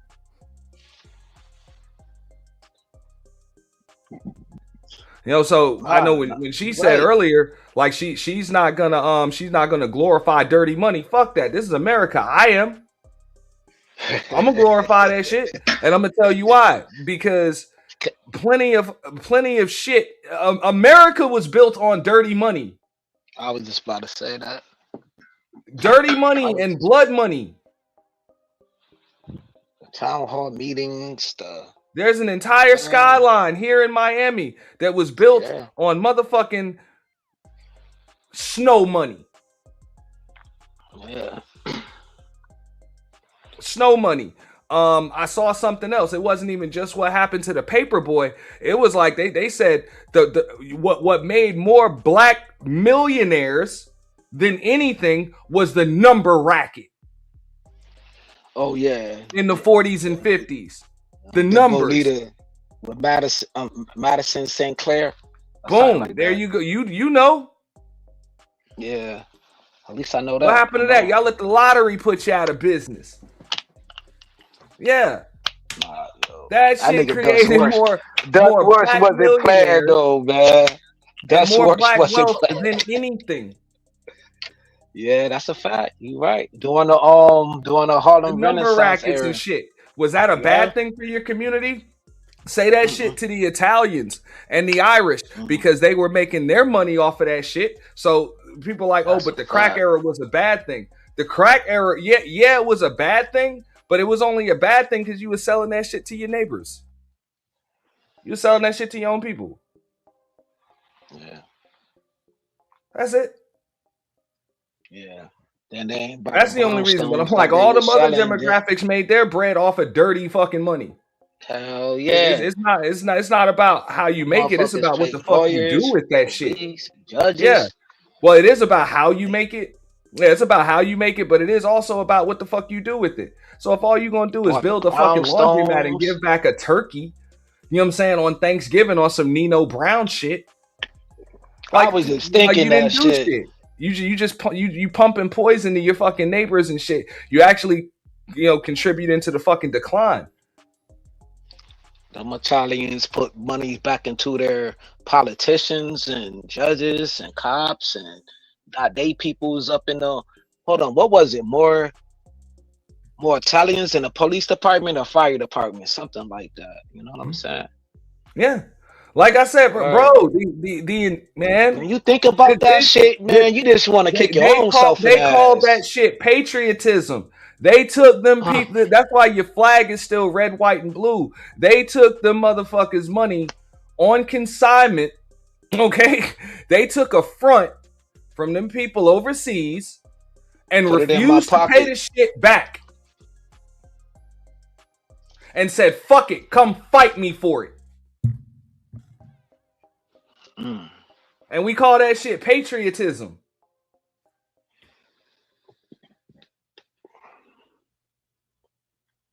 Yeah. No Brits celebrate the 4th of July. No shit.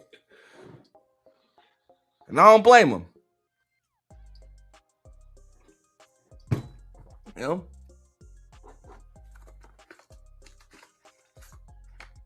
So sometimes that's what the fuck you gotta, all that shit dirty money. Yeah, that was over taxes. That was over taxes that were fucking owed. That was the deal. They made a deal. Like, not only did slave labor help to build shit, but there was money necessary to help keep that shit going. There was money and resources that came over here that them people were sending over here. And motherfuckers refused to pay the taxes on that shit. I said, fuck you. Come get it. Paying you shit, motherfucker. This shit was built by a bunch of fucking criminals. So yeah, I am gonna glorify dirty fucking money. You wanna know why? Because I'm an American, goddammit. Dirty money is in my fucking DNA. It's embedded in the fabric of America. Anything else is un-American.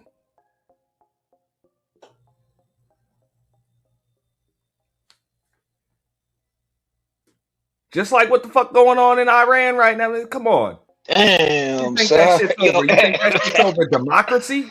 Shit ain't over no damn democracy. Nah. I've been to hood. I don't believe that. I would never believe that. Motherfuckers over there taking shit. That shit that went on in Afghanistan and all that shit. Motherfuckers over there taking shit. You know? Fam, I don't want to get all to the gist of it. Even like this space, man, like, damn, man, I know you know, man, like, this space could have been a community, man. If you really know how much this space was really worth, This space was worth a lot, bro. Bro, Motherfuckers Ben was doing. Franklin is on money and he wasn't even a fucking president. Damn. Yeah. That's how slimy that son bitch was. Hold on, Benjamin. Oh shit, here you go. Here goes some trivia. Here goes some trivia shit. Ain't no trivia. That motherfucker was not a president. Thought he was a president. Well, he wasn't. Damn. Okay. I'm on some JP shit, nigga. I'm slow. But look him up. Oh, he on your $100 bill. He's on the $100 bill. Look He at. wasn't no president. That's a fact. That's a fact. Look at Tasha K though. What you said? It's the what, yo? It's you comparing capitalism. Tasha K to Benjamin Franklin? Man, listen, man. She won 3.5 million. She not a president, but she was some goddamn presidents. Nigga, she got a GoFundMe up, telling regular American people to flip her bill. But that's America. You could do that shit. Nigga, I should be asking for money. America, man. The Anything fuck? else Nigga, it's is America, un-American. nigga. I understand that. So I just understand that shit. Yo, she won 3.5 million though, and on GoFundMe. Yeah, and she needed too. I mean, she owed Cardi B $4 million. Get the fuck out of here, bro. Man, listen, man. I need to do me a live right now and ask these motherfuckers, can I get some bread? Well, hey, get sued for $4 million. Hell nah. I'm just saying, it's just the play on people's souls and hearts. Like that's the audacity just to do that shit. It's crazy. You know? But that's what I'm saying. Yeah, corrupt ass founding fathers. Yeah. You know, so that's all I be saying. Like, even when they was talking about, you know, Stanley was talking about the black jobs term is racist, which I mean, I'm not going to totally disagree. I'm just not offended by it because I've had to have these conversations. I said this story a while ago. I can remember one day I went to, you know, a job that I used to work at, and this was right after my business shut down. So, well, not right after my business shut down, but when I decided to go back to work. One of the easiest tough decisions I ever made in my life was to have to start from the ground up again. But either way, I was still kind of in like owner mode where I get up, and I still do this. I get up, I watch Squawk Box, CNBC every fucking morning, you know, every morning. So that's what I did when I came to work. You know, there'd be a TV right there, you know, on the sales floor, right by the desk, and I would make sure that shit was on. You know what I'm saying? Watch Squawk Box, and you know the management in the company, they watched it too. You know what I'm saying? We watched the ticker go up, you know what I'm saying? Up and down and shit like that. All the financial news. You know? The black folks that work there. I go to the bathroom. I come back. The channel is turned. Motherfuckers got MTV ridiculousness on. A motherfucker dragging bare ass on television. And I'm like, who turned the channel? Why? Motherfuckers like, oh, you watching old people shit, white people shit. We don't want to watch that. I just shut my mouth. I was like, man, ain't no talking to these motherfuckers, man. Like, this is the money. Like, this is the money. This is global economic fucking news. You know, right here. Like, we up here working a fucking business. Like, we work in a business. We trying to ascend back to another level. Y'all motherfuckers want to watch people drag their bare asses across concrete. You dumb ditzy motherfuckers. You know? But that was their mentality. Oh, you watching white people shit. That was what was said to me. End quote. And it wasn't no surprise that I saw that motherfucker flash up on my screen. I talked about this a while ago. You know what I'm saying? I showed you the dude, Reggie. You know what I'm saying? He was implicated as an accessory to a deletion case over a fucking quarter pound of fucking weed deal gone wrong. He made the phone call to set somebody up. I ain't even fucking surprised. You goofy motherfucker.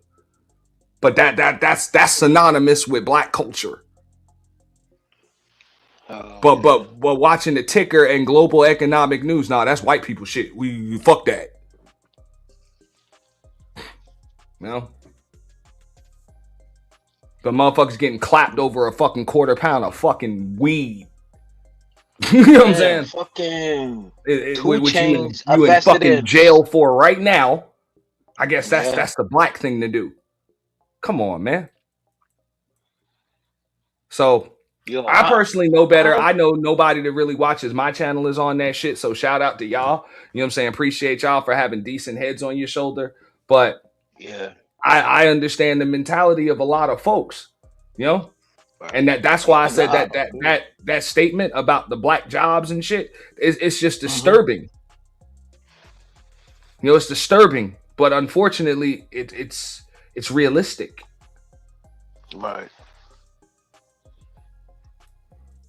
You know, because I was never told growing up in school that I could be a salesman, a sports agent, an investment banker,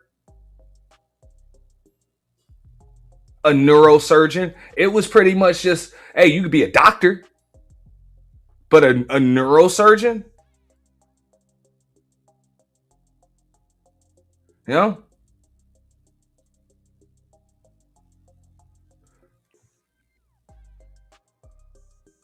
Highest paid profession in the world is a fucking salesman, you know? A sports agent, booking agent, whatever. They ain't tell you that shit. They tell them motherfuckers that shit.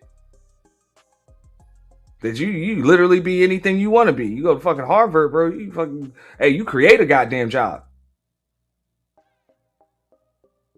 How do we know?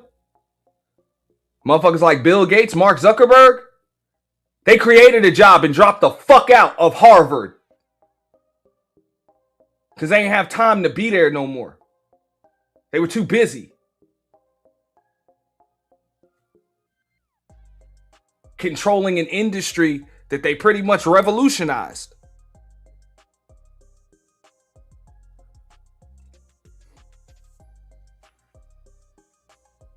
So, you know, that's not a color thing. That's a mentality thing.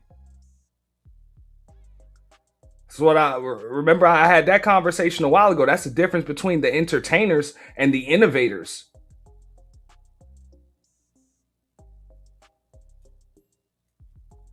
So at some point, you're going to have to innovate something.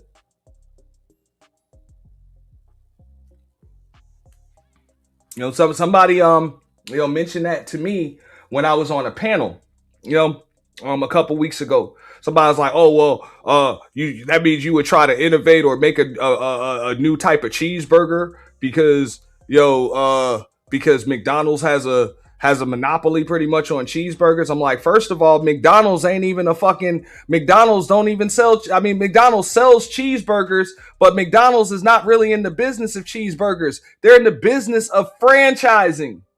That's their business model. It's a fucking franchise model. They sell their system and let other motherfuckers sell the burgers. The burgers should sell themselves. But it's the model. Right, yo. When you drive-through and shit like that. Yeah. Yeah, when you watch the founder, you see, yo, I could tell the way you think, yo. Like you study this whole shit. Everybody's so shallow and they look at shit on the surface level. Oh, they just sell cheese, but no, they make their billions with a fucking franchise model. Franchise, yeah. Nah, that's a fact though. Yeah. Yep. You know, so you don't have to invent something new. You just create a better way to make shit that's already run a little bit better. Man, that nigga took that shit though. Yeah, hey, and shout out to Kojak to mention that, and real estate. Yes, sir. You know? Hold on, what he said? And real estate, yeah. Oh, McDonald's owns all their fucking land. Yeah. Hell yeah, they own that land. That's a lot of damn land. But just like Love Wisdom was saying when she was up here, here, black CEOs that got McDonald's she too, said, like we're in the That's digital also age. So even when you're talking about group economics, I was going to ask her before she dropped down. She wasn't able to hear me, but I was like, you think it's easier in the digital age to work on some kind of group economics or harder than it was, back then? I personally think it should be easier.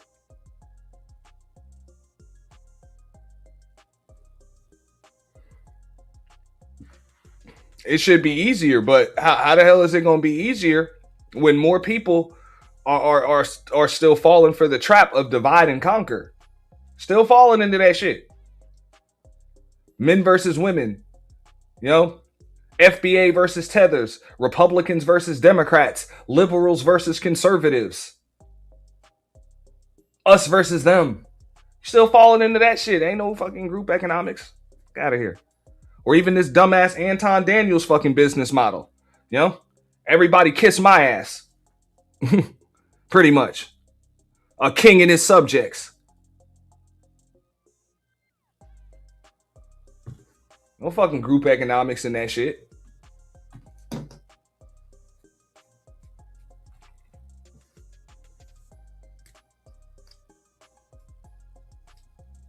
So I'm just saying, even when you want to go to that. Now, since you're up here, Keels, I'll ask you about it because this was another topic. We're going to kind of pivot a little bit. All right. So I didn't get to talk much about that. And the play. We found out that the Untouchable breakup was, in fact, a play. Okay? So what do you think about that, bro? It was in fact, a play. Do you think it was well played? Because 72 hours later, we found out they didn't really actually break up. What do you think, bro? Oh shit, yo! Can you hear? Nah, I mean, like the whole, we've been in other spaces before. We seen plays ran before. You know what I'm saying? When it first happened, I was there. I was there in the comment section. I'm like, what's going on? I'm just thinking, first I thought it was real. I ain't going front. And then when, I ain't watched the whole spill. You feel me? But I'm like, I'm like, yo, Fatty. May I say his name over here, right? I'm good, right? Yeah, no, I don't have no problems with them. I told him when I'm talking about somebody and just giving commentary, I said that in the beginning. I'll say names because I don't care. I'm just giving commentary. But if I'm talking to somebody, I don't have to fucking say names. I usually won't even open up a fucking panel. So it's all good. Okay. So when he was talking about, trust me, now let me give context. I ain't say the whole, I ain't watched the whole video, yo. I was moving around or whatever. But when he was talking about, Ali, it's about the sound effects and shit like that. I'm like, yo, this shit is wishy-washy, bro. I don't believe that shit. You know what I mean? Like petty ass arguments or whatever the fuck. New people coming into this space or whatever the fuck. I'm like, man, they ain't about to break up, bro. But I ain't state my case in this is the first time that I'm actually admitting this shit. I'm like, them niggas is joined to the hip, yo. Them niggas ain't going nowhere. Them niggas is joined to the hip, man. Like Siamese twins. You feel me? Okay. All right. So, after I was kind of 50-50 when I first heard it, because somebody shared the community tab post. So I was 50-50 on whether or not it was a play. You know what I'm saying? Or if it was just going to last, or if it was true. So when I say 50-50, it was more like 30-30-30. You know what I'm saying? But as it went for like a day or two, I got to the point where I was about 80% sure it was a fucking play. It was just a play because it just didn't seem like it was any real fallout. Now, in my opinion, I saw a lot of people sent super chats and comments saying well played. I personally don't think it was that well played because as far as I heard, the purpose was to kind of smoke out the enemies, the haters, smoke them out. Yeah. So you wanted to see some folks, either put up community tab post or see who was going to try to, start picking sides once it looks like y'all done pick sides. Yeah. But I'm just like, Now I can understand that, but if that's the goal, I don't think they gave it enough time.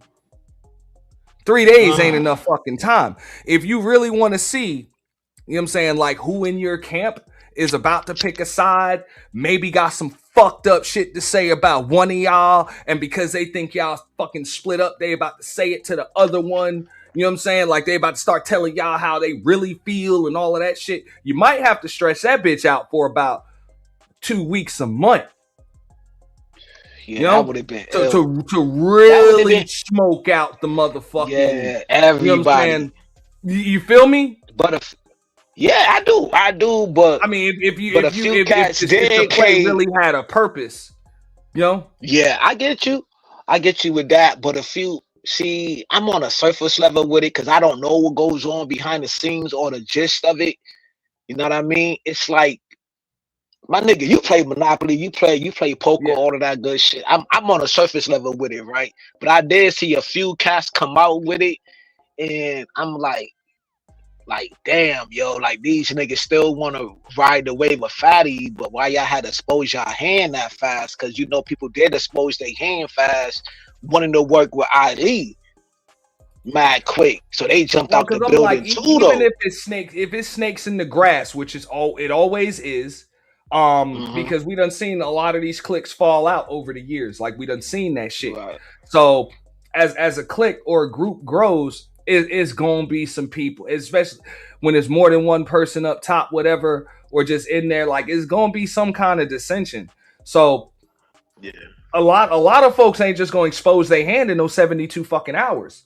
They're gonna wait and read the fucking room. So I would like, if the goal, because look, I'm not fond of the plays and shit like that. I think it's just easier to be real, you know, with y'all. Right. But also it's almost like you can kind of tell it was a play, because I remember I played a clip when I think, I don't know if it was Pearly or it was Beach on the panel, when Fatty said to her, like, hey, whatever, if you want to leave, you can just leave. We don't announce departures here. You know, like he said that. But yet you're announcing the breakup. Like that's kind of what kind of told me like it was a play. Because it's like, if y'all really broke up, ain't really no need to announce the shit. You feel me? Yeah, that's a fact too. Ain't really no need to announce it. But at the same time, I do understand if you feel like you got a mole in your camp, or some people you really trying to see where their fucking head is at. Sometimes you do have to go to different lengths to do that shit. You know what I'm saying? Just to kind of see, you know what I'm saying, who's who, you know what I'm saying, where their allegiance lies, if they have ulterior motives and shit like that, especially when you got big plans coming up or whatever, because people can just be waiting to sabotage your shit. So I'm like, you might have wanted to give that a little more time.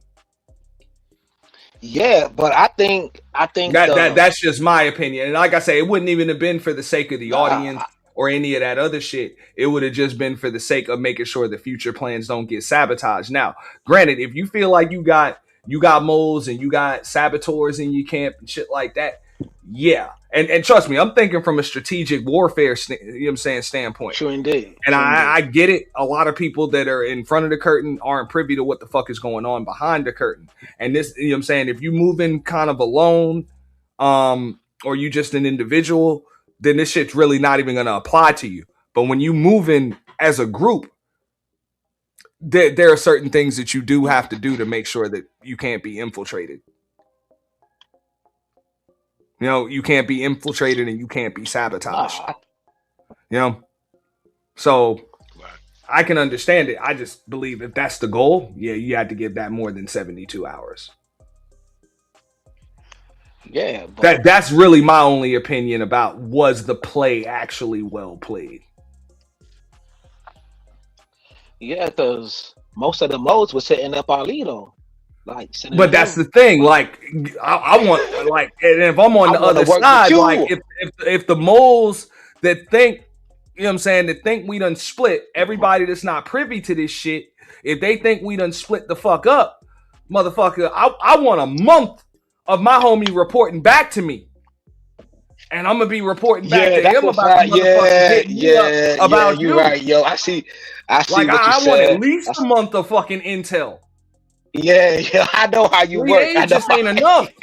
I know, man. Yo, man, them motherfuckers exposed. Yeah, he did it. He did expose the hand too. Yeah, you right, bro. I don't got nothing to say, yo. You right, come in, cause I know you a vet. You were vetting this shit. This space is yo, fam. Like, man, it's doggy. Exactly. Yo. The more People wanna intel, the better, a pound of because evidence. you don't just expose the moles. You know how to to deal. You can come up with a plan on how to deal with them, and make that shit work for you. You know what I'm saying? On some Godfather shit. Damn. You know what I'm saying? And then just what was the line in The Godfather? Hey, I just settle all the family business in one day. Whew. You feel me? I don't got nothing. I don't got nothing to say. But don't get me wrong. Like I say, if you move in Dolo, I'm just listening. No, if you move in Dolo, that this wouldn't even be a concern. You know, and I understand that. But as a group, as you bringing folks in, you don't know what people's motives are. I can understand it. I'm not too fond of it.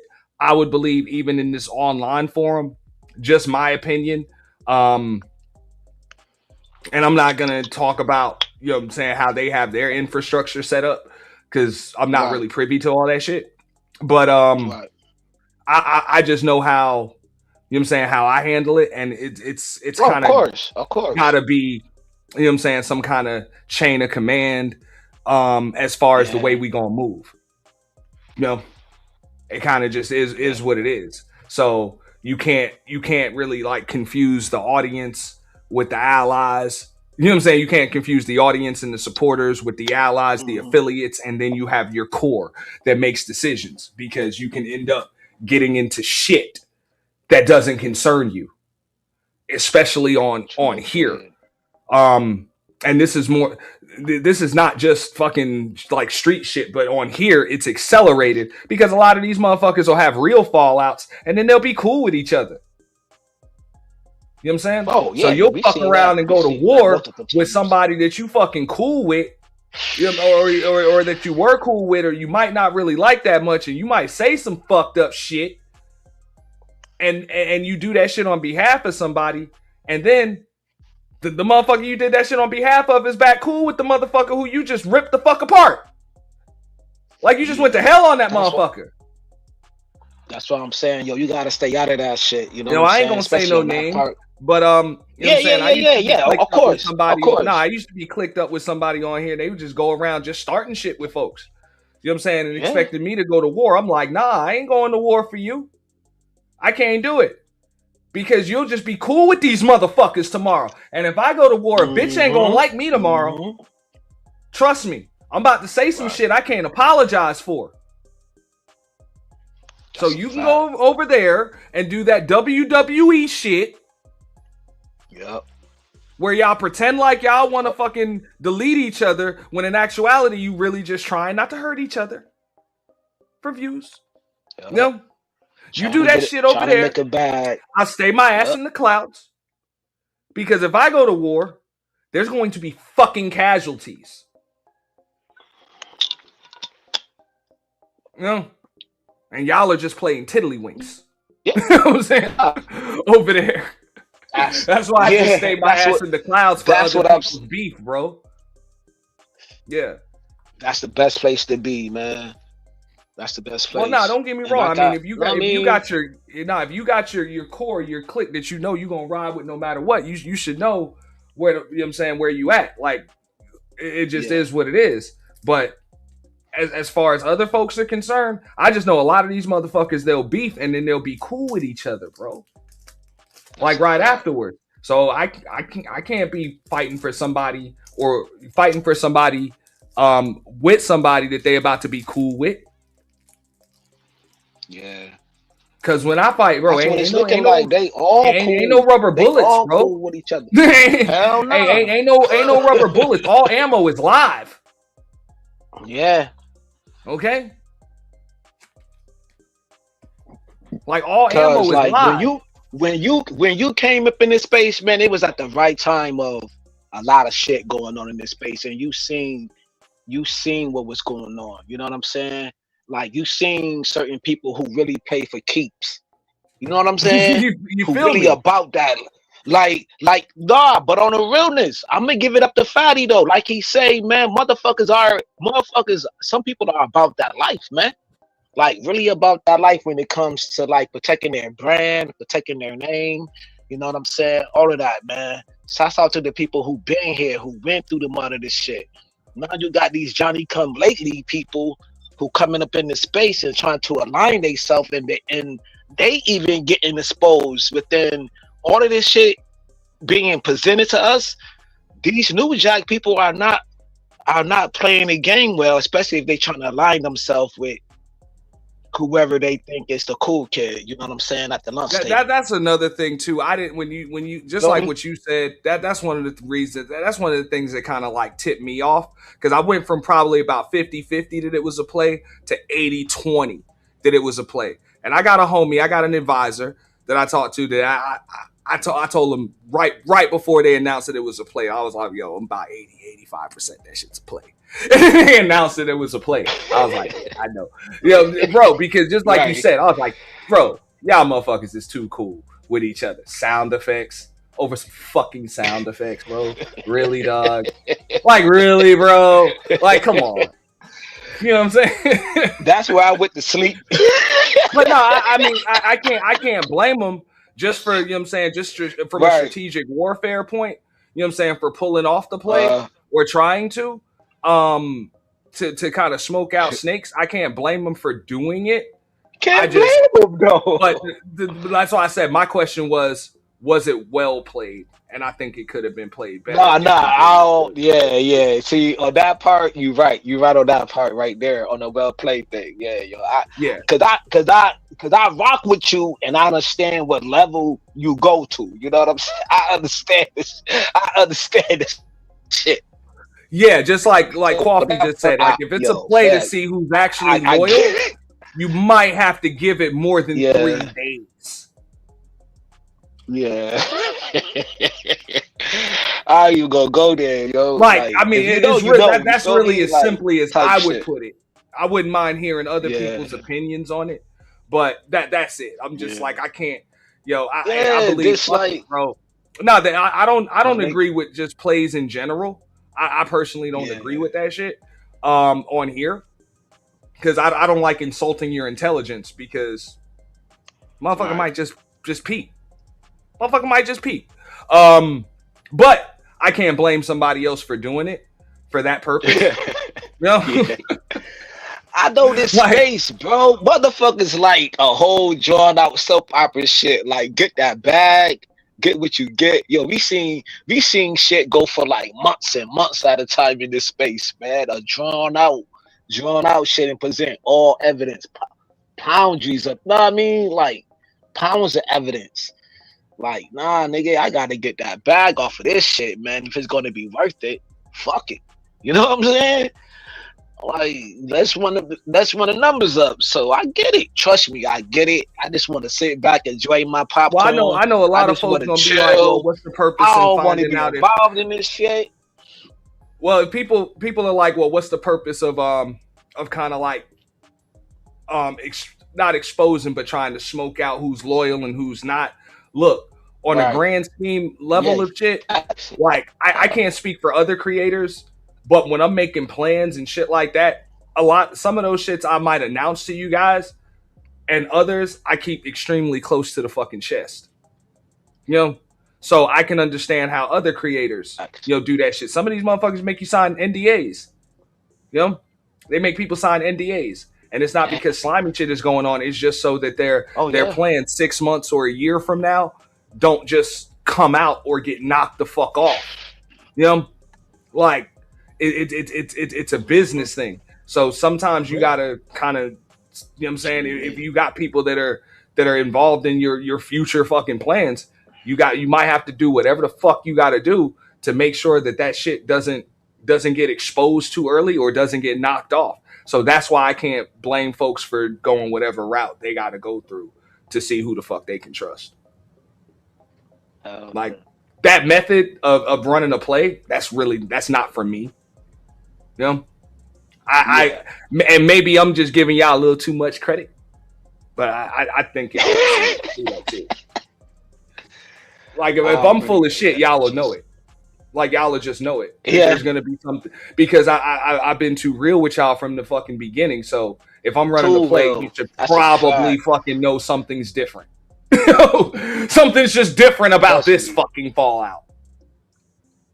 I don't know. I've been around. I'm like, yo, Ant always been solid. Like I'm more likely to just go. I'm more likely to just go off or not say shit. Yeah, you'll go scorch than I am to kind of be in the middle. You know? Yeah. You know what I'm saying? You like a poker if you see me player, in the bro. middle, You a poker anybody player. with common sense would be like, look, that ain't Ant. This is a play. You know what I'm saying? Because he's either all the way the fuck up or he just won't say shit. Yeah, You know? and then y'all the content So creators. Y'all see way more than what we see. But I can't blame somebody else for doing that shit. Yeah. Yeah. Nah, but salute to Fatty though, man. I like the ending. When old boy came up there and Fatty was like, yo, he presented the evidence. You know what I mean? And what the fuck, yo? He ran the WWE shit and kick old boy off the panel. Like that shit, like the ending was epic to me. The ending was crazy, bro. I see that part. Like I missed a lot of shit, right? Because I seen what's his name? The brother broadcast who Fatty got on the thumbnail. So I seen that part, and Fatty presented the evidence. That was crazy, yo. That was crazy. And then the ending was epic, though. When he kicked old boy off the panel and shit. I was like, damn. Hey, You know what I'm saying? Shout out to Brownie Ellie. She said these people fight harder on YouTube than they fight for their marriage and relationships. Oh shit. I'm not gonna lie. Depending on who the fuck I'm married to or in a relationship with, I might fight harder on fucking YouTube because if I don't like that shit, fuck it. I ain't fighting for that shit. Wow. You know? Like fuck it, let it die. He said that many a times. No. You know, let it fucking die. Fuck it. You know.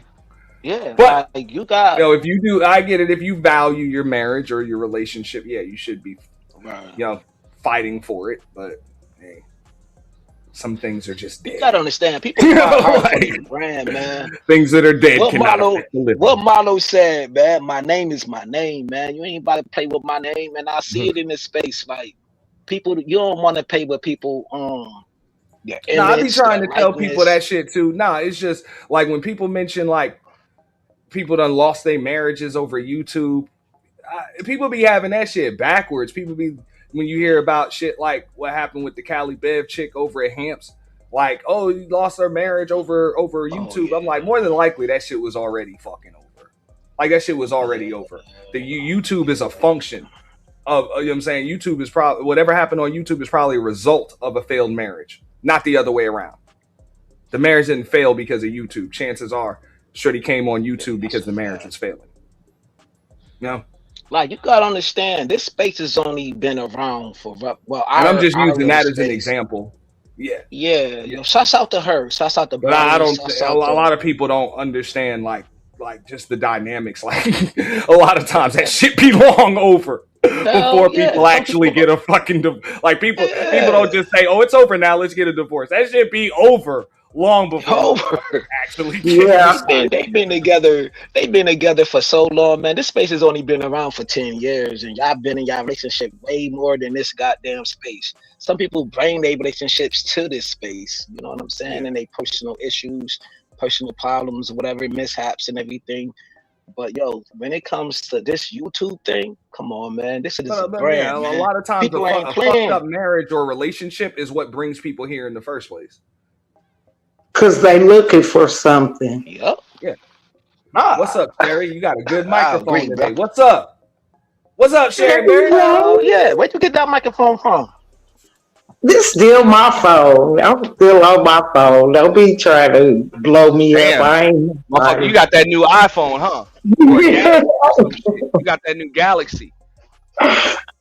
No, I like this. The what's that stick thing? It's called a stimulus or something. So when I do my business, I can pull it out my phone and write it down. I don't know. Hey, you got to talk about marriage, and that's what made me hit the lick, baby. In my mind, I've been divorced 1,000 times. In your mind? In my mind, hell yeah. I mean, nigga. Hey, how many times you cheated on that nigga in your mind? No, I ain't never really thought about cheating because he really is my everything. Okay. Okay. It's gonna sound like you never thought about cheating, but you thought about just leaving that motherfucker. I thought about killing him a couple of times too. Damn, Jerry. Yeah. Oh, I can't say that. Delete. Did you kill myself? No, you were right. Deleting. Okay, I can say that. I'm always messing up your program. I'm sorry, baby. I'm always getting up here, but I can say how I really feel. I don't know how to control and be YouTube. I guess I call it YouTube. Who the hell swinging doors and shit? Hinges. Your hinges fucked up. Might be heels, but now after you land, if Stanley's still up here because we see his avatar, I want Stanley to be able to. I'm here. I've been listening for a bit. I appreciate you listening, man. Hey, you know what I'm saying? Sherry, So we how know you doing? You've been an extremely astute observer. Appreciate you, dog. Let me tell you, I was talking to my 80-some-year-old father, and I'm sorry, dude. That man is so awesome. So I'm sorry I was away. I was on the Don't panel. apologize for that. Wanted to come back, dude. This man is my father. I'm just getting my next thermos. I we gonna shut sit up here for the another F up hour. when he talks. So And you know what, Mr. Stanley? I'm a daddy girl. I love my father too. Yep. They when I hear black men ain't nothing but gangsters and pookies and ray-rays, I want to go to war with. I do. I'll be ready to go to war. I'll be like, let me show you what my daddy taught me. I love my.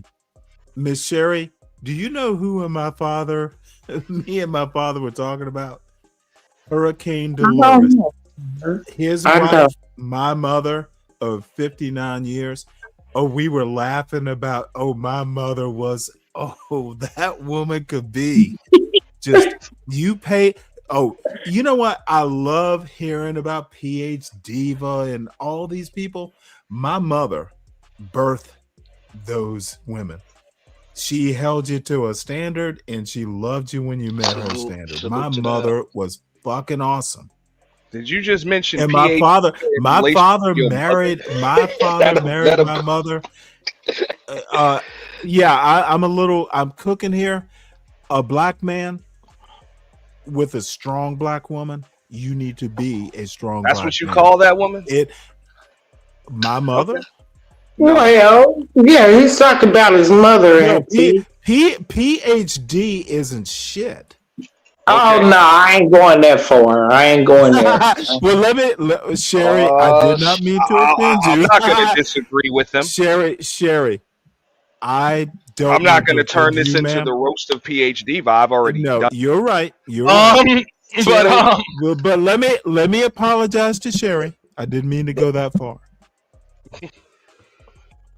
My ex Stanley, my ex Auntie a question, right? I really need to learn this, right?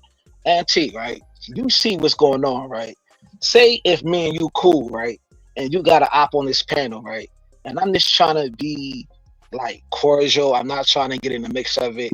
But what if I send like a super chat? Just so you know, my ops don't hit my panel. No. I'm saying, if my ops hit my panel, I will drop all of you guys down. I promise. I know. You did that. You did that before. Hold on, y'all. I just want to do this for my research, right? We seen what happened between the other side with the Untouchables or whatever, people trying to get cool or whatever. But what if me and you cool? We trying to get cool with each other, but then you got an op or whatever. And then I You sent remember, him a even super when me and chat. you was going through it, and until we patched that shit up, you wasn't coming over here. No, I wasn't. Yeah, but we what patched if I that shit send up. one of your ops a super chat though? Will you be like will you hold that against me? Will you hold that Nah, against me on the super you chat? absolutely. Will. Yes, he will. Yes, he will. No, I will not. I don't do that. Yes, he will. Yes, he will. You telling me what the fuck I'll do? No. Nah, I know what No, I know I'm, what Anna do. I'm gonna tell you why. And that's just that's just professional. I wouldn't want anybody to hold that shit against you if you support me. Like I wouldn't want my ops holding it, you know what I'm saying? You should be able to support whoever the fuck you want and be entertained by Right. whoever you want. So if I got issues with my ops, then it doesn't have to do with the supporters. Now, if you sending them super chats, and I've said this before, if you sending them super chats and like peacocking and ad-libbing and shit while I'm getting doxxed, dragged, or fucking roasted, yeah, I'm going to hold that against you. You fucking right. Can I give you a compliment? Like if I'm the topic of fucking discussion and your ass is over there ad-libbing, yeah, nigga, fuck you. Fuck you and my ops. Damn right. Yeah, you got a fucking issue. But nah, just because I don't fuck with somebody or whatever, if that content they doing ain't got nothing to do with me, I ain't gonna hold that against you. And T, can I give you a huge compliment? Yeah. Your Yes, you verbal may. acuity is off the charts.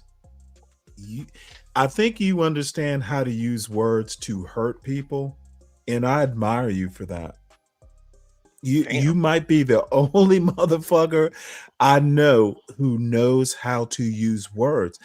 Words are weapons. Words are compliments. You, sir, have the gift.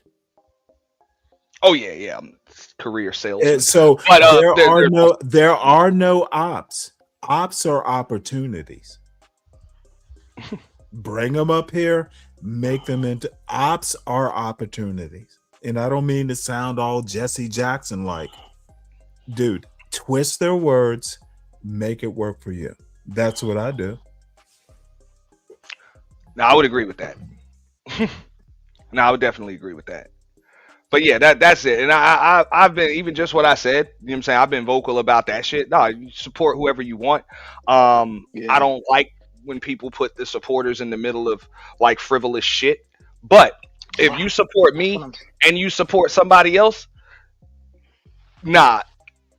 Like if I'm beefing with this motherfucker or I'm going to fuck off roasting that motherfucker, if you still supporting them, I suggest you stay your ass in the clouds over here. Don't roast. Trust me, Be above. they're not That's going to what like that other person you supporting is not going to like you putting laughing emojis in the chat with the shit I'm saying. I guarantee you that. But can I give you a piece of advice? You roast them, dude, the fire, the meat over the fire, and dude, you are cooking. You are above. Freaking barbecue. It's not Fucking a smoke competition. And T do a You barbecue cook. You're the session on chef. this bitch. You're the chef. What's But the that's OG another call? reason why I said, no, I said this the other day. No, I said this the other day, and if them folks is in the clouds, I'm not gonna say any names because I'm talking to them, not about them. Look, a lot of this fucking beef is phony as fuck. So real shit. I know clout chasing beef when I see it. Hey, whatever, get your fucking bread. But when that shit's real, y'all see that shit. I'm gonna give Trinity a shout out because she showed me how to do this shit. Oh, Yo, she I will put that motherfucking chat on subs only mode for 7 fucking years and cut it the fuck off when I'm going off on somebody just to keep y'all out of the line of fire. For real. You know what I'm saying? But when these motherfuckers have to just leave that shit open because they want all the super chats and shit, like that ain't no real beef. Trust that. Trust that. It's a play for clicks and views. Because if the beef is real, nigga, I'll upload a fucking video. Premiere that shit. And you comment at your own fucking risk. And that's another Yeah, thing. I don't I'm want people seeing. coming in the chat talking about, oh, who you talking about, who are you talking about, and what happened, motherfucker. It obviously ain't you. So get your ass back in the clouds. It's all good. Yeah, right. Like You know, people be like, oh, right I want to now, support you. Don't even worry about it. Save your money. I'm roasting this motherfucker for free. do you see like some of these smoke shows ain't even smoking like that? Motherfuckers ain't even pulling up like that because But it's motherfuckers cool, is bro. already The seeing beef like ain't it's a real. play. The The beef beef ain't ain't real. real, and I think the audience seeing that shit because there was a few smoke shows, like two or three smoke shows I done seen, and like people ain't even pulling up like that. They like Yeah, fuck that the shit. definition of a They smoke don't even show see. has been extremely watered the fuck down these years, bro. Like, it's been extremely watered the fuck down. And that's cool. You know, I'm I'm not gonna knock anybody else's hustle. But I think people start a smoke show or call it a smoke show with the intention of Yeah. letting people, come up and air out their grievances, but then people don't come up and do it. People come up there and start glazing. So it ends up not being one. You know. I didn't seen the smoke show. People complaining Yeah. about the smoke show. TV Like, show. yo, man, this not supposed to be the smoke show, but you see the title. Motherfuckers like, nigga, this supposed to be a smoke show. You want motherfuckers to be glazing? What the fuck going on? It says it in the title. But yeah. I mean, No, I don't that's know if not the title. that's necessarily the fault of those putting them on, because you let other people come up and all they doing. Because I ain't gonna lie, I hit a link for a smoke show, just pretty much just had a few questions.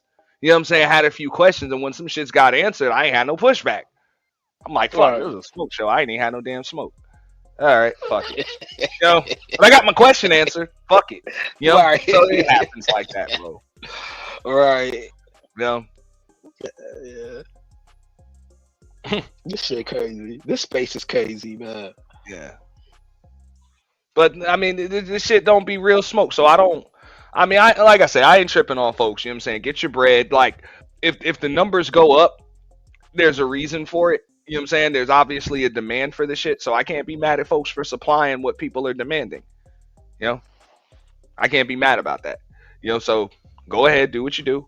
That's just like, it's not my cup of tea. You know, we use the McDonald's analogy. You know what I'm saying? Whatever. Hey, I ain't selling. You know what I'm saying? If I own a McDonald's, we ain't selling salmon here. You know, you could put a duffel bag with $1 million on the fucking counter. We still can't sell you salmon. What Like in we the ain't got fuck none are of you that. talking about? You know? Huh? This is some weird stuff. Salmon in a bag? No, I said you could put $1 million in a duffel bag. Maybe let me And switch back salmon. mics because I was moving around, so maybe you didn't hear me. I see. I said if I own McDonald's, you can't buy salmon here. That's what I said. Why would you want to own McDonald's? It's just an analogy, bro. It's something you said and not a good analogy. Why would you want to own McDonald's? It was a question.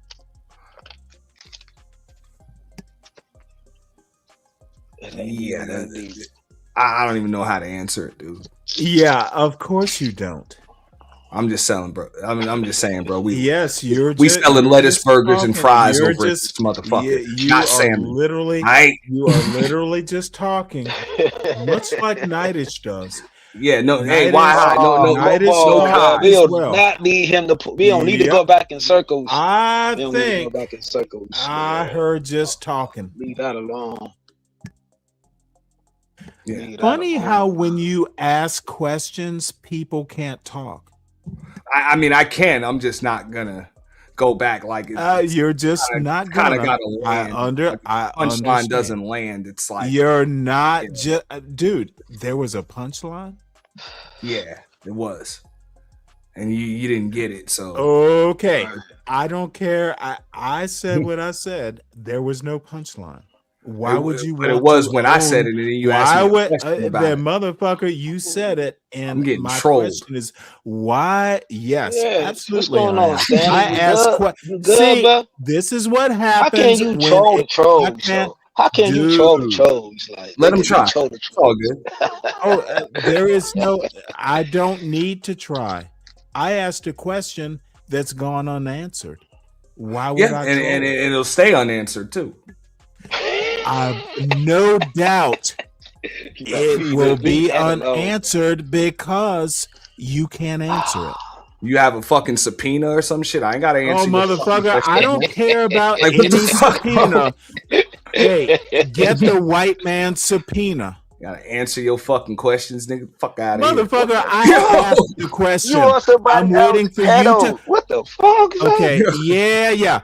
This is that.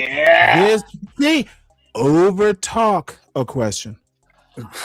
Go ahead. Go ahead and laugh. Oh, I thought this would happen. What the fuck? I don't know. Hey, as the host of the show, I'm switching the topic. Right. Motherfucker, be the host. Switch the topic because you have to. I really don't, but you really do, and you really should. All right, I really will because I choose to. All right. So now, as far as the Untouchable play, do you think it was well played? Stanley?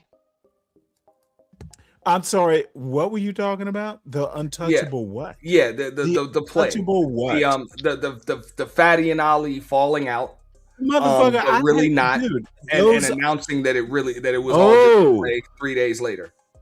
Is that like Anton and Corey? I have no clue who these people are. Okay, never mind then. Don't worry about it. What the hell? Sorry, they're not important. They are not important. Nah, that's cool. Me. Nah, yo, that's cool. That's cool. Nah, I watched this shit, yo. This shit is like how our grandmothers used to watch soap operas and shit. Our mom used to watch a soap opera. So this is like a little. I used to watch soap operas, motherfucker. What about it? I did too, nigga. Ain't nothing wrong with it. General Hospital, Little One Life to Live. Man, I was watching Dallas stand up before it was about to be a whole Anton turns. This is our little shit. Hey, I like that. Anton turns. Yeah, this is our little Anton turns. Since they want to call people Antonites, you niggas is Anton terms. Yeah, hey, I had to correct Keels in the chat. I like that. I had to correct Keels in Izzy's chat yesterday. Dude, I'm a bit. Beautiful. Which, hey, I believe I did. Yo, you should have gave me that. You should have gave me that for the love. No, because you were half right. Okay, look up half right. I coined the term, but it wasn't going at people that were talking about Anton. It was going at motherfuckers that was going to come in my chat sucking on Anton Schmeat. Those were my exact words that night. Yeah, I was that's like, a fact. all you Antonites that come in this chat ready to suck on this nigga Schmeat. Yeah, I'm about to kick you out. Oh boy, Jack that nigga owe you a fee for that though. That nigga Jack your turn too, man. Don't be taking niggas turns. A lot of times, a lot of times people get shit and they don't really know where they got it from. Because they hear shit from somebody that heard some shit, and then they just start saying it. And sometimes people just I was there when you said it. I was there when you made up the term. Nah, I mean I could have sworn I made it the fuck up. But it's all good. I made up a lot of shit on here. That's a fact. I was right there when you said it, bro. And then motherfuckers want to jack the shit. It's boys. Like, nigga, get out of here. It's all good. That's why I was like, I figured I was just gonna get that out of my system with the monologue. As far as him, crashing the fuck out. And hold up. Can I give you? Let me get back here. With this motherfucker using every notch on this snapback cap, you big-headed motherfucker. Dude, like you for real. Are cerebral. You are cerebral as hell. For real, this nigga literally got like fucking 2 notches left on a snapback. I'm like, bro, that's a personalized fucking custom snapback. How the fuck? Anton. Oh, did I call you Anton? Yeah, you did. Auntie. Seriously though, you are very cerebral. Keep doing dude, you think before you speak. I notice. You are actually funny. You are actually think before you speak and all that stuff. I'm impressed. Appreciate that. And bro, I be in the clouds for your show because a lot of times you're No, live. my show is about nothing much. But not, believe Dude, it or not, you are a star. I do Auntie, enjoy you're a it. star. You are a star. I'm gonna be real with you. I do enjoy your show. I'm gonna tell you, well, because of the times that you come on, I'm usually working. You know, I'm working, but I'm able to listen Dude, to it as a good in my, heart, you know what I'm saying, in my dude. headset while I'm working. Yes. So that's why Yes. you don't see me come out of the clouds a lot of the time and shit Dude, like that. that I do you're check it out. working. Dude, you don't know how important that is to me. You don't have time to listen to my bullshit. You're working. That is huge. Oh yeah. I try to get around. You're I not get doing around to a that, lot of Sharon. I'm working, while I chase a trash truck. Let it go. I said that. Dude, Well, the you thing actually is, right? have a job that takes your brain to do. I appreciate that. Well, That's I what get black- around a that's lot what black men in should these be doing. spaces, and don't get me wrong, I get around to a lot of different channels and different sectors and shit too. Right. So I've seen a lot of wild shit going on that I'm not even going to talk about. Would have been some hella juicy fucking topics going on elsewhere. I don't know if y'all to be moving around them other sectors and seeing some just wild shit, but I'm gonna just leave that over there. That shit messy. That shit messy right now. Well, Right? Auntie, you stand out. This some watered down shit we talking about. Go ahead. Yeah, You stand. No, but I seen some You of it. stand I ain't gonna out. lie, man. I think you know what I'm talking You about. are creative. Oh, yeah. If there are creators, you actually going on, Chief? create. I try. I try. You do, and you win. Well, a lot of folks don't take not just Motherfucker, I the noticed. content creation, but the panel hosting thing very seriously. Panel hosting is both an art and a science as well. So Yep. Having the conversation is definitely an art, and it's not easy. That people think that shit is an easy job, but no, hosting a panel with multiple different personalities and shit, multiple personalities. Okay, is not so. Like folks gotta, what I'm saying, it's nice to gear up and kind of be ready for that, especially when you drop in a link for anybody that wants to click that shit. Like I get. I'm not bullshitting. You win. You are better than, dude. You actually are. You win. Not a bullshit point. You have talent. Honestly, you are creative, and I'll stop, bullshitting. But dude, you're the star in this sector. You're not Sharon. You have a brain. You are critical. Damn. You just said Sharon Bracey ain't got no brain? Do you not think What I'm the gonna hell? go? Dude, when I say you're the star, you are literally when I say you win, you win. Not Well, that thank I'm you. the judge, but God No, damn I it, appreciate that. motherfucker, you're not Sharon. Yo, Stanley. Trust me, I know that. No, as far as this space goes, I am on house money. So yes, I already won. That's a Yes. fact. That's a fact. I'm definitely on I house. say this real quick. Oh, can y'all hear me, yo? I'm outside. Yes, sir. I'm saying, hey, yo, you know where we be at, right? You know what I'm saying? On the other side of YouTube or whatever. You know what I'm saying? And like, these people could go to war with each other, right? And still be on the same panel with each other like nothing ain't happened. Still share each other content. Still promote each other. Like, you actually seeing this in real time, right? And these people is ghetto as hell, right?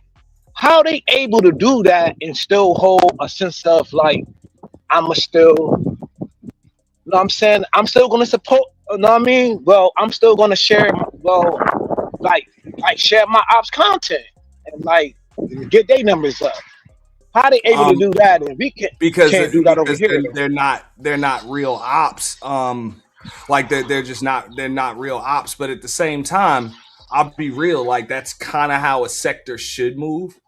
You know, like if you don't have a point of no return fallout or whatever, like it's necessary to kind of do that shit to keep yourself trending in the fucking algorithm.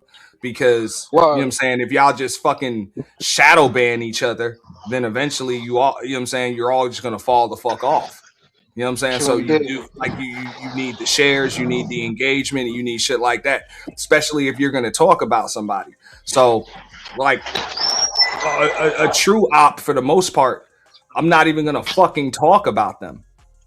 You know, because I don't want to give them any shine. I don't want to be associated with them whatsoever in an algorithm. You know what I'm saying? I don't want my videos coming up near theirs or anything. And I got ops that still try to be slick with that shit. Even if they don't put me in the title, they'll fucking hashtag me and shit. You know? They'll put me in a fucking hashtag and I'll still get the mentions. Don't think I fucking don't. You know? And real shit, I want to tell the motherfuckers, because I know they listening in the clouds right now looking for shit to steal. Motherfucker, fuck you. Okay, motherfucker, fuck you. Motherfucker, what the hell are you talking about? Hey, who cares? Trust me, I'm talking to somebody. I'm not talking about nobody. Understood. And they know who the fuck I'm talking to. Y'all motherfuckers that decide to hashtag me and shit. Yeah. All right. I don't know the fight, but I'm actually saying, what the fuck do you care? Dude, they're not you.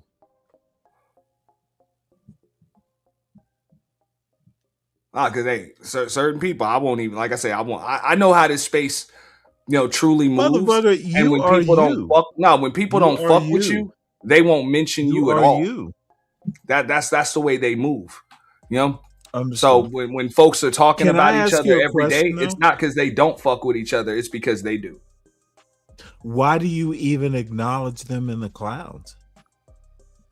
Don't even bother. You don't even have to acknowledge they are in the clouds. Dude, do your shit. Do it. Don't let them know you even know who they are. Oh, they know. They know. Okay. They don't just be in the clouds to hate. They be in the clouds looking for shit to steal. Okay.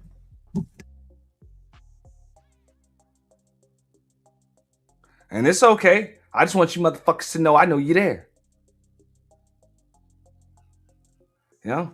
It's like a white van outside of your goddamn trap house. Every now and then you just gotta flick that motherfucker off. Let them know I know you're there. Fuck you. And we still setting up shop. Fuck you. You know?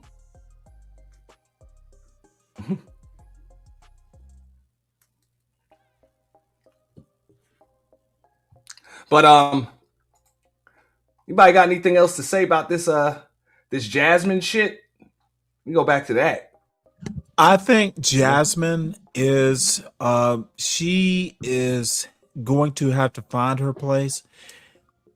And you know, it all began, Jasmine went to private schools and all that stuff. She needs to understand that she is not white. She doesn't have to perform, you know, that ghetto bullshit. She needs to just be her and smart. Her parents, and I speak this from experience, by the way, at least relative. I went to private schools, you know. She needs to be her. Don't code switch. Be you. Auntie, you said this. Black people will be okay if you are authentic and genuine. She went south when she let those white people in the Democratic Party just go, you need to be the bulldog. I think she's smart. She didn't make the right decisions.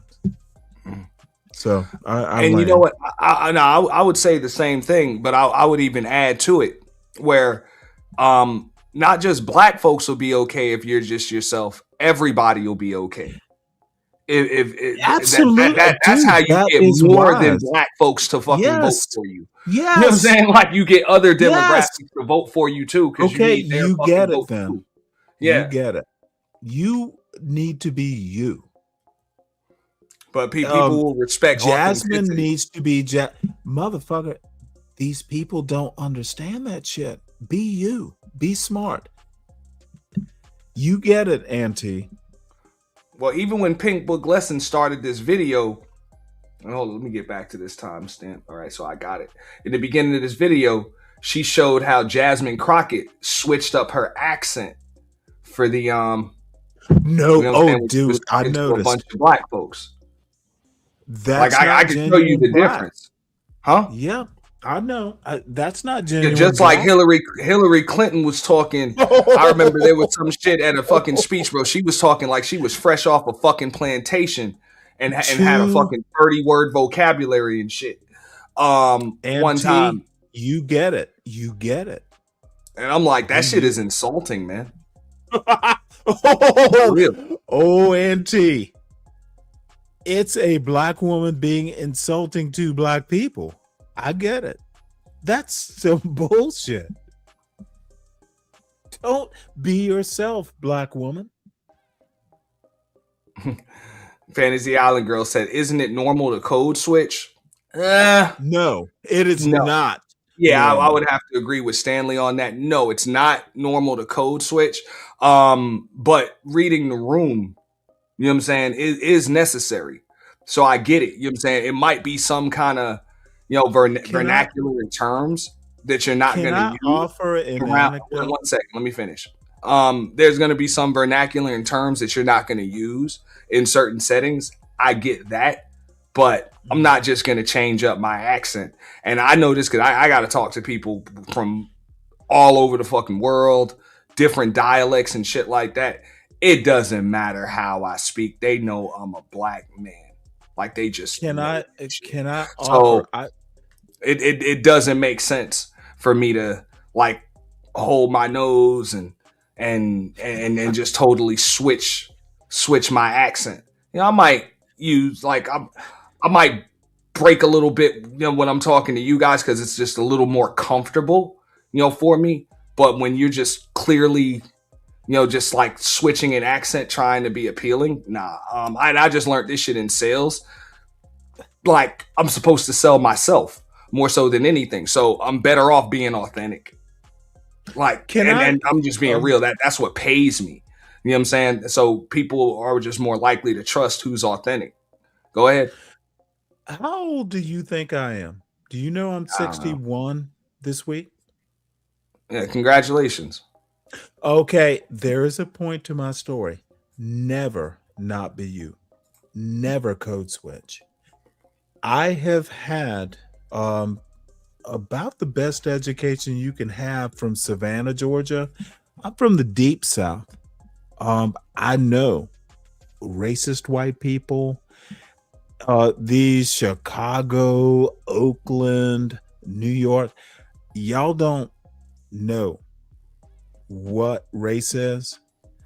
And I went to school amongst the white folks. That's why I'm so dismissive of them. Never code switch. Always be who your parents, hopefully your black parents, always be who your black parents, and we'll assume they were great parents. Always be yourself. Never code switch. Don't change. You are good enough. And I'm 61, naval officer, Fortune 500, retired at 55. I know. Stop code switching. It never works out well. So I land. I don't know if it's totally like okay. So I mean, look, in certain settings, yeah, you have to speak in a way in which people understand you, regardless of what dialect. So my mother was an English teacher. I've never had to code switch. No, you don't have to code switch. What I'm saying here, because I've always been told, because I can remember just being on the basketball court and shit, when I was coming up, because that's the only reason why I wasn't like getting bullied and all of that other shit. I used to, when I would speak, they'd be like, oh, you talk like a white boy and all of that other shit. So a lot of my friends came from the basketball court now because I could play ball. Right. I can play ball. So that's one of the reasons why I was able to do that, and make friends and kind of hang out in a bunch of other circles and shit. Did you but just like grow you up said, in wait a a second, black let me finish, neighborhood? bro. Let me finish. All right. My bad. But at the same time, just like you say, like your mother or your grandmother was an English teacher, same here. Like I was taught in my household under no, like we had a bad grammar jar. You can't butcher up the English language under any circumstances. Can't do that shit. Because this is what's going to get you through life, being able to communicate. So now, as a career like salesman, when I was selling things, bartending, all types of shit, in corporate America and other settings, even on here, all that, you talk like a white boy. I don't give a fuck. You know what I'm saying? Like that skill that I was taught as a child coming up is what allows me to make a living that most of them people that say that shit couldn't make. Well, let me ask you a question. It makes like that's actually what got me through life and helped me to make my motherfucking living. So why would I change it? Can you just say fuck white America and go out on your own? And it's a loaded question. No, I've done it, and that's the goal, is to do it again.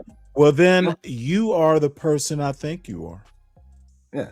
I've done it, and I would do it again. And people be like, oh, well, why'd you go back? Hey, I ran a business into the ground. I'm not even gonna lie.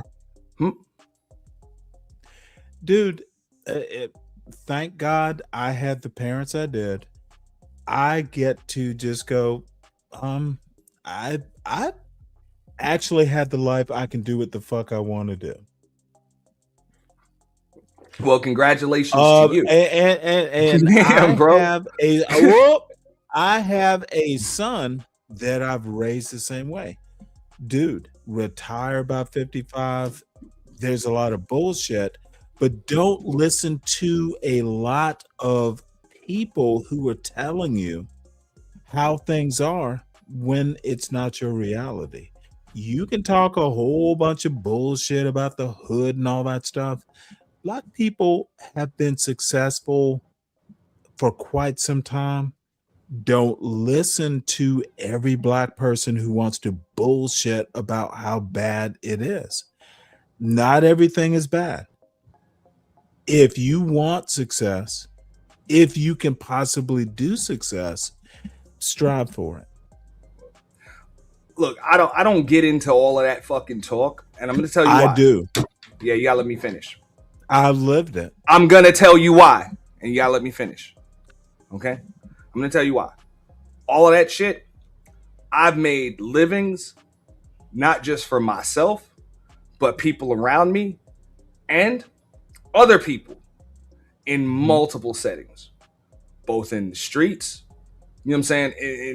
In the streets, I've done it in corporate environments. I've done it in nightlife environments. I've been able to do it in multiple fucking ways. You know what I'm saying? Not just because of how I was raised, but also because of my education, both formal and informal. So I really just believe at this point in my life, I can't speak for everybody else. Like, it's really about your skill set, And if your skill set is just what you can do with your hands or what the fuck you learned in the school, your skill set is extremely limited. It's really about who you are. Well, can I say something now? Go ahead. You are what the black community needs. Congratulations. I admire you. You Appreciate did. that. You motherfucker, you worked for your success. How am I gonna motherfucker? Dude, you are what I want my son to be. Dude, of course I'm proud of you. Fuck it. Do more. And I've also failed from my success. Oh, motherfucker, of course we fail. But motherfucker, you succeeded. Well, you listen to motherfuckers like this goddamn flying monkey motherfucker from the Wiz. You know, what did you expect like, me to say, motherfucker? No, I I'm want just my saying you listen to son to motherfuckers be like him, successful like you. get the bag and all that other shit. Oh, and it's fuck like, that. dude, With I'm like, the you know how many ability. bags? Yes. What folks like him won't mention because they just don't understand. I'm like, you know how many bags you've likely stepped over? You know what I'm saying? Yep. Chasing a bag. Like you've just stepped over that was T. sitting right in front of you. You just stepped over them. I Which use part of- another comparison / analogy with a lot of these folks, especially on here. These people step over crispy $100 bills just to get to shiny quarters. And they don't know. So I would go back to what you said earlier, and I would agree with you. You got to just be yourself. Yep. You know, you use what got you to Which the part- dance. You be which yourself. part- Ain't no need to insult people. But I think a lot of folks are scared to be themselves because they really don't like who the fuck they are. So it's easier to come on here and play a character and pretend to be some other shit. And then when they have, you know, people that aren't very good judges of character or don't have that experience in life or just a little gullible, fall for shit. Then they get caught up in the persona that they've created for themselves. Well, damn, man, T. I don't, dude. Then you get it.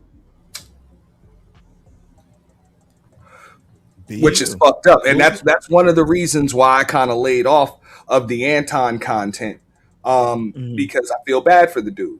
I genuinely feel bad for him. Now that I have to ask you about. So I'm sorry I interrupted. No, hey, I'll tell you, I feel bad for him because when I see him, even the clip that I showed, you know what I'm saying? You drunk up here, you can't control your words. You say you don't want to say some shit, but you still say some shit. You say you don't want to address the little people, but you still address the little people that you call that you call them. You got to wear Louis Vuitton and wear all the fucking labels and all of that shit to make yourself feel bigger. It shows me that you lack substance and you know it. So you have to put things on the exterior, and eventually, fuck your Negro wake up call. You're going to get a universal wake up call, and you're just gonna hit that part in the trilogy where you either lose your fucking money or you lose your support system, and you're gonna have to find out what the fuck you're actually made of, what you actually value, but you haven't been valuing, you haven't been showing that you have value for it. Look, life just has a way of taking those training wheels away from you and forcing you to ride the bike. I don't give a fuck who you are. I can't speak for the women, but as a man, it's going to happen. That's why Can I ask you a question? Trilogy, real quick, I'm gonna land real quick. That's why every superhero trilogy has that fucking part in it where the hero loses their powers, and then they have to see exactly what it is that makes them a fucking hero. Okay? And it's not the powers, it's something else that's deep inside you. So when I see a man that lacks that type of substance, and you're at that point in your fucking life and you're still that full of yourself, motherfuckers like him fall hard. Those are the type of motherfuckers that go ahead and hit the Control Alt Delete button after they fucking delete somebody. They throw themselves out of fucking windows. Okay? When they get this wake up call, when life throws them a fucking curveball. You know, and especially somebody that just came up, I'm telling you, losing money a lot of time is worse than never having that. Like having it and losing it is worse than never having it at all. For those types of people, they fall hard, and I really wouldn't wish that shit on anybody. But I definitely wouldn't wish that shit on not just him, but a lot of folks and a lot of dudes in this space, because I think a lot of these dudes can't handle that shit. Like they can't. They will lose their shit.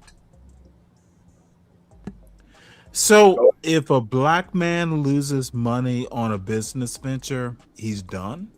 No. No, it shouldn't be like that. How is losing money the end? I'll tell you how. All right. Losing money is the beginning of the end to motherfuckers that think it is their substance. For those that think that their money means success rather than their success bringing them money, they're done. But those that can lose money or lose everything on a business venture, but actually know what makes them a man, what actually makes them who they are, have that substance, they're not tripping on that because they know they can get it back. They know they can get it back plus more. It's just a learning lesson. It's just a lesson to be learned. But motherfuckers that let that shit define them and define them as a fucking person, all of their substance comes from that shit. Those people fall hard when they lose it. Fall really fucking hard. Those are the people that throw themselves out of windows or just control alt delete, or have a deletion self deletion moment. So how is Corey? I'm sorry, Corey, Anton. I can never tell them apart, and I wouldn't wish that on. Go ahead. So why are these people so fixated?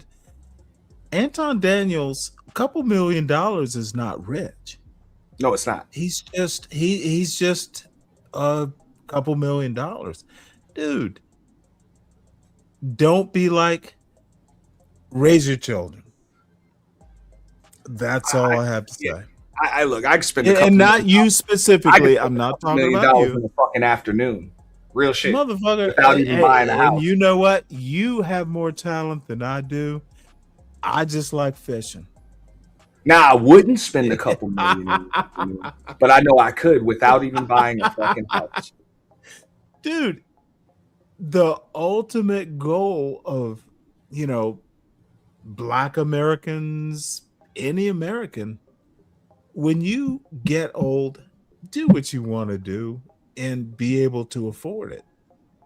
But I don't need, a jet to get to Barcelona. I just need to walk down the road. Literally, I live like this. Dude, I have a fishing rod. It's spring.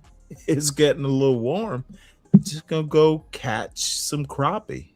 And if I catch a couple, gonna bring them back and fry them up because I like crappie, like fried fish. That's my goal for this week. It's simple. It's a Black man's life. That's be happy when you get old. That should literally be. I've told my son, he'll be 20 in June. Dude, work to retire in your 50s so you're young enough to enjoy your success. So, well, just like you said, enjoy your success. But just like you said, that's supposed to work hard to get it.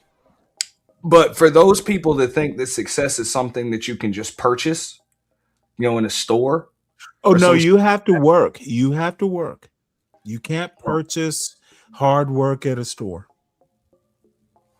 No. For the billionaires and the people who gives a fuck about billionaires? Bad point. Well, I'm talking about the billionaires that have consulted. Oh my Lord! Please finish so I can destroy this point. Really? See, that's the thing. You need to learn. It's going to be so easy. You need to learn how to watch someone perform. It is literally going to learn be how to funny watch someone perform without expectations. You brought up billionaires. So how many Black billionaires are there? That way, how many you learn how to watch your opponent at the fucking table, right? You need to learn how to watch your opponent at the table without positive or negative expectations. Just watch. So that way, when I leave you fucked up, you just take the motherfucking shot as I leave it. Because those expectations gonna make you disappointed, homeboy. I'm just letting you know. Every Black boy should imagine being a Black billionaire. That's every Black boy's dream, being a Black billionaire. Dude, you sound like a fool. Actually, I didn't sound like anything because I didn't finish talking. Yeah, when I did this to you, and that's it. So I really don't like having to do that. But when my panelists show a total lack of respect, I have no choice but to pull out the controls. That's what I have to do. So I'm gonna bring you up again, but disrespect will not be tolerated. Good. I can go to my show and disrespect you there. Absolutely. Black billionaires. I wasn't done. Wasn't done. Wasn't done. All right. I don't know if he's been sipping or what, but I'm starting to have a little fun with this, Now, what I was stating before I was so rudely interrupted, only about 4 or 5 syllables in, the billionaires and successful people that have consulted me when it comes to how to handle financial success, they said life goes in this order. To go to Stanley's point earlier, they say first you work for the money, then the money works for you. Then you become a venture capitalist, meaning you invest in others. Then you become a philanthropist, which means you help the less fortunate. Okay? Now, that's not every successful person's goal and formula, but that's the one that resonated the most with me. So I follow that formula. Now go. Well, I was about to type it. No need. I'll let you speak it. What? Oh, I can't speak now. Mm-hmm. You consulted billionaires. Really? They've consulted Can me. you develop that point? What do you mean develop it? You could Collaborate. You could consult with billionaires, and then what? I have. And you don't see where I'm going with this, do you? Not necessarily, nah. I mean, you can. Okay, you consulted with billionaires, and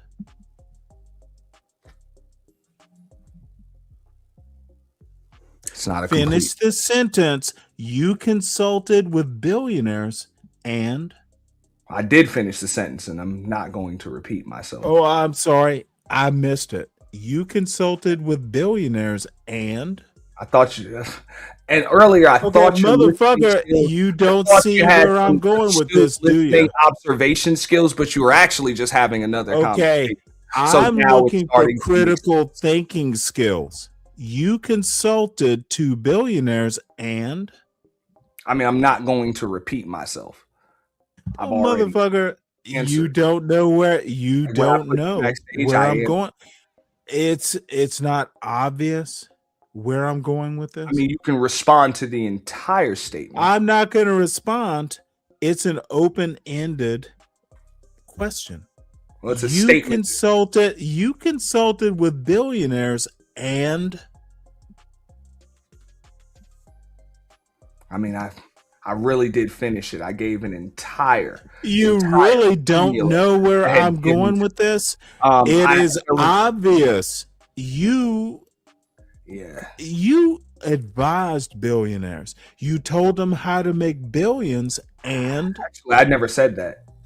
I never said that. Hey, and I actually said that you did not complete your own sentence, dude. That's not what I said. Your listening skills are fucked up. Let me twist your words. But you're more than welcome to rewind on the stream. I do have the red ball. I would never do that. And you can go back and listen to it, and then you have consorted with billionaires. Is that a better word? That's not what I said. Well, tell me what you said. I said that billionaires had consulted with me. And I gave so the billionaires consulted with you. Your words. This is one of the reasons why you don't know what. See, this is dude. The billionaires consulted with you, and but it's understandable. And you see, they consulted everybody with you, in the audience and understands. Dude, this is why now I'm you gonna fail. Exercise the mute button, because this is a learning lesson. Old fools used to be young fools, just like they said on Bebe's Kids. So more than likely, this dude was a young motherfucker that didn't listen very much either. And They consulted with you and you benefited how? I've already stated. I'm not going to repeat. Of course you did. So you are more than welcome to rewind it. You know what? I stand chastened. You are a billionaire too. Okay.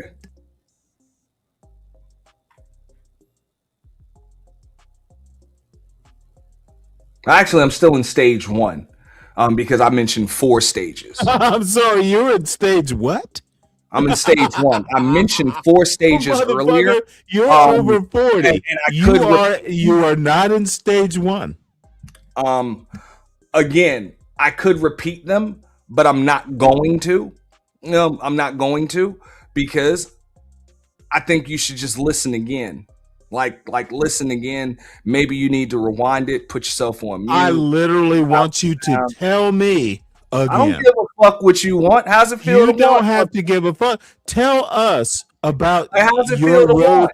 Tell us about your road to Motherfuckers that don't listen billionairehood. always wanting some You're gonna shit. be the next black billionaire. Motherfuckers that don't They listen always be consulted. wanting They shit, but the most valuable billionaires. commodity on planet Earth is information, motherfucker. And if you listen, you'd have got the shit. Yes, I'm not gonna listen to non-billionaires.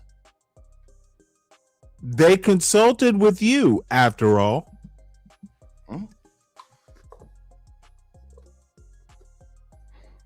All I mentioned was the advice that had been given to me. All right. And I mentioned the order. I've had different types of advice from different people because that's what I do. Have I ever explained to you what it is that I do? No, please do. I'm interested. I'm a marketing consultant. That's what I do. Okay. I've been in business consulting, all right, for most like about 15 years now, and specialized in digital marketing for the last 10 plus. Do you write beats too? No.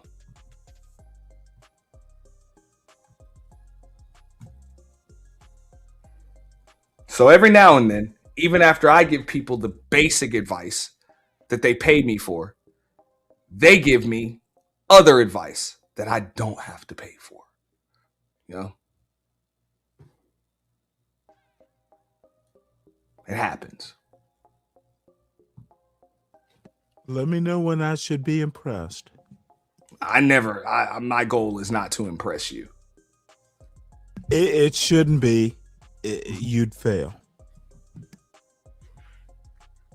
I say we're just two grown men that are having a conversation. Oh, I'm growner than you, son.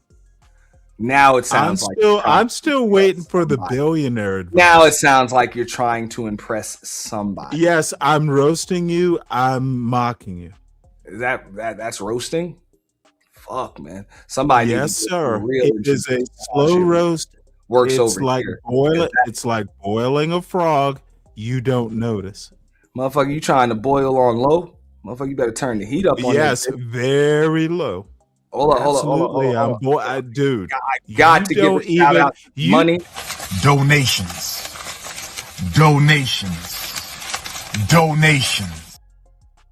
Shout out to Deacon Dave that says Stanley is formidable. But for $39.95, I wrote the Stanley Cross Conversation Strategy Guide. Yeah, and I also have something for Stanley Cross too. Shut the fuck up！ 每次开会都不接 news， 我都快到家了才知道 news， 干嘛？你是要打游击啊？你要是有什么事情，你可以请假，你想不看 news， 你什么意思啊 ？Shut the fuck up！ 我是牛马吗？上班时间还要给你请假 ？Shut the fuck up！Shut the fuck up！Shut the fuck up！ It's my shit. Shut the fuck up！Shut the fuck up！Shut the fuck up! Raise the weed, make it run! Shut the fuck up! 你要是有什么事情，你可以请假。Shut the fuck up! 可以不可以改变他的英文字 ？Shut the fuck up! Shut the fuck up! Shut the fuck up! Shut the fuck up! Shut the fuck up! Shut the fuck up! Fuck up! Fuck up! Fuck up! 要是有什么事 You can speak now. I'm sorry, what? After all I was dancing. Motherfucker, you gave me music to dance to. Damn right. My point is, you are not me. I'm not you, and I enjoy your show. That's it. No, I enjoy having you up here, man. You cool people, bro. Definitely multifaceted. I mean, if that was a roast, yeah, motherfucker, definitely a different style. Definitely Yes. a different style than Yes. we're used to. So You you're know? just noticing the roast? No, It'll come. I mean, It'll get to if you. that's what it was definitely Yes. a different style. You know, Sorry to I don't be know if a it's kind of like the different drunken monk N-word. style. You're or some shit. used to in your face. I'll let it creep up on you in the back and tap you on the shoulder. You don't know this type of roast, son. You'll realize what happened to you. Hey, if I got roasted, See, man, all calm, yeah, you got all me. collected. You got me. It's not that big a deal. You'll figure it out. Hey, if you just roasted me, you got me, man. You got me. Yeah, hey, I usually roasted don't. you. You'll I don't figure go it in out. like that. You'll figure it out. It'll be cool. Yeah.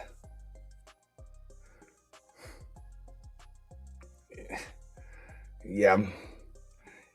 You're You still got me stuck. worrying about this. You're still worrying about this. It will be fine. I mean, I'm trying to give you a little grace, man. I'm fine trying to figure out what just happened to me. I get it. Yeah, I am.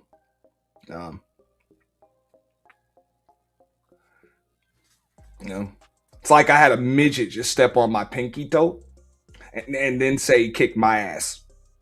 But it's okay.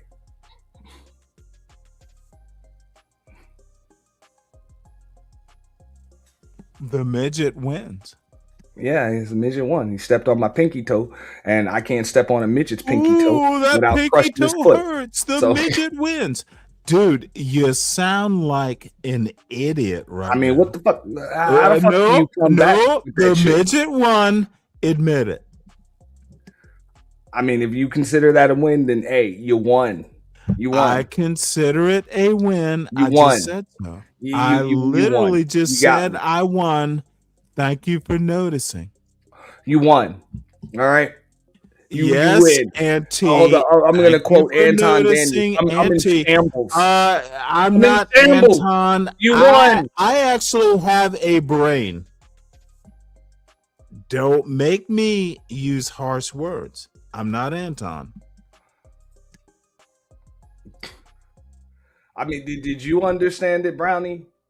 Because I'm going to need the cliff notes on this one. And I wasn't no C student neither.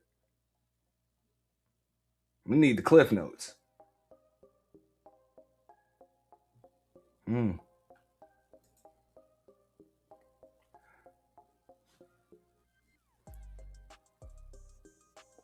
Cause this shit is a roast, man.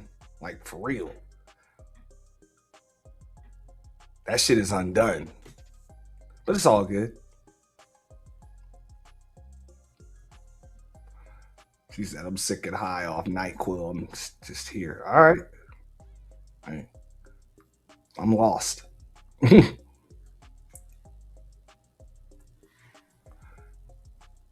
Yeti Black said it's definitely a hit. I guess they're on your side, bro. You win. I never lose, Ant. Shout out to L. Nixon. L. Nixon said, welcome to successful. I'm reading money. He said those roasts were pre-Great Depression, old Negro spiritual, promised land marching ass, black national anthem. Y'all Negroes is ignorant and can't count ass. Shout out to L. Nixon. You know what I'm saying? With the $5 ball. Y'all be like L Nixon, support the show. Appreciate that. Appreciate that. You know, Get your money while you can, son. yeah, hey, nothing lasts forever, including this show. So I'm about to, That's funny. That's a good segue. That's a good That segue. is excellent. We didn't hit the 6 hour. That is funny. And it looks like we done ran out of shit to talk about. You know, if anybody wants to keep the show going, not like other creators, I'm not going to charge you to keep it going. Somebody else is going to have to click this link while Mr. Stanley Cross here is getting his final thoughts out. Okay. No, So, I'm actually gonna start up a show. Dude, you feel free to put your link in the chat. Auntie, I cannot tell you. You want me to sit up here how while you much I schedule it? Put your link in the chat. Everybody just move over. I will. I want to tell you how much I respect your intellect. You push back, dude. You're an intellect, and I appreciate that. I appreciate it. Definitely do. Also, definitely have to invite you back. I don't know. Is that your area of expertise, politics? Yes. Okay. Definitely got to have a political. I don't really like the political debates, but a discussion, I'm always down for that. One of the reasons why I don't really do the political debates, especially in this space, is because I don't align with any side politically or anything like that, except my own. So I don't. But that's the best side to align with. I'm always down for a discussion. You should always, dude. You are the perfect voter. Who else would you side with besides your own interests? This is not like, and I know it's a very libertarian, kind of point of view, but dude, it's you, your family, your neighborhood. Dude, there's nothing wrong with that sort of thinking. Not a goddamn thing wrong with it. I appreciate that. Definitely appreciate that. Hold up, let me find this goddamn banner. Now, you got any final thoughts before we get up out of here? Yeah. I enjoyed it. Huh. Damn. That's quick, man. A few words. Handling that, man. Appreciate that. You sure nothing else? Or you want me to sit up here while you schedule your next stream? No. I'm leaving now. Auntie, you are actually an intellect. So don't just be yourself. So I'm out. I appreciate that, man. Appreciate that. So on that note, man, we want to get up out of here, man. Shout out to our sponsor of the show, L Nixon, something to think about, man. We appreciate that. Everybody else has supported May the Alchemist, you know what I'm saying, Deacon Dave, you know what I'm saying, shout out to TBE Trucking, you know what I'm saying, everybody that hit the panel, Love Wisdom, always dropping them gems on your boy, you know what I'm saying. Yeah, y'all make sure that y'all sub over there to Stanley Cross. He probably didn't know I be in the clouds listening to his show. Wild shit. I listen to a lot of them. Y'all be safe in them YouTube streets. We got some more stuff coming up. Next week, you guys look out. Members only lives coming up. We will be double streaming at both Auntie's The Boiler Room and Twitch. You know what I'm saying? We will also be streaming on Twitch and also got some more announcements strictly for the members. And if you're not already subbed to, make sure you sub at the home of the official YT Purge. You know what I'm saying? Copy your membership links on both channels. We appreciate that. We did have to preempt body camera breakdowns and reactions, but we do have some crazy shit coming up for y'all next week. Just my 5 cents was a little under the weather. So if you guys can wish her a happy, healthy, speedy recovery, because Lord knows the spaces need her. You know what I'm saying? To keep that going. But shout out to Love Wisdom, May the Alchemist, Stanley Cross, Big J, James Keels. Who'd I forget? Who'd I forget that also came up? I just be freestyling this shit off the dome. Oh, we got Mella coming up. Shout out to Mella. Let me take this banner down. What's up, Mella?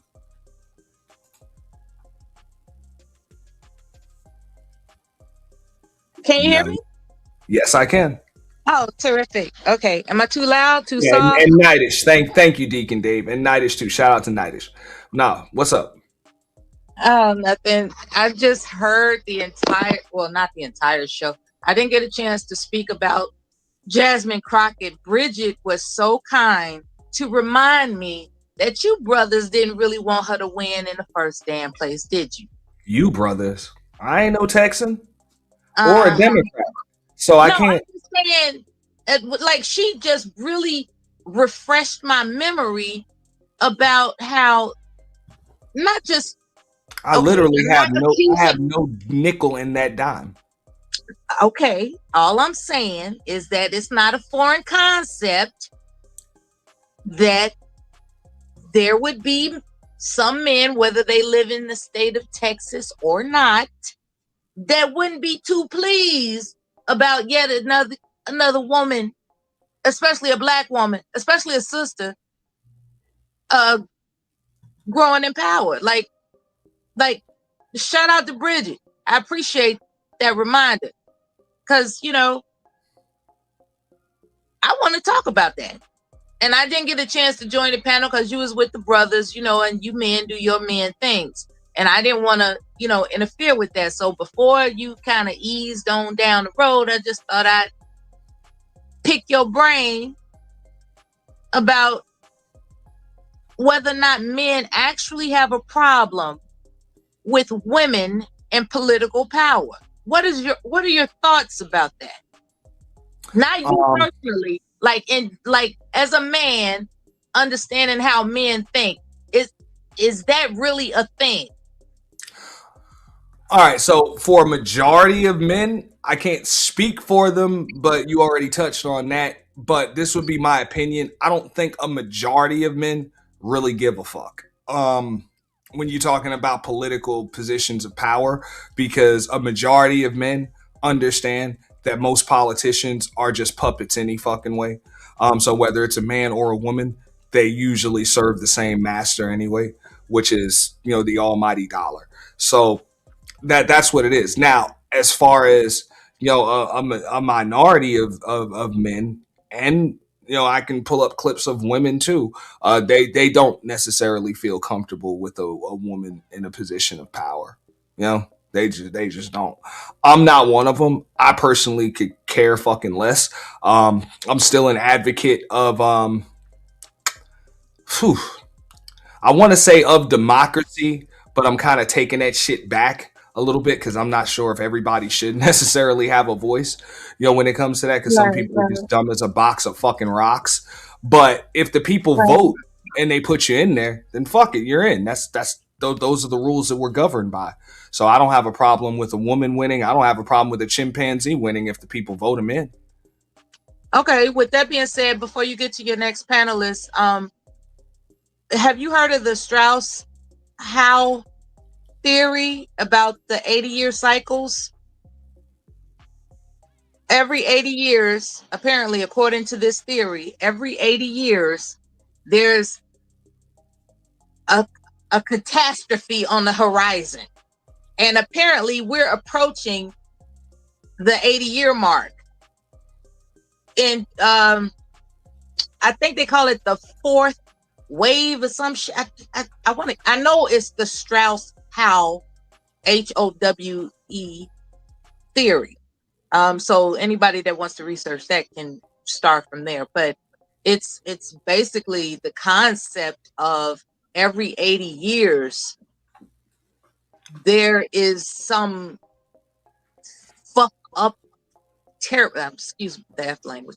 There's some terrible things that happen in between, like after 80 years. And this video that I saw, it went through the entire gamut of historical events, and the consistency of these 80 years indicating prosperity at a certain point and decline at a certain point. The hills and valleys of prosperity and decline and catastrophe have been consistent in a cyclical mode of every 80 years. And I was wondering if you've heard of that concept, that everything is cyclical, if I'm using that word correctly.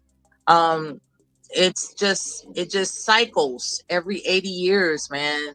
And apparently, according to the theory, we're approaching this fourth cycle where like shit is gonna get real bad.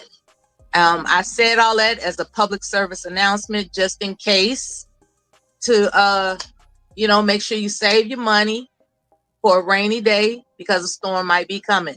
And that's my I appreciate you letting me say that, Auntie, because that shit sound paranoid and wild. If it wasn't for the fact that I have a reference, which is the Strauss, Strauss Howe, HOWE theory. So anyway, you got a new panelist, and thanks for listening, Auntie. I appreciate you. Thanks. Yeah, and I'm going to pray that my new panelist, who happens to be my first ever sub, Miss Mahogany Roots, but I'm going to pray that she hasn't lost her train of thought. Shout out to Mahogany. And thank you for your sarcasm, Auntie, as always. Hey, Mahogany, I love you, baby. He is so sarcastic, Mahogany. But he can't break us up, baby. Fuck his sarcasm. Hey, hello. What's up, Mahogany? Yeah, we hear you, baby. I'm here. Hydrate. I could talk some more. I'm sure you could talk some more, Mella. I'm sure you could. I'm sorry. I wasn't going to hit the panel, but I do love Mella. I love you back. Yes, I do. And shout out to you, Mahogany. I love them shorts you put out. Yes, I caught them. Yes, I hit a like on you. Yeah. I can't talk. Oh, lady, you got to hydrate now. Give me a minute to talk to Auntie about the spectacle. No, man, we gonna give Mahogany a minute, and we gonna let Mahogany. You know what I'm saying? Give a little do re mi. Hey, you know what I'm saying? Do re mi fa sol la ti Yeah. do. Something's going around. Something's going around. Okay, I'll tell a joke while we wait. God on her. damn it, Mella, let her go. Y'all can't hear me. Can you Yes, hear me? Mahogany. I'm not gonna be long because obviously I'm struggling. But Mella, I was here in the morning, and Love Wisdom really crushed it as far as the lady who lost or whatever. What's her name again? That lady, Ms. Jasmine Crockett. Jasmine. Listen, I'm always rooting for a Black woman. I am. I'm not gonna lie to you. I'm not even gonna lie and pretend. I'm always gonna root. But I think she did a lot of damage to herself a little bit. But I'm not glad that she lost. Nobody's glad that she lost. But maybe I agree. I don't think that she's out of the game. Plenty of people have lost elections and came back strong. But some of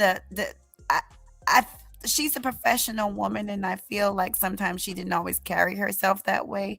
I'm not judging her, but I think other people might have been judging her. And when I say other people, I'm talking about her peers, her people around her, and maybe that's why they didn't vote for her. But I'm still in her corner. I'm always going to be in the corner of us. I'm not going to lie to you. You're in Texas? No. When I say us, I mean African American people. But oh yeah, absolutely. As far as Anton, I'm on her side all day. Yeah. I I'm sorry that she lost. We Unlocked brought it up. That's how I found out that she lost, because I didn't even know, and then I saw some of it on the news. Anton calling these women out their names is nothing new. My thing to the women, it's just nothing new. He's that type of person. I don't know how nobody can't see it now, how people can't see the type of person he is. He is that type of person. He's never respected women. He does not respect women. I've met people like him, so I know exactly the type of person he is. He does not respect Black women. He's one of those brothers that will use women. It almost reminds me of the Hotep brothers, the fake ones. they'll use women out the wazoo, queen, queen, queen, queen, queen. And then the moment you can't do anything for them, you're the bee, you're the hoe, you're the biggest thought there is. But as long as you're doing what they want you to do, then you're queen, queen, queen, queen, queen. So I wanted to say that comment. I think that was it, though. Yeah, I mean, I talked about the Fatty Ali play, as far as whether or not that people thought that was well played. They had a phony fallout about a week ago, and they announced that it was just a play. Ha ha! April Fools in March. 72 hours later. Well, yeah. I heard what you said. I agreed about that part because listen, far as certain people, I mean, if people like you, they like you. If you fall out with somebody, it's not going to matter. But like, I watch them from the clouds, and so I mean, I just think the two of them are just, oh God, I don't know what to call it, but I was excited because I thought, okay, finally, maybe the content will evolve beyond hating black women, but no, they're together like peaches and herbs, so it's gonna stay that way. Reunited, it feels so good, you know. So, yeah. I've Now, seen a lot you of gotta let things. Mahogany get it out, man. She don't have syllables to waste, Melody. I am agreeing with her. No, yeah, If she that's don't all need I you to wanted. ad lib. I'm just making jokes, but yeah, I'm not shocked, and that was a little corny to me. None of us need one another, Auntie. I'm just saying she don't have syllables to waste. You hear? You know what I'm saying she limited. Well, thank you for that reminder. You're so polite. And let me ask you a question. Do you think Ali will ever debate me on a different platform? I believe he will. It And will not be that's over my bad. there. I wasn't able to get in touch with him. They were busy doing some stuff. I was kind of busy doing some stuff, so I didn't really get to reach out. And I know I told you I would. I want you. I mean, I could do it myself, but I want you to talk to Teapot. I think the only way I think it would be fair is if Teapot did it, because I feel like he would be more fair. I mean, believe it or not, and this is why I like, because Teapot did debates. That's the prophet of truth, right? Okay, L. Nixon said he'll hit him up for you. Teapot did debates. I think, believe it or not, I think you and Ali might, and this is just my opinion. I think you guys would just make a better conversation or discussion rather than a debate. Just by, I know Ali can kind of come off and it could seem a little aggressive because he fires off a lot of talking points, but I don't think you guys are too opposed on your stance when it comes to a lot of things. Really? Just my opinion. Well, I mean, it's hard for me to listen to him because I feel like he just says the same thing over and over about black women submitting. I feel like that's his whole thing is black women submitting. He's obsessed with that topic. Okay. Yeah.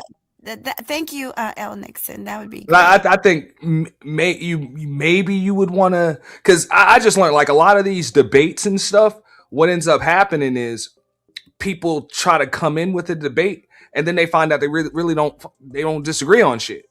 They just might have a different route to get to the same goal, which their debate just turns into a discussion. Or what happens is the debate ends up being manufactured. I'm not saying that would happen with you and Ali. Maybe you guys are opposed on things. It's just my opinion. I don't really know. You know what I'm saying? Because more so, I think you both kind of are just a little more balanced. You know, really? I don't think believe it or not. Yeah. Wow. I never thought he was balanced at all, but I could be wrong. But that's what I'm saying. Maybe if you guys had maybe a slight discussion first, or if there were specific topics there. So just like you said, it would have to be a structured debate. Because I know, like, I've been called to the carpet for some debates, and then people find out, like, damn, there's nothing to really debate about. We just have like maybe different routes on getting to the same goal.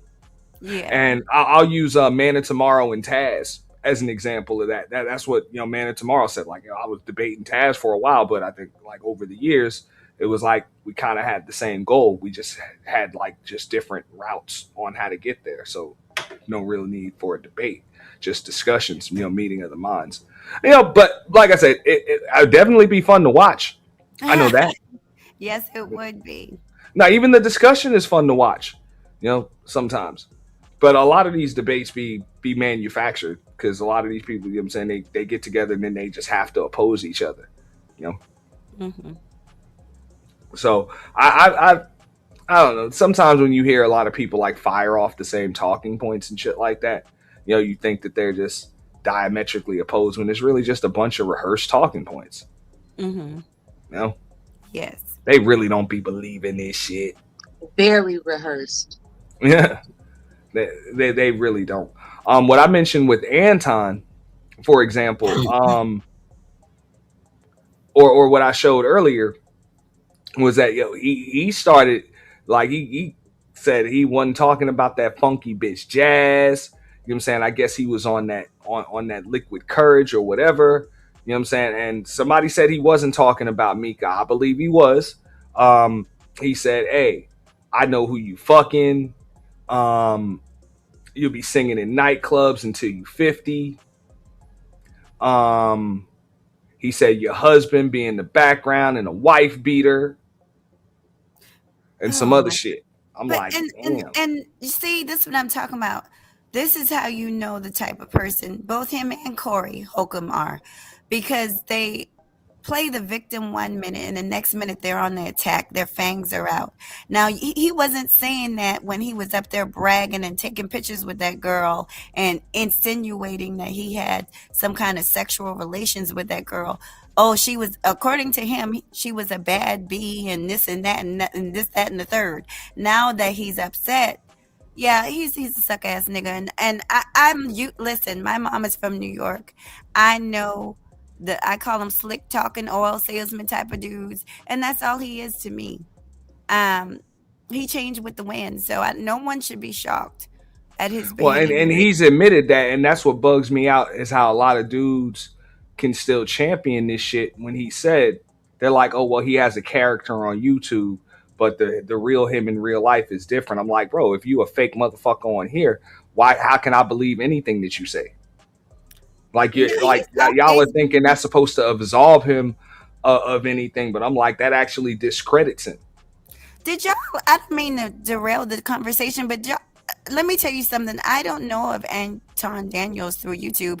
I first saw him on Dr. Phil, and he was cooning on Dr. Phil, saying that black people committed the most crimes. This was long before I think I don't even know if he had the YouTube channel yet. So no, he's that type of person. I think And he with would sell what they his use the per capita argument with that. Oh, you should try and find the clip, and maybe I can try and find the clip. I'm not gonna play a Dr. Phil clip on here, but let me just give a little love to the super chat. Shout out to L Nixon again, our show sponsor, still piling it on. You know what I'm saying? Appreciate you, L. He said just as much as Anton doesn't respect women because of his money and clout, women around him will allow disrespect because of his money and clout. Let me add to that. Not only that, and to go to what Mahogany was saying, it's not that he don't respect women. He don't respect anybody that he considers beneath him. So I know a lot. It seems like he's just having issues with women. Trust me, he's had issues with more than just women because he's tried to treat dudes the same way. He'll either show respect or disrespect. This is just my observation. He'll show respect or a lack thereof based on someone's sub count or what he believes is in someone's bank account. And that's like just a common mistake that low IQ, lower intelligent people make. Because they lack substance, they think everybody else lacks substance too. So they're only able to see what's on the outside. Oh, well, you ain't wearing no Louis, you ain't wearing no Gucci, you ain't getting that bag. You don't deserve respect. So I've seen that. So I think a lot of his fallouts are not because people they'll try to say that, oh, you jealous of him, you jealous of the people that he got around, you jealous because he's successful. No, people usually fall out with him because of a total lack of respect. As far as those women are concerned, I believe that they're doing just what they were supposed to do. The same thing that got them around him are the same reason why they don't fuck with him no more. They came around him for some attention, some clout. Once just like Mahogany said, he was just going to use them to try to get content on his show. When he was not able to get any more, or he wasn't getting what he wanted, he was going to be done with them. They came over for some clout. Once they realized they either weren't going to get it or the well ran dry, fuck it. That's it. They were going to eat by eating off of him. Like, that's it, bro. You done ran out of food, so I'm about to eat your leg, motherfucker. And I don't blame him. I believe he owes all of them people, not a stimulus, but he owed them fucking 50K subs in reparations. The Fight Club crew, the Lapeef crew, you know what I'm saying? Everybody that shows up on his Room 9, the After Hours, he owe them all something because he ain't got no content without them. Outside of those TikTok reviews and shit.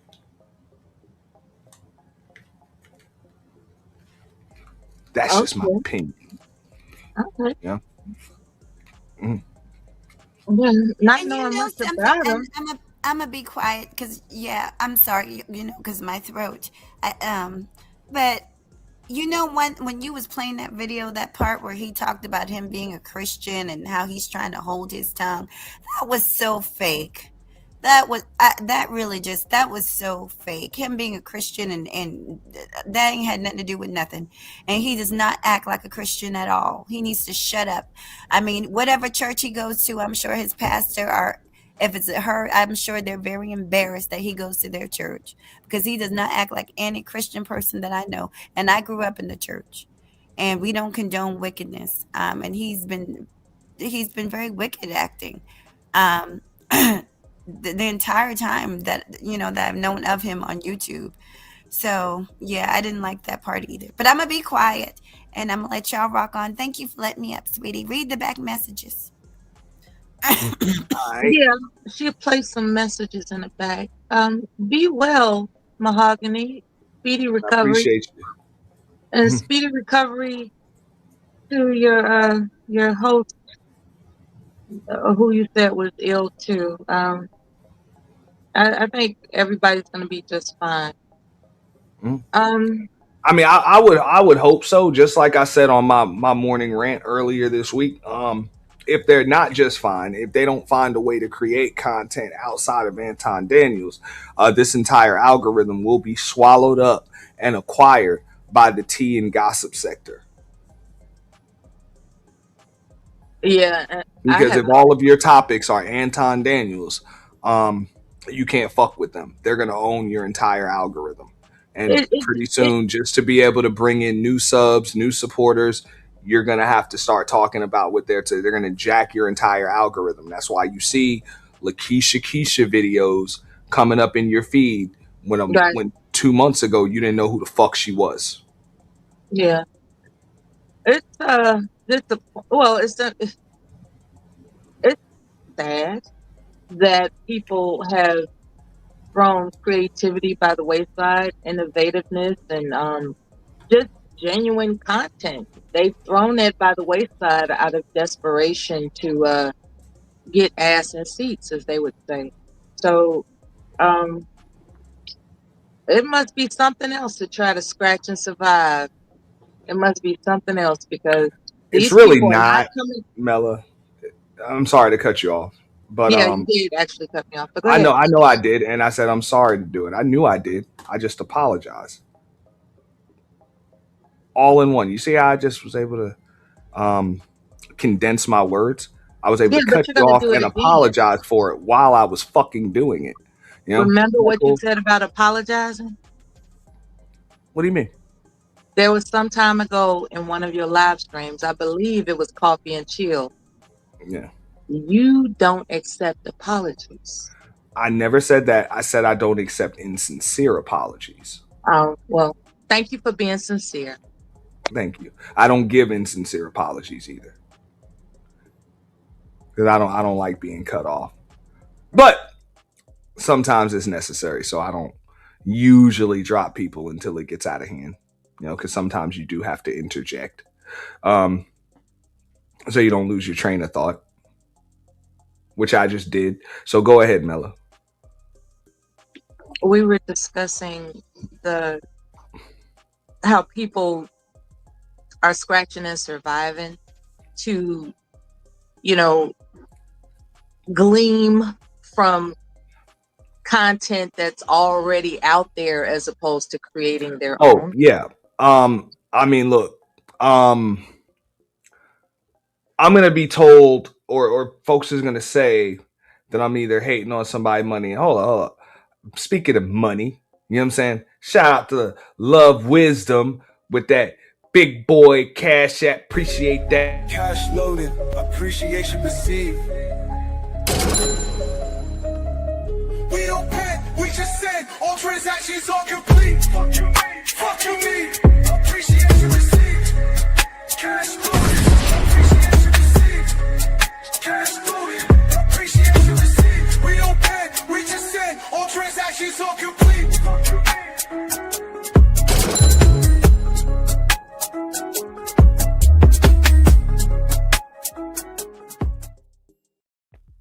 Appreciate that, Love Wisdom. Hitting up the Cash App. Y'all follow Love Wisdom's lead. You know what I'm saying? Hit the Cash App, support the show. We po out here, entrepreneur Negro, trying to get that dough. All right. But yeah, as I was saying, yeah, that shit's done. As far as like creativity and shit like that, or even just having, because I get it, there's nothing new under the sun. You know what I'm saying? You put 3 corners on a fucking wheel and it's not a wheel anymore. So, you can only be but so like there's but so much new shit that you can do. I understand that, but at least try to come up with new creative ways to present some old shit if you're gonna do it. But those days are over. Now people either sit in bushes, look for shit to steal, recycle shit that's already being done.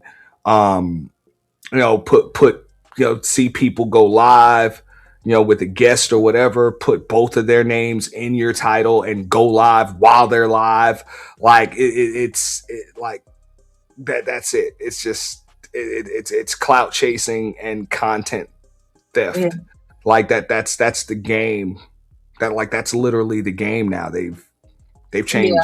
They haven't just changed the rules. They've changed the fucking game. So, and it is what it is. It's been shameless for a number of years as an observing for what, a dozen years. It's shameless. It really is, because once people found out someone else is lucrative, they're gonna jump on that. That's not new though. That's not new. That's what I'm saying. It's been shameless as long as I've observed it. It's been shameless. People want to call it clout chasing. Even that shit is unimaginative. How long have people been using the term clout chasing? This shit is not only unimaginative, but damn it, it's shameless. Come up. But I'll tell you this much, right? Dictionary. Now I'll tell you this much. And I said this years ago. There was somebody who I used to consult, but I don't fuck with them anymore, so I'm not gonna say their name. But I used to say that, and they didn't understand. It was like I was speaking a foreign language. But I used to say clout chasing is both an art and a science, but it's more of an art, if you're going to do it properly. So there's nothing wrong with chasing a little clout off of somebody that has some spotlight on them. But the way that you do it properly is to take some of that spotlight, put it on yourself, and refuse to give it back. But allow me to rebut. But what happened? I'll give it to you in 1 second. 1 second. Well, not 1 second, about 10, 15 seconds. But what you see a lot of people doing, they they take that spotlight and then it's every fucking day. Boom, boom, boom, boom, boom. Same topic, same motherfucker, clout chasing off of, same hashtag.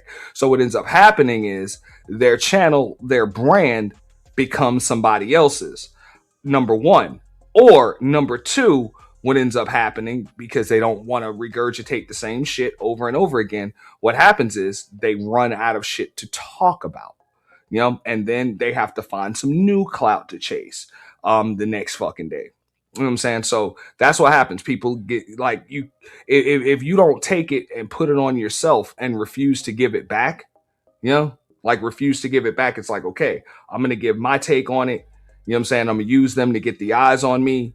And then boom, it's all about me. It's all about me and what I'm doing. And, you know, that's the proper way to do it. But what you see is you see a lot of folks that get on the hamster wheel of clout chasing. They either make it all about the clout that they're chasing every fucking stream, or, you know, they just have to find some more clout to chase, and it's just a never ending cycle. But go ahead. Which is the mistake? As I've mentioned, that term clout chasing. Were you listening or were you just waiting to talk? I was actually listening to you. Okay. I'm just asking. And what I will say is that, to reiterate, that term clout chasing at this point has become it's unimaginative. It's an insult. It's intelligence. When we are witnessing people that aren't resilient in how they communicate and draw in an audience, they will continuously use words that were continuously used. That's how I pick up on intelligence. That's how I do it. Now, what I would say, if you would allow, is that you're in terms of you cut out for a second. Can you repeat that sentence? When you're working with emotional intelligence and you're resilient, you're going to find something to attract people that doesn't include terms and words that are commonly used. You know, and not talking about you specifically. I'm talking about there are specific people in this world who are born with talent, skills, and abilities to attract people. And then there are those who feed off those people. So to get back to your point, I would believe that the key, if you want to build your channel, is to establish certain steps that include some shit that some tyrants do. Okay? Tyrants, they establish propaganda, right? They continuously repeat this propaganda. And next thing you know, people are attracted to, like, what's up with this propaganda? And they go on and they go on and they go on. That is the foundation, in my humble opinion, of bringing people to you. But just bringing people to, not you, Auntie, but I mean, I'm talking about unimaginative channel holders. When it comes to just, just oh my God, they're just people that just don't think, and they just copy and paste and repeat, copy, paste and repeat. It's like, it gets to the point where you just start looking at cooking shows, because these niggas ain't talking about shit that you ain't heard before. And it's really sad. It's like, how many times do we have to view different opinions about the same damn thing? And maybe that's just me. Maybe people like that. They want to hear different opinions about the same thing. I, for one, find it not so intelligent. And what I appreciate is innovativeness. I appreciate ingenuity, but people aren't getting in it for that. They want the fast money. And you mentioned earlier not too long ago, I think less than an hour ago, that people, they want to get things fast as opposed to building, understanding that there's you got to put in work. Like it takes consistency and dedication to what it is that you're building, as opposed to let me see if this works. And I mean, and I'm cutting you off real quick. But don't lose your thought. I mean, even myself, like for me to say that and not practice what I preach, because I got to put, what I'm saying, more work into doing some more creative things. So, I got some stuff coming up for the members. Speaking of which, y'all make sure y'all copy your memberships at both the Boiler Room and the home of the official YT Purge. We'll be moving on to other platforms. We got other things coming up, not just collaborations, but also some other ideas. We will be bringing the roast off back. You know what I'm saying? We'll be doing some things, as far as uploading some videos, some real content and stuff like that. So, we're not just going to pop shit, but we're going to try to, just lead by example. And when I say we, it's a team effort. So we're going to try to, just lead by example and leave the space in a better place than we found it. But go ahead. Yeah, that would be great.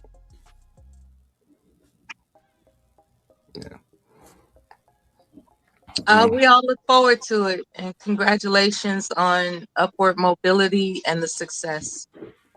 Well, like I said, we're going to try. Does that mean that that there are guarantees? Of course, there are no guarantees, but that's what it is to be innovative. There's a chance that people won't fucking like it. There's a chance that we don't have to learn from mistakes. But whatever, you got to embrace the mistakes and shit, because that's the only way that you're going to learn, and that's the only way you're going to have a chance for success. So, the only fail is to not try. What matters most is that one is resilient, and when you have resilience, you'll overcome any obstacle. So it's about resilience. So just throw things out there that are meaningful, and if it sticks, it sticks. If it doesn't, it doesn't. But we'll always have our resilience, and I'm talking to the audience as well as ourselves. We'll always have our resilience. People are attracted to your channel because you've earned it. So, that's what's up. Well, that's something that to go back to like the Anton Daniels part, there are some folks that even Jay Prince came up here last year, and he was like, Anton created this space. I'm like, you know what, that might be the case for you guys. It's not the case for me. Look, I've built it, got it out of the mud, but I've also had help too, and I'm thankful for and appreciative of the help that I've gotten, even with the folks that helped me and I don't fuck with no more. You know what I'm saying? I'm still thankful for the help that I got and appreciative. But if you an op now, fuck you. Make no mistake about that. I'm appreciative, but fuck you. Okay. But at the same time, look,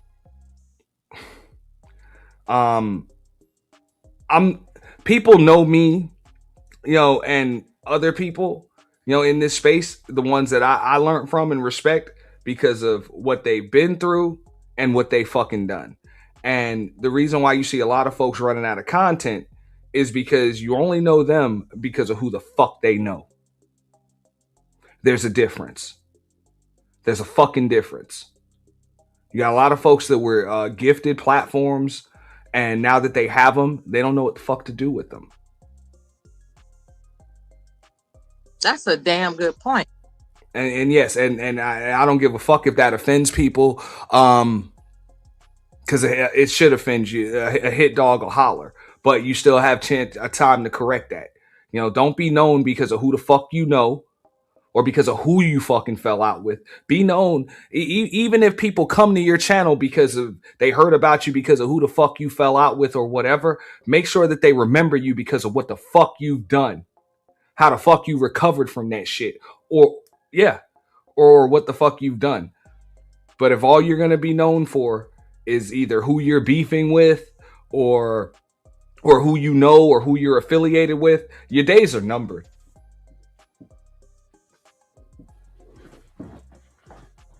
And again, I'm not mentioning names because I ain't talking about nobody. I'm talking to motherfuckers. So those motherfuckers I'm talking to, you know who the fuck you are.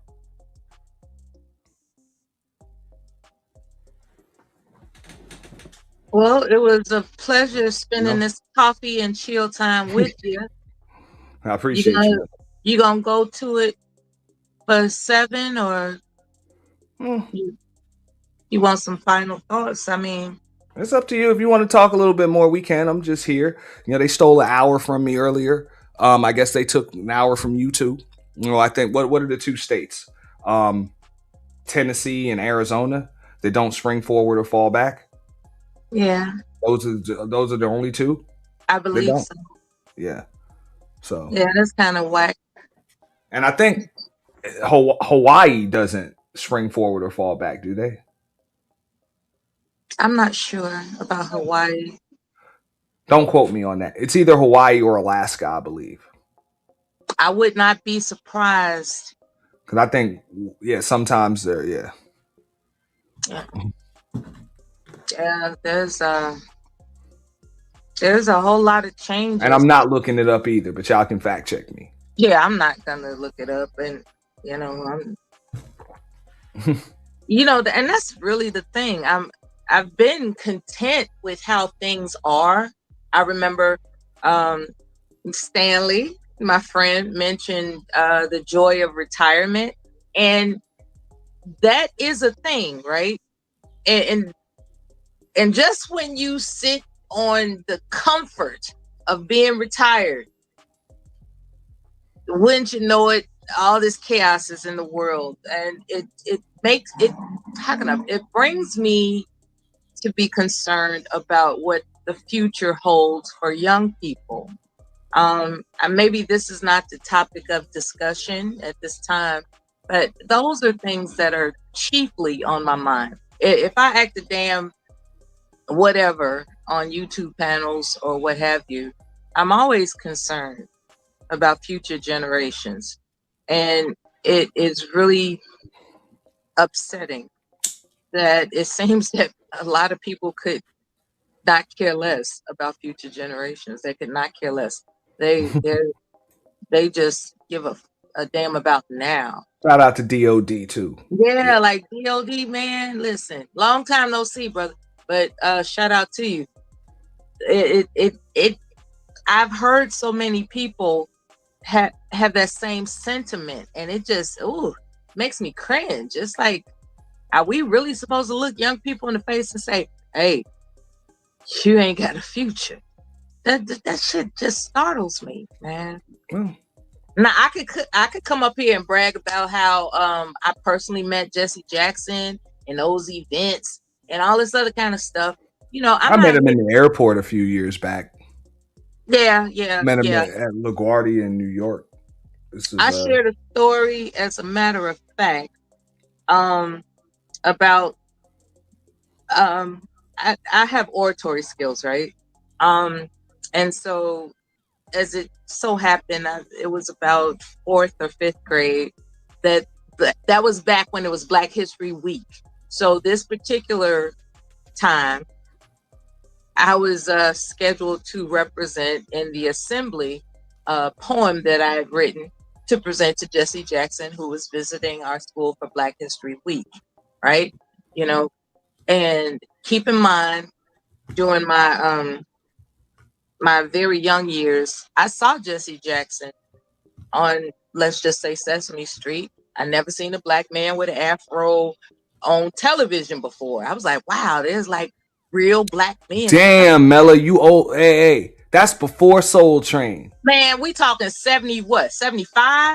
When I saw Jesse Jackson on Sesame Street? Hey, I'm a Gulf War veteran, so do the math. I ain't ashamed of my age. There was a Soul Train in 75. What the fuck? I said I'm talking about Sesame Street, man. But I'm just saying, you ain't even watch Soul Train and these had afros and shit. Yeah, I watched Soul Train, but not like that. When I was Sesame Street watching age. I mean, you Love, know, peace, and hair grease, motherfucker. look, I appreciate Soul Train just like everybody else. As a matter of fact, when I get off the line with you, I'm probably gonna watch some Soul Train episodes with Teddy Pendergrass. I love me some Teddy Pendergrass, but I digress. What I'm saying is that during the assembly, I had this poem, and I made the poem really special on this construction paper. You know how little girls do. And I didn't know I was going to be chosen to speak, you know, alone on a stage at this assembly, right? And I do my poem. He loves it. He gets on stage unscheduled. He hugs me and everything, and he just declares me to be the next Gwendolyn Brooks or some shit. And I'm all grateful and everything. They're giving me roses and shit, and I'm just like, wow, you know, this is pretty awesome for the 5th grader. But what pissed me off is that he took my poem. You know, so for years I was just like, I remember I recited that poem for Jesse Jackson in 5th grade. But Auntie, guess what? God rest his soul, when he passed, do you know that the entire memory of that poem came back to me in an instant? I thought I had forgotten it all this time. So, you know, I recited it on a panel when we caught wind of his passing the first, you know, when it first happened. And I just, I've heard a lot of crazy stuff about Jesse Jackson, a lot of crazy stuff. I know about the child out of wedlock and things of that nature. And I'm not advocating for that. What I'm indicating is that you never, it is difficult. It was difficult for me to hear people on panels saying that he ain't shit, right? You know, it was very difficult. I've heard this. Hell, people might be in the chat saying it now. It was difficult. It was very difficult. And I was wondering if you have, because you said there are people you don't fuck with no more. But yeah. Do you think that they ain't shit? Like, okay. Say what? Yeah. Okay, so it can be two things at the same time, where I appreciate my memory. Yeah, I think they ain't shit. Yeah, I appreciate my memory of him, but some of that sketchy stuff he did, you know, that ain't my cup of tea. But you know, bad people do good things. Okay, okay. And good people do bad things from time to time. I mean, it happens. So, you know, just like they were talking about, you know, I know Love Wisdom was up here. She said she's not gonna glorify dirty money, but you know, people have done good things with dirty money in the past. And the money don't know where it comes from. You know, so you know, you got dope dealers and mafia dons and shit that have given fucking, you know, fucking turkeys and shit, and you know what I'm saying, and loan shark and shit, and got, you know what I'm saying, been able to fix problems. I've seen it. I grew up in a time when, hey, that's the way that shit was when your people couldn't go get a loan from the bank because the credit wasn't there or whatever. You know, you had to go talk to somebody that talked to somebody, and you got that motherfucking loan. You know, and paid that mortgage. Yeah. So your house doesn't get foreclosed on. So, paid like that I mortgage said, the or money whatever. doesn't know where it comes from. You got to get done what you need to get done. You know, good things before. You know. Yeah, so, that happens. Two things can be right at the same time, I suppose, or wrong. I don't know. I just I know, like even for example, somebody mentioned the whole FBA, you know, tether talk and shit like that. I try not to really get too deep into that shit, but that's where a lot of the divide comes. When you talk about like the first, you know what I'm saying, the first generation, you know, black folks from elsewhere, you know what I'm saying, that just got over here maybe 10, 15 years ago, they don't remember those times that I just talked about because they wasn't here for them. You know, they wasn't here for them. Them shits are over. You know, I'm going back to, you know, the early 90s, the 80s, and then hearing stories from the 70s and 60s and shit. I'm actually going to schedule a stream for later on this week that talks about the number racket and how that shit, you know what I'm saying, generated more black wealth and made more black millionaires than any other time in history.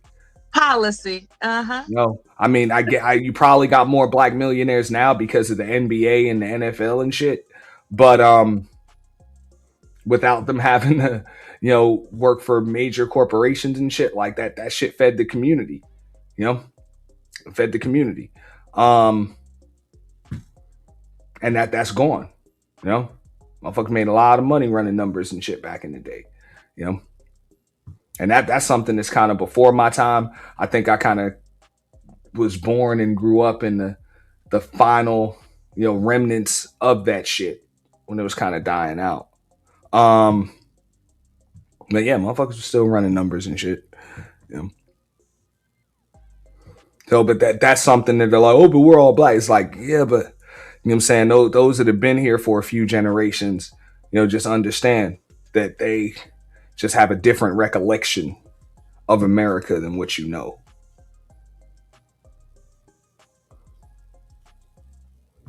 So I'm like, if you really want to be having these conversations, you know, about where there should be acceptance and all of that other shit, you know, you just got here, you might want to do a little more listening than you do talking. So that way you can understand.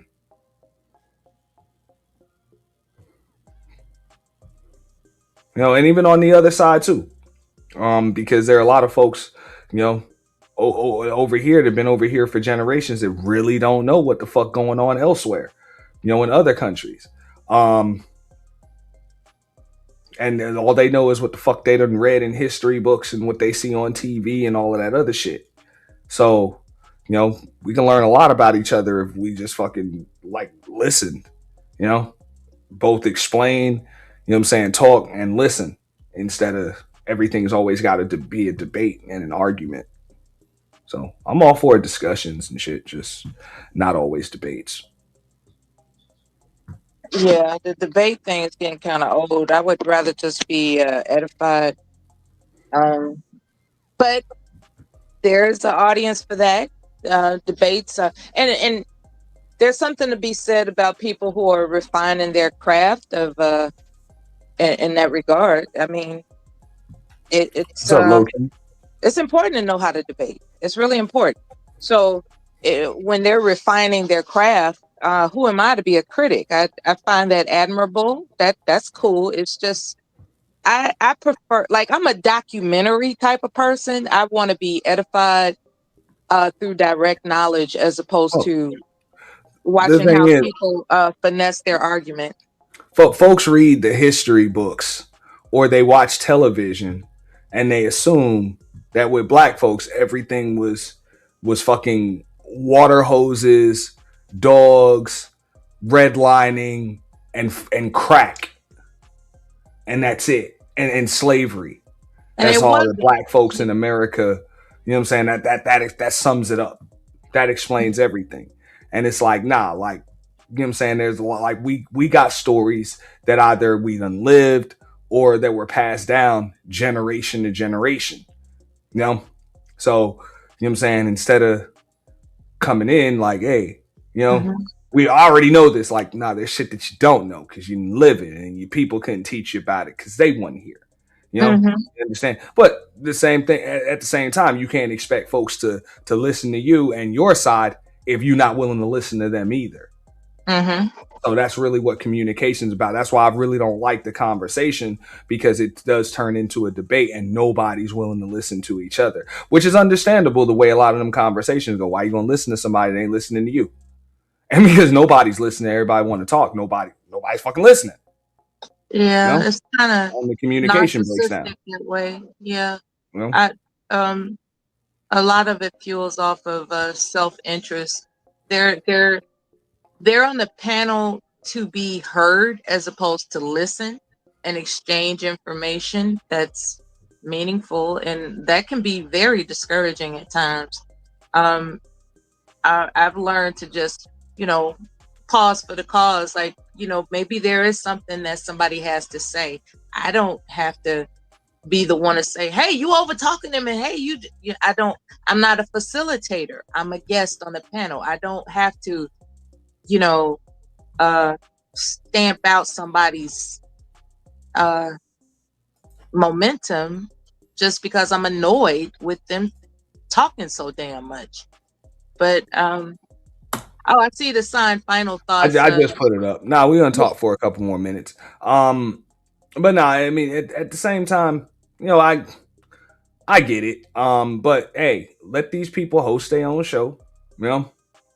I know I got the control. So as soon as I feel like there's over talking or some shit like that, hey, I got my little clips too. I can always just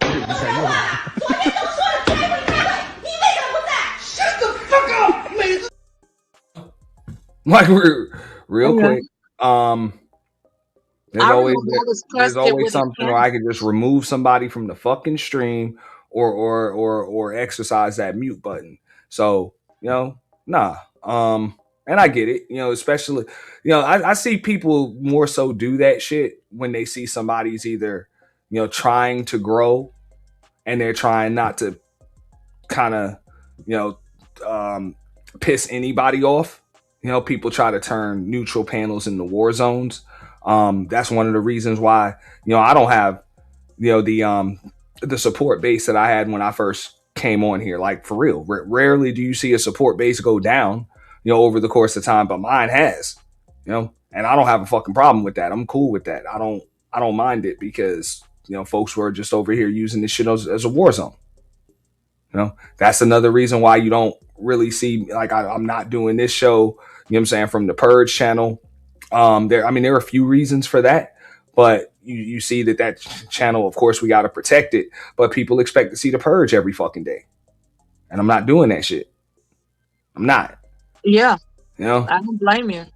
I'm not doing that shit every day. I'm not doing that shit every week. I'm not doing that shit every month. And I did notice when I restarted my device, some people may relate to this. I typed in Auntie's The Purge, to go directly to what I thought would be this live stream. And when it didn't come up as live, I said, oh, okay, he's doing it exclusively. That's my bad for not putting it on the community tab. I should have. Well, regardless, I understand what you're saying. And kudos that you're protecting your, the investment of your time in terms of this. I just don't know what to say about, spectators and panelists, and, I can speak from that aspect, but as a channel holder, I can't possibly relate to what that entails. Well, think about it like this, right? If you like the atmosphere in a club, you go to a club, right? You like the atmosphere, or the owner, or the owner greets you nice and shit like that. So you don't want to just support the business, but you like the vibe. Are you concerned with security? Yes. Are you concerned with now granted, of course you're concerned with whether or not you're secure, but are you the one vetting the security and shit and hiring the security and all? Are you checking IDs at the door and patting people down? I'm not hired for that. Exactly. So you shouldn't have to police these people's fucking channels for them. Let them do that shit themselves. That's what the fuck they get paid for. Yes. For real.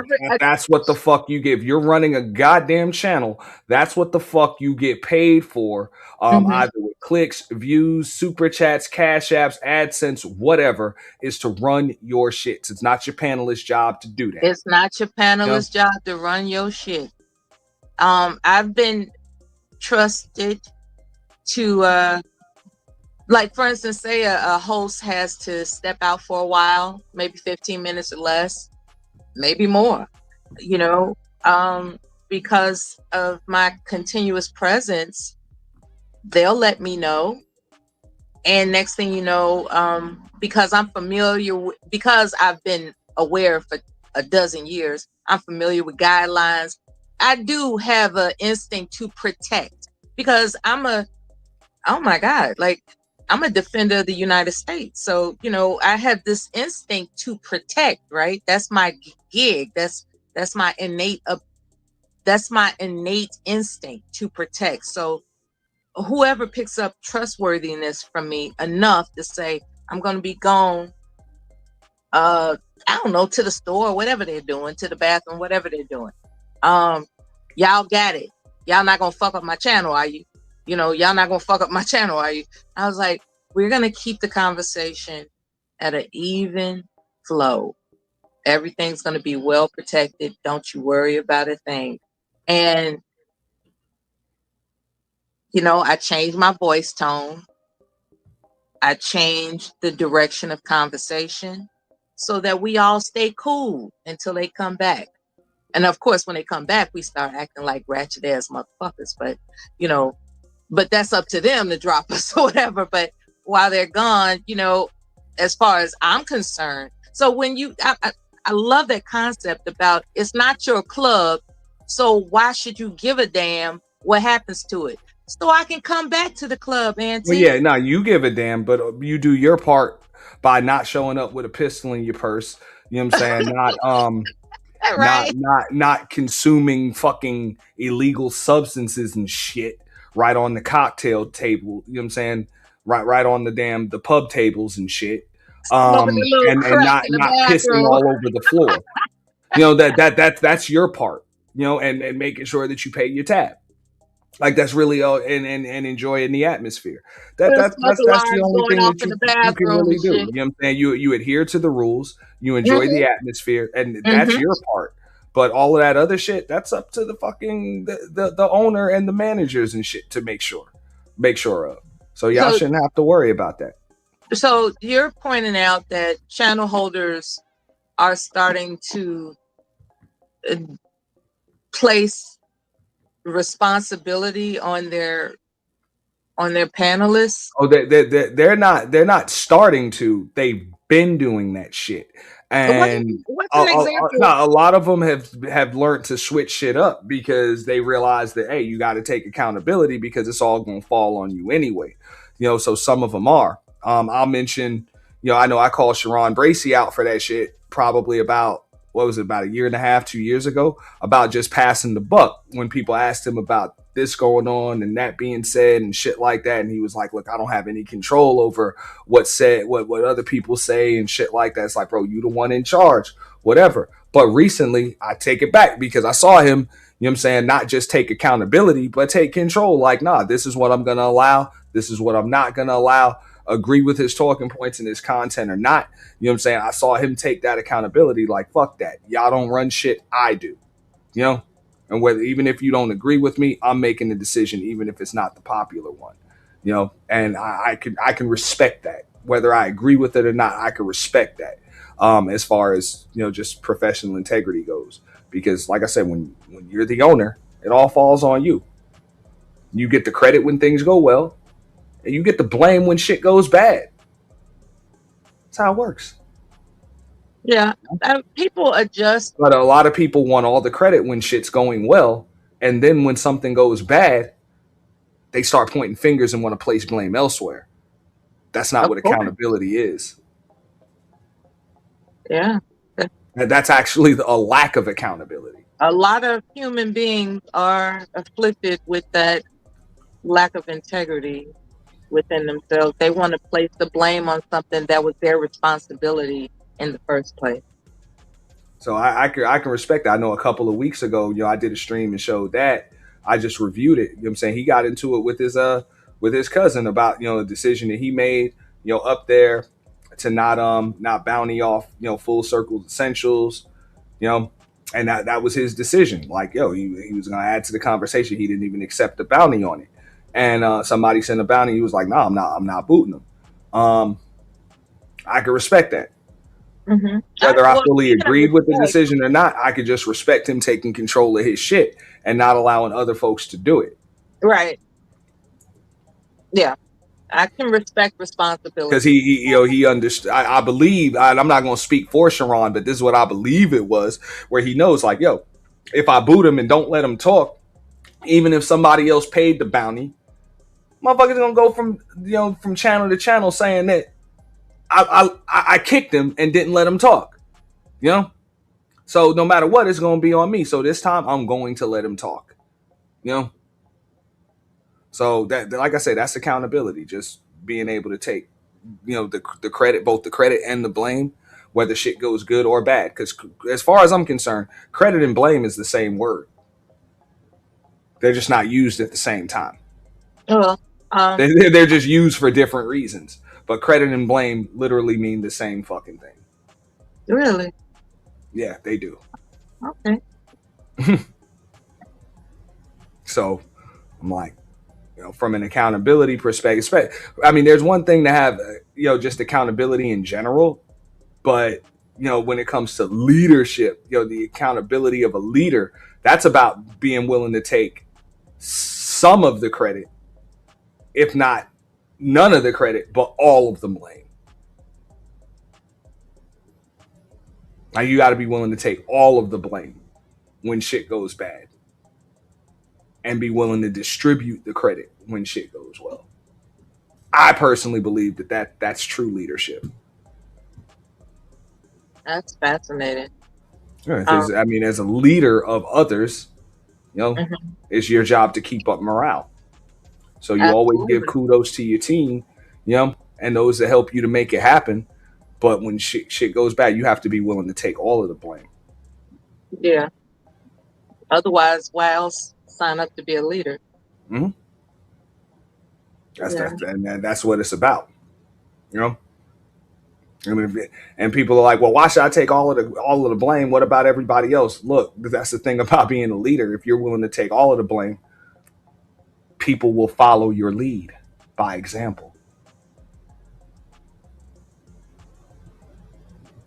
No, and when everybody is accountable, then you have fewer mistakes. Mm-hmm. Or even if you do have mistakes, people are willing to take accountability. But it's easier to take that accountability when you see the leader do it. It's easier to follow somebody that would do that shit themselves. But to go to like an Anton Daniels or some shit, for example, this is the type of motherfucker we've seen it. He'll go up on Real Life with Yannies and cop fucking pleas. When she puts his wife and daughter or whatever on a fucking thumbnail, but then go over to fucking Fight Club and then tell these dudes that they need to band together and fight against the big bad black woman.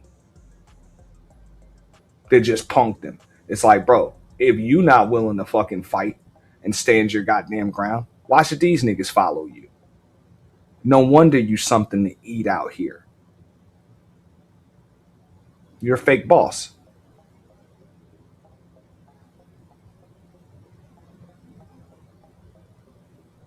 You're a fake boss. So for all of them niggas that think, oh, well, but he got money, the fuck out of here, bro. You just something to eat, dog. Ain't nobody truly following you. They're just doing what the fuck you pay them to do. Damn. Either by clout, by association, or whatever. That shit'll run the fuck out, man. But you talking about having a team of motherfuckers that'll run through a goddamn wall for you? No? I was looking up. Most people are they're not gonna follow a motherfucker that ain't got no goddamn substance.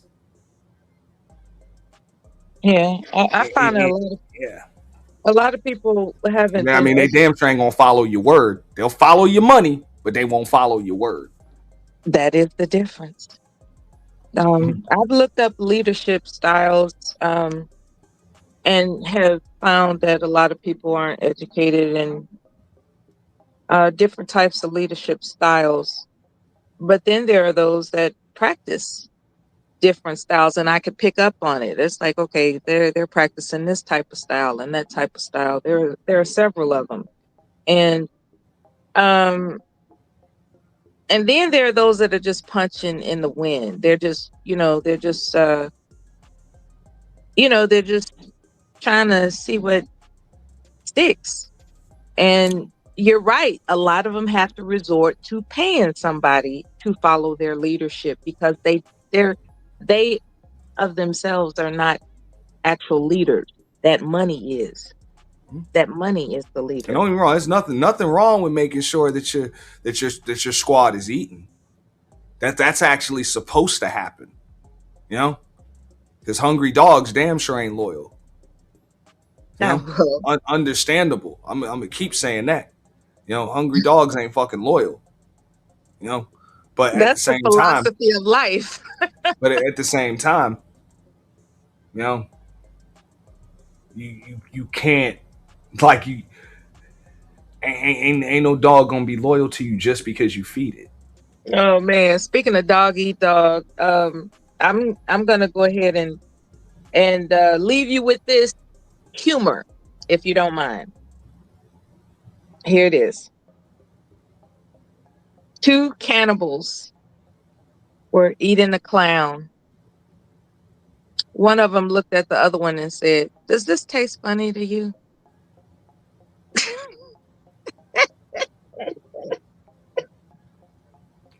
I mean, That's it a should. sick They were ass eating the joke, clown. man.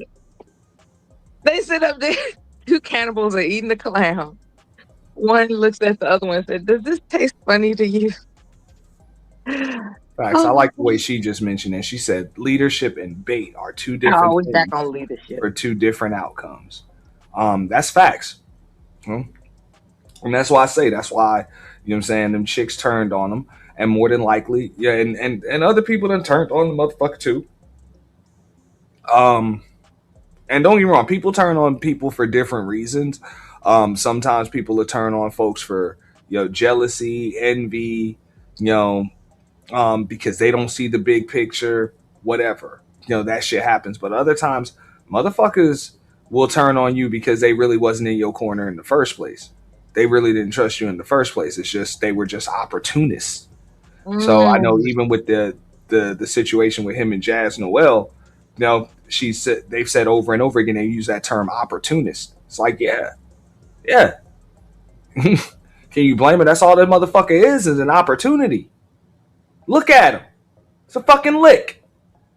It's a fucking lick. And motherfuckers like that are the perfect licks. And this is whether it's corporate America, whether that shit is in just the private sector, whether that shit is out here in the streets, in all of them facets, or just on YouTube when it comes to fucking clout, man. The easiest licks are motherfuckers that think they know everything. That think they know everything and have an inflated sense of ego, and think that they're a Teflon Don. Like, fuck out of here, bro. All that shit you want, niggas will take that shit from you, man. I don't know. I think everybody's just trying to get paid, man. But look, I've seen they motherfuckers win, like sometimes this. they lose.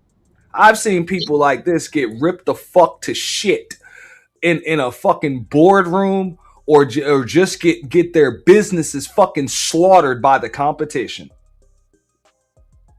because they're so goddamn full of themselves that they can't see all of the angles. It happens, Nonetheless, the clock is right. They can't see all of the angles, and they don't even. They're so determined to have yes men and yes women around them, and a bunch of people around them that tell them what they want to hear rather than what they need to know. So all bases aren't covered. There's shit that they miss. Mm-hmm. You know, I've seen it happen. I can't even tell you how many times I've seen that shit happen. Tell me how many times you've seen I can't tell you. I've lost count. that many times, huh? That's why it's like if your ego is in the way so bad that you have to be surrounded by yes men and women and people that kiss your ass and nobody that's going to tell you that, hey, you're fucking up. You know, you miscalculated this angle you didn't see. You know, right here. And be careful. And I'm talking to not just people that'll tell you that shit, but people that'll tell you that shit and you can trust them. Like you can trust them. But somebody like an Anton Daniels that's so determined to be the smartest motherfucker in the room and you really not that smart to begin with, you're gonna end up fucked up. And people are like, oh, but he got money. Fuck out of here, bro. You know how easy money is to get? You know how stupid you know how you know how many stupid fucking millionaires and billionaires there are on earth? Yes, you can be a fucking idiot and get rich. Believe it or not. Okay. You know what I'm saying? It can happen. You know, people make mistakes and get fucking rich. People magoo in this shit. People get a good idea. You know what I'm saying? People might have a great work ethic or like I said, just get a good idea. You get fucking lucky. You know, you get lucky. You inherit it. Whatever. You know what I'm saying? Sometimes the right idea just pops in there. I've heard of motherfuckers that try to invest in fucking Amazon stock. And I saw a story. A motherfucker tried to invest in some Amazon stock and invested in the wrong goddamn company. You know? And it was an IPO and the shit shot up and they ended up making like fucking $25 million off the shit. By making a fucking mistake. Mm-hmm. Invested in the wrong goddamn company. Yeah. This shit happens. People magoo in this shit. It will. It always will happen. So, you know, and I'm not saying that's a bad thing, but don't think just because somebody got money means that they're fucking smart and that they're successful. Fuck out of here, bro. People talk a good game. I remember he said he plays chess, not checkers or some, you know, typical bullshit. And as it turns out, he made the wrong chess move. And you're just pointing it out. You know, you're pointing out that just because somebody's braggadocious, that doesn't mean they can back it up. And critical thinking is important when it comes to following some of these content creators that are braggadocious. It's like, you know, maybe they're covering up for something. Maybe they're overcompensating for something, because it doesn't make sense to keep bragging and bragging and bragging and bragging. It's like, damn, what the fuck wrong with you? You trying to make yourself sound perfect around here? Nobody's perfect. The fuck is your game? What's your angle? Look, I can hit the lottery for fucking $50 million tomorrow. Y'all won't know shit. And not only will you not know, chances are my closest friends and relatives wouldn't fucking know either. Okay. No? All right. I mean, it's not because I'm scared you're gonna ask for money or whatever. I just don't see any reason to say that shit to you. You know? So and why the fuck would I allow that shit to change who the fuck I am? Now, had this shit been like 15, 20 years ago, hell, I'd be like, fuck that shit. I'm quitting my motherfucking job. Fuck this YouTube shit, nigga. I'm rich. I'm rich, biatch. You know? I would change my whole life and my demeanor and all of that shit. But I've grown up since then, and I understand that money is going to change very little about me. You know, it might change my wardrobe. It might change my living quarters, you know, and it might change my investment portfolio, but that's really it. It wouldn't change your ambition to endeavor in something more meaningful. And I definitely wouldn't want it to change how people perceive me as a person. Go ahead. I'm just wondering if this fantastical $50 million came in your lap.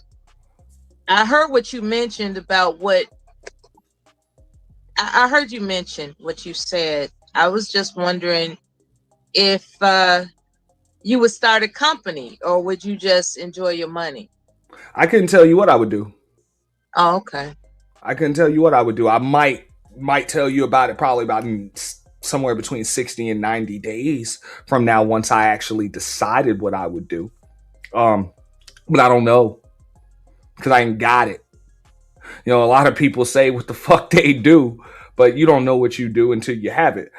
So if you start spending money like that, you know, or moving it, because even when it comes to just trying to make investments and shit like that, look, I would wait till I actually got that shit and make decisions at that moment and try to make them those, you know, in the moment based on the situation, you know, that I'm in. The most I could tell you is I'd clear out any debt that I have.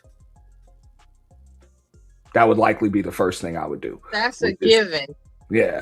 That's But, definitely other than that, I really couldn't go any further. Not just because it's nobody's business, but also because I don't fucking know. But I can tell you this much: I wouldn't even quit my fucking job. I wouldn't bother. all right. And it's not because I need the money from work or anything like that. I was just like, it'd be important to not really change, you know, how I'm moving. So that way I can, you know, make the, because look, hitting the lottery or, you know, coming up on 50 million in an afternoon or some shit from one to that's usually a once in a lifetime, 1 in a billion shot. So chances are you're going to have to, you don't have too many times to fuck that up. So you're going to have to make the right decision or else you can end up just as broke, if not more broke than your ass was before you got it. You fuck around and make the wrong move. There are a lot of lottery winners that have mismanaged their winnings. That's an actual thing. I was floored. And we're talking millions. We're not talking about, you know, somebody hit, you know, tens of thousands. We're talking about a boatload of money, and they didn't have, I don't know what comes over somebody like that doesn't know how to manage $50 million. Like at some point after you get your spending spree out the way, you got to come to your senses and realize it's not going to last forever. Well, so, not necessarily. There are things that you can do to make it last forever, but I would put a spending spree on hold. You know, I would put all of that shit on hold. Well, that's what those lottery winners did. They went on a spending spree, like, which is a mistake. Yeah, I guess they didn't think they were going to live that long or something. I don't know. I've seen I was having this conversation on Drip's panel a couple of weeks ago. I'll give him credit for that because it was a good conversation. He was talking about ball players, you know, guys that get drafted into the NBA and the NFL and shit like that. And that's the first thing they do. They go on a fucking spending spree. Big fucking mistake, man. Just a huge mistake. I'm like, look, especially at that point, like fucking, you know, 19, 20, 21 years old, 22 years old. And I don't give a fuck if you're lucky, you know, if you're lucky, you'll only be able to work this fucking job until you're 40 years old, tops. And that's if you're extremely lucky. And if you're even luckier, maybe you'll have a career in broadcasting afterwards. You know, if you're lucky enough and good enough to kind of make a name for yourself and build up some connects and shit like that. So think about it. You know, if you can go back to being 20 years old and the motherfucker say, look, I'm going to give you $1 million a year, but you can only work or $2 million a year. But you can only work until you're fucking 40. I'm pretty sure you would try to make some smart decisions with your fucking money. You wouldn't just go out on a goddamn spending spree. I know, right? Now it's one thing to say, hey, you got $2 million a year for the rest of your fucking life. But knowing what you know now, it's like, what the fuck? Hell nah, man. You know what I'm saying? I'll be 40 before I fucking know it. And that's a small percentage of fucking ball players. Look at guys like Iman Shumpert. What the fuck did he retire? He retired at like 32 or 33 fucking years old. You know, like most professional athletes don't even, stay in the league after that. Like you probably got until you like 30, 31, 30, you know what I'm saying? Maybe 32 years old tops, So come on, you got to try to make, good decisions, because all that shit can hit you, man. The entourage, buying mom a house, taking care of your brothers and your motherfucking sisters, taxes, agents, staff. Is it true that one of those boxers are bankrupt now? What's that? As they saying, Floyd is bankrupt. Oh wow! But that's what he gets. He bought everything. That's what he said. He said he bought everything in fucking cash. Big goddamn mistake. Because that would just be my take on it. I'm not a finance guy, so I can't really tell you much as far as finance is concerned. So don't take my advice. But I know there used to be a saying that cash is king. That's not the case anymore. Not in America.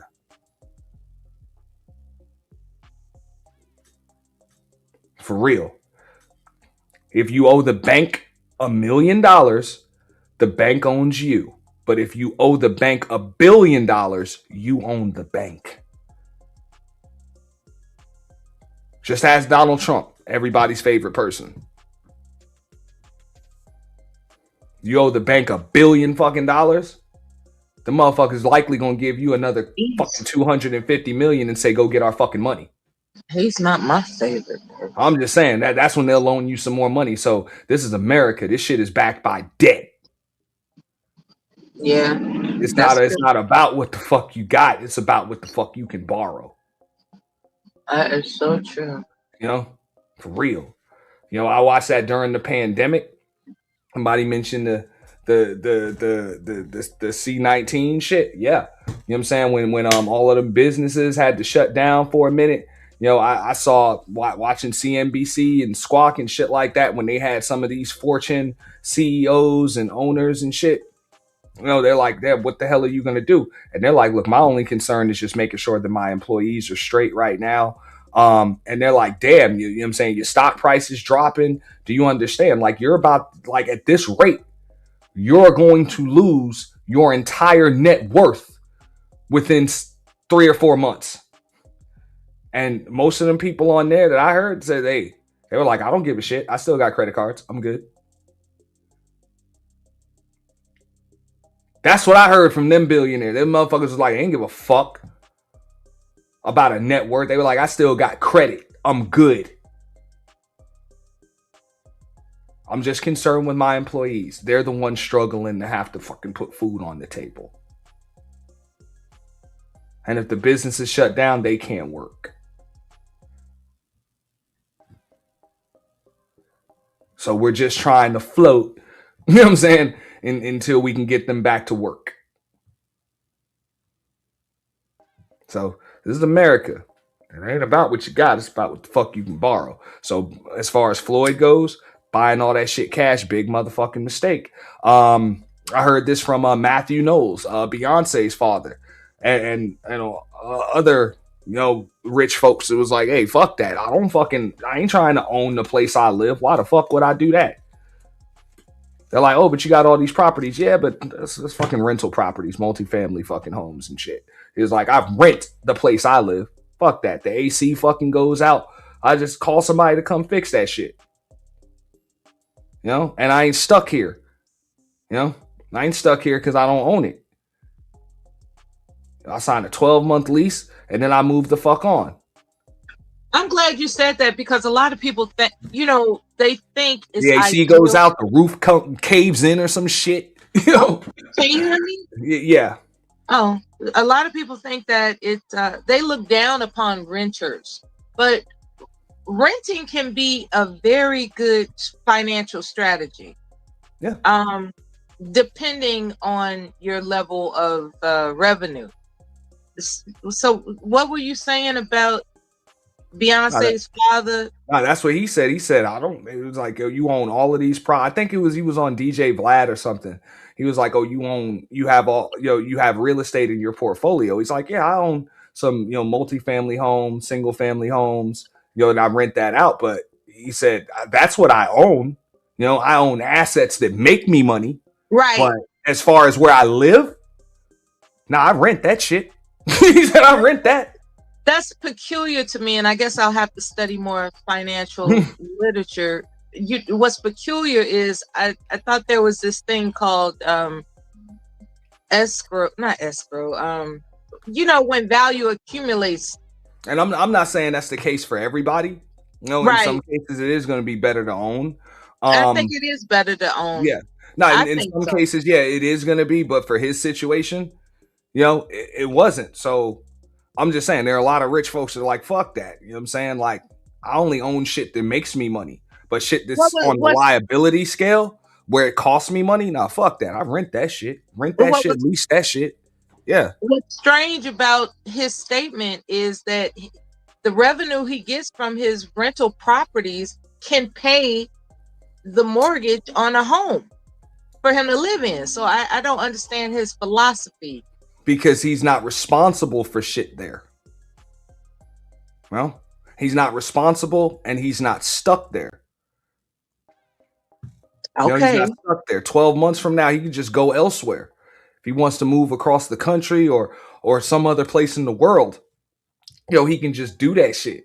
He doesn't have to put it up for sale, get a buyer, get into a fucking bidding war, renovate the shit all over again. Like your home is it's a liability. It's a necessary expense because you got to live somewhere. You just like your car and shit. You got to be able to get around. Understandable. So you can't get around that shit. But depending on whatever situation you're in, that's supposed to be the goal of business, is to keep your liabilities to a minimum, and your assets to a at a maximum. So basically, he chooses to move into furnished homes at his whim. Like, I'm tired of this place. I'm moving to the next furnished home. Correct. Okay. All right. I think I get it. I mean, that was him, but I mean, he's not the only one.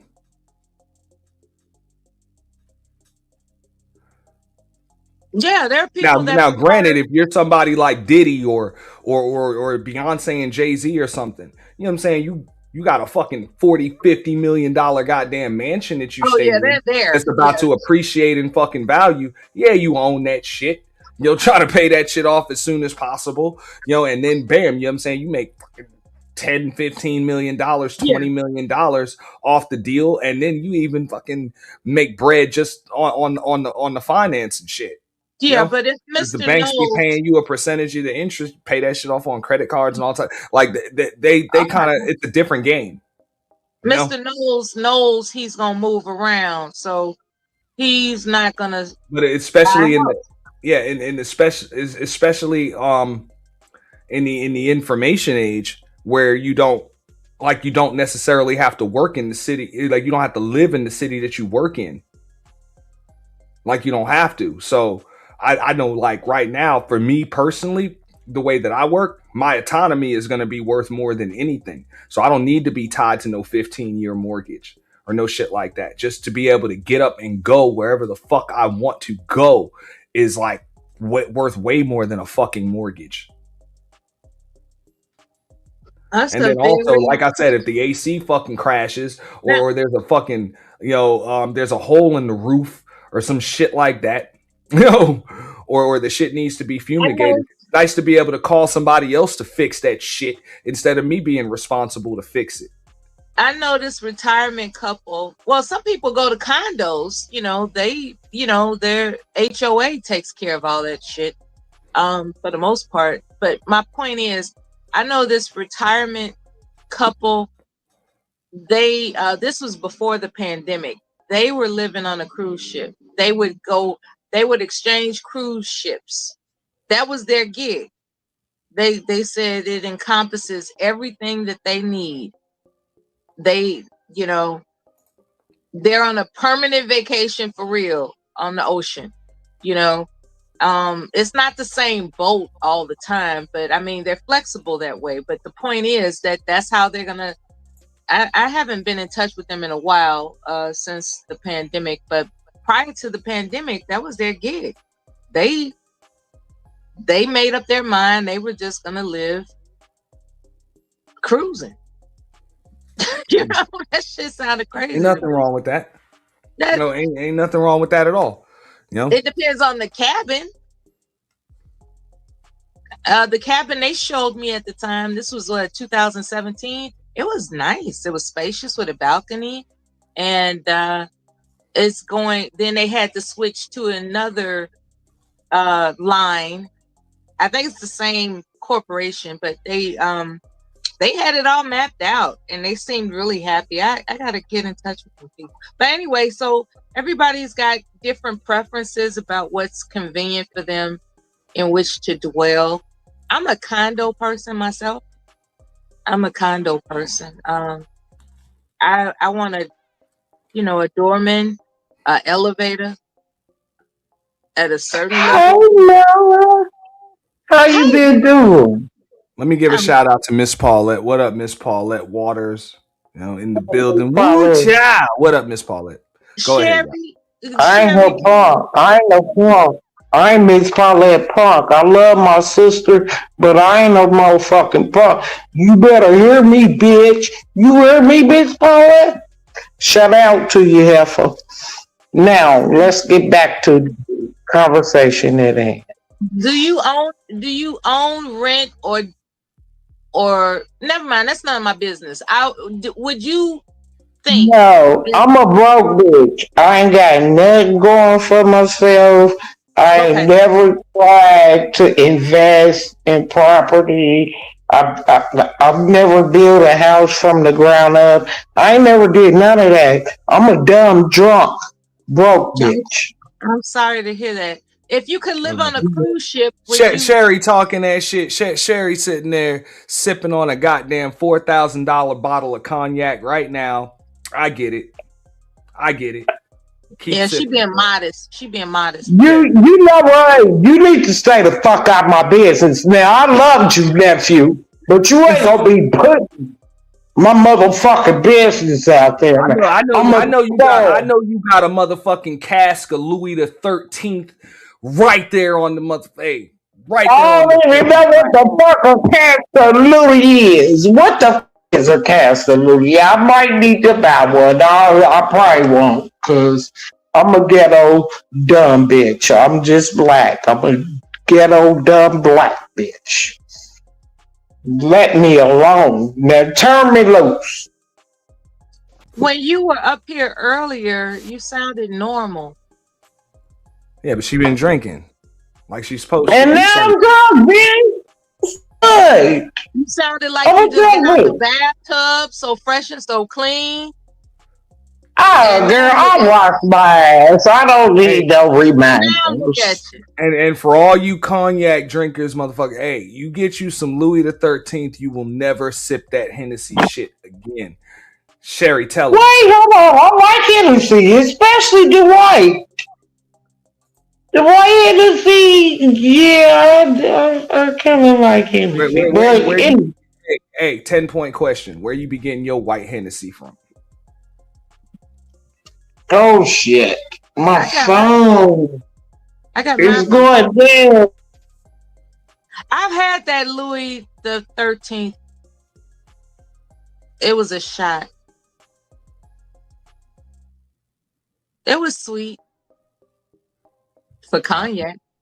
That's some good shit. I ain't gonna lie. It was sweet for cognac, but I mean, you got to be passionate about drinking to really appreciate it. I'm a liquor connoisseur. I enjoy it. Yeah. Have you been on a tour? Well, I don't know if you've been overseas or not, but they have the tours in Hennessy. And that's supposed to be interesting. I have a bottle of Hennessy here that I've had for about 3, almost 4 years now, unopened. That shit's for the guests. I don't drink that shit. Last time I drank that shit, which is over a decade ago. Have Probably you ever longer. been on I had a any? bad experience. Yeah, I'm not a cognac person myself, Oh, but I'm a cognac person. I don't mind it. You know, I prefer Scotch, but yeah, I'm a cognac person. But I would, you know, I mean, I ain't got Louis the 13th money, so a little Douce XO, fine with that. oh, okay. They I went on a tour once. Not that you care, but it was the Budweiser. I forgot. I think it was in St. Louis, Missouri, or some shit. I saw the Clydesdales and all that other kind of goofy shit, and it's not a big deal. You know, people that are, you know, that are going around going to these vineyards and wine. You know, like it's like tell the truth. You just want the buzz, like. So what is it about you, Auntie, that you're conveying that it's not about the buzz for you? You're saying the taste is that significant? Because I The taste and the smooth. And when you talk about liquor, I'm not a wine connoisseur, so I can't really tell you much about wine. I can't really tell you anything about fucking wine, I but I tasted do. it. Yeah, I do. You know, dabble in liquor, but that was the family business. So that Yeah, was, I just. you know, my father and my grandfather were just big on that shit. You know, Oh, so okay, okay. yeah. There's a So okay, even like okay. that I was understand it now. when I was a bartender, like that was, you know, That's right. That's like right. my father was proud. You know, when I was a Oh, bartender, he's like, I'm so proud. Yeah, because no, that was the I family got business. you about. Yeah, that makes it. Yeah, that Yeah. makes a difference. Yeah. For me, I've had the best, and I'm trying to figure out what the big deal is.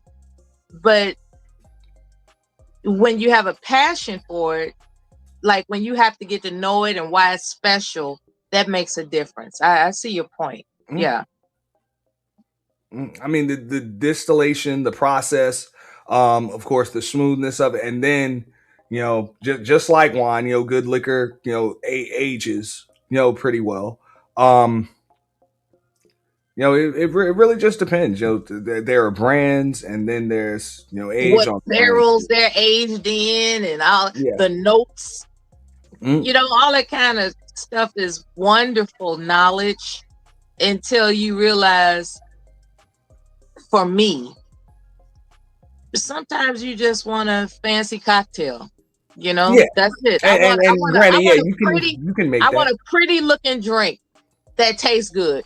Period. Like it's like I Oh don't need no, all this. hey, and real shit. Like me and the home, like okay. So I don't get on the women about that shit. I'm like whatever, because for the most part, that's what y'all want. Y'all want a pretty drink that tastes good, fruity. But when my homies or dudes be wanting them fruity ass fucking, you know what I'm saying, good tasting cocktails and shit. I'm like, man, fuck up out of here, man.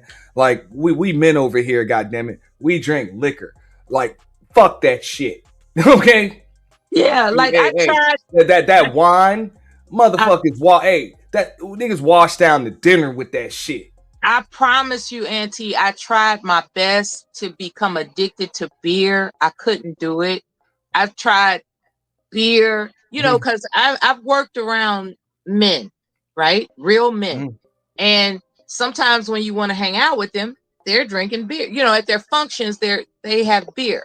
And so I tried it. I think beer is gross. I just don't understand why men like the taste of beer. I don't. No, beer is an acquired taste. It is, because I know when I was younger, I didn't drink beer. I didn't really start drinking beer until I was probably about in my mid-20s. So it's more of an acquired taste, and then Do you remember the first beer you ever had? yeah, it was fucking regular, you know, just standard Budweiser. Yeah. I can remember, you know, it was my Mine stepfather was that had Budweiser too. well, I said some shit about. I remember, you know, I said, "Can I have a beer?" I was 12 years old. You know, I was like, let me have a beer, and he made me drink a 6-pack right there. So maybe that's why I didn't have an acquired taste. You know, it was one of those things where, hey, you want beer, go ahead and drink up. So yeah, that whole night I drank a 6-pack, and I didn't drink another beer until I was old enough to fucking drink. Didn't want Yeah, I don't blame you for that. Didn't want one. And he used to say, like, that's the goal. That's the goal. Go ahead and drink up. He was trying to teach you a lesson. Yeah. Go ahead and drink up. Now, Oh, nowadays, that's nowadays they would consider that child abuse. Yeah, that was cruel. Yeah, they would consider that child abuse. Oh, that's cruel. But I remember I was 12 years old. Yeah. But nowadays I wouldn't even touch Budweiser. I wouldn't even touch shit. I know, right? I'm not too. There's certain domestic beers that I'll drink. Not too fond of it. I prefer my beer imported. Now I can tell you this. I know you said you went to, what was it, the Budweiser Brewery in St. Louis? Yeah. There's one in St. Louis. I didn't even want to go. I can tell you the best place I went, which I gained a newfound appreciation for Budweiser and just the different types of Budweiser, was when I went to Busch Gardens in Tampa Bay.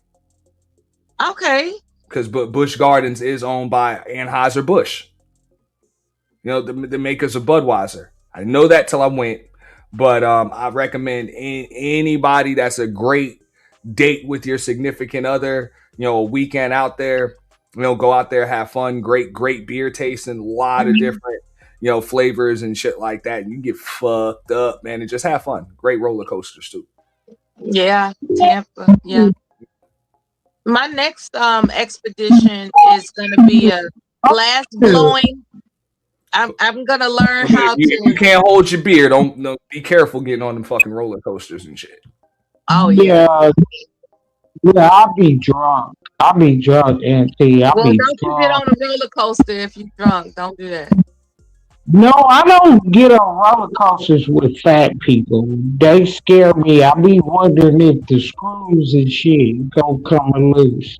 I be like, if I get on a roller coaster with a pretty lady like you, and you When was the last time you went to an amusement park, Miss Berry? Shit. It's been a minute. My kids is grown now. It's been a Before the minute. pandemic. Okay. That's why I would recommend for adults, go to Busch Gardens as far as amusement parks go. Now I know they got a little bit more as far as like Disney World is concerned. You got like Margaritaville or whatever the fuck they stand for adults and shit. That But, is expensive. That's I recommend Busch Gardens because it's pretty inexpensive, and you just have a good time. But that's where I kind of got my appreciation for beer. Okay. Yeah, I feel like Bush as a president. How old were you when you got your bartender's license? I was 27. And was the training more difficult than what you thought it would be? No, because I was already on the job. On the job. So yeah, I was already on the job. So it wasn't tough. You know, just had to, you know, study the book. Yeah, because JP, no problem. you know, JP said he was trying to get his bartender's license. And I still kept the book with me. You know, like I kept it behind the bar every now and then. You know, somebody will ask me for some shit that I wasn't, you know, familiar with. But it was rare. There's a event coming up in my hometown where they have bar trivia. I don't know what it's gonna. I've been invited. I don't know if I'm gonna go, but and then they got something like cocktail bingo and shit like that. I think they're trying to turn me into a lush or something, you know, because every time I'm in, it's either athletic stuff like jogging, walking, you know, hit training, or alcohol related. I'm like, can't we go to a library? Damn, you know. But anyway, Sherry Berry wants to say something. What's up, baby? I had to mute her up. She was getting some feedback. I'll unmute her now. The program that you had in, I like it. We gonna get drunk and beat ass. I'm down with it. All ladies like such as myself, will like Miss to. Miss Berry, have you ever been in a fight, a physical altercation? Not with your husband. I'm talking about like just some bitch on the stroll. Scars on my face. I fight niggas and bitches. You fight, huh? Scars on my face. Most of the scars that's on my face came from a nigga. Yeah, 'Cause see, they I hit. don't. Yeah, I don't get down like that. I've You out always here been. fighting niggas, Sherry? Yeah, she crazy, man. That's crazy. Are you crazy? That's crazy work, Miss Berry. That's crazy work. Man, I got sons. I was raised around men. My father, his brothers. You know what? I'll tell you something sensitive about me that you won't believe. I wanted a girl. I wanted to put on pink. I wanted to be pretty. I wanted that. I really like if me and my daughter could go and get our hair done. I never got that. All I had was boys. So that's how I speak, man. I'm sorry to hear that. It's gonna be Yeah. okay. There's always time to make up. You know, There there's ain't always no time to time. make up. I done did through menopause Like and when I go to the spa, it's so relaxing. Have you been to a spa? Like a you full know, service spa? It's I don't beautiful. know nothing. I don't know nothing about his fault. What Yeah, did you call it's rejuvenating. You'll love it. I it? promise. Well, if I had a girl, You she gotta get probably you some. would. Say what? If I would have had a daughter, she probably wouldn't fit me to the spa. Mama, come on, let's go to the spa. But I You got can all go. boys. You can go yourself, and they'll take good care of you. You can go yourself. Now, All they I care don't about know is your money. All they care about is your money. You can go yourself. who pissing me off. I'm trying to done told you. Are You you what? listening? I'm trying to done told you. Are you listening? Your microphone is in and out. Yeah, it's pretty tough to listen to. But Messed up. I have had this final thoughts banner up here for a while, so I am going to have to get all the way up out of here. Final thoughts, Miss Sherry, because your microphone is the one burping, so we can get you out of here first. Sherry? That's my final thoughts. I'ma just shut the fuck up. The whole Ooh. fuck. Appreciate Yeah. you. Shout out to Sherry Bear.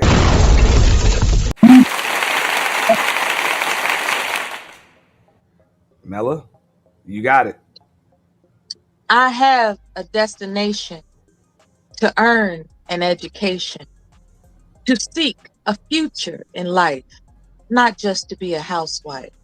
But one day I'll settle down, maybe buy a house on the other side of town. But there are other things that I can do. Become a doctor, lawyer, and yes, even president too. But before I can reach these destinations, I must first have an education. Therefore, keep in mind, I was 8 years old when I wrote this. Therefore, I urge you, each and every one of you, to have an education, have a destination to earn your education. Some shit like. Anyway, shout out to the peaceful, heavenly existence of Jesse Jackson and everything that Auntie has presented in terms of topics and reviews and opinions. You all give Auntie an applause. He's consistent. That's why you're here. And thanks so much, Auntie. That was the poem I wrote that I just so happened to remember when I was 8 years old. Um, and Appreciate that, Mella. yeah, I've been watching It was beautiful. It was beautiful. for 8 years old. Yeah, I'm surprised I remembered it. Y'all pray for my cognitive ability. So I'm not getting any younger.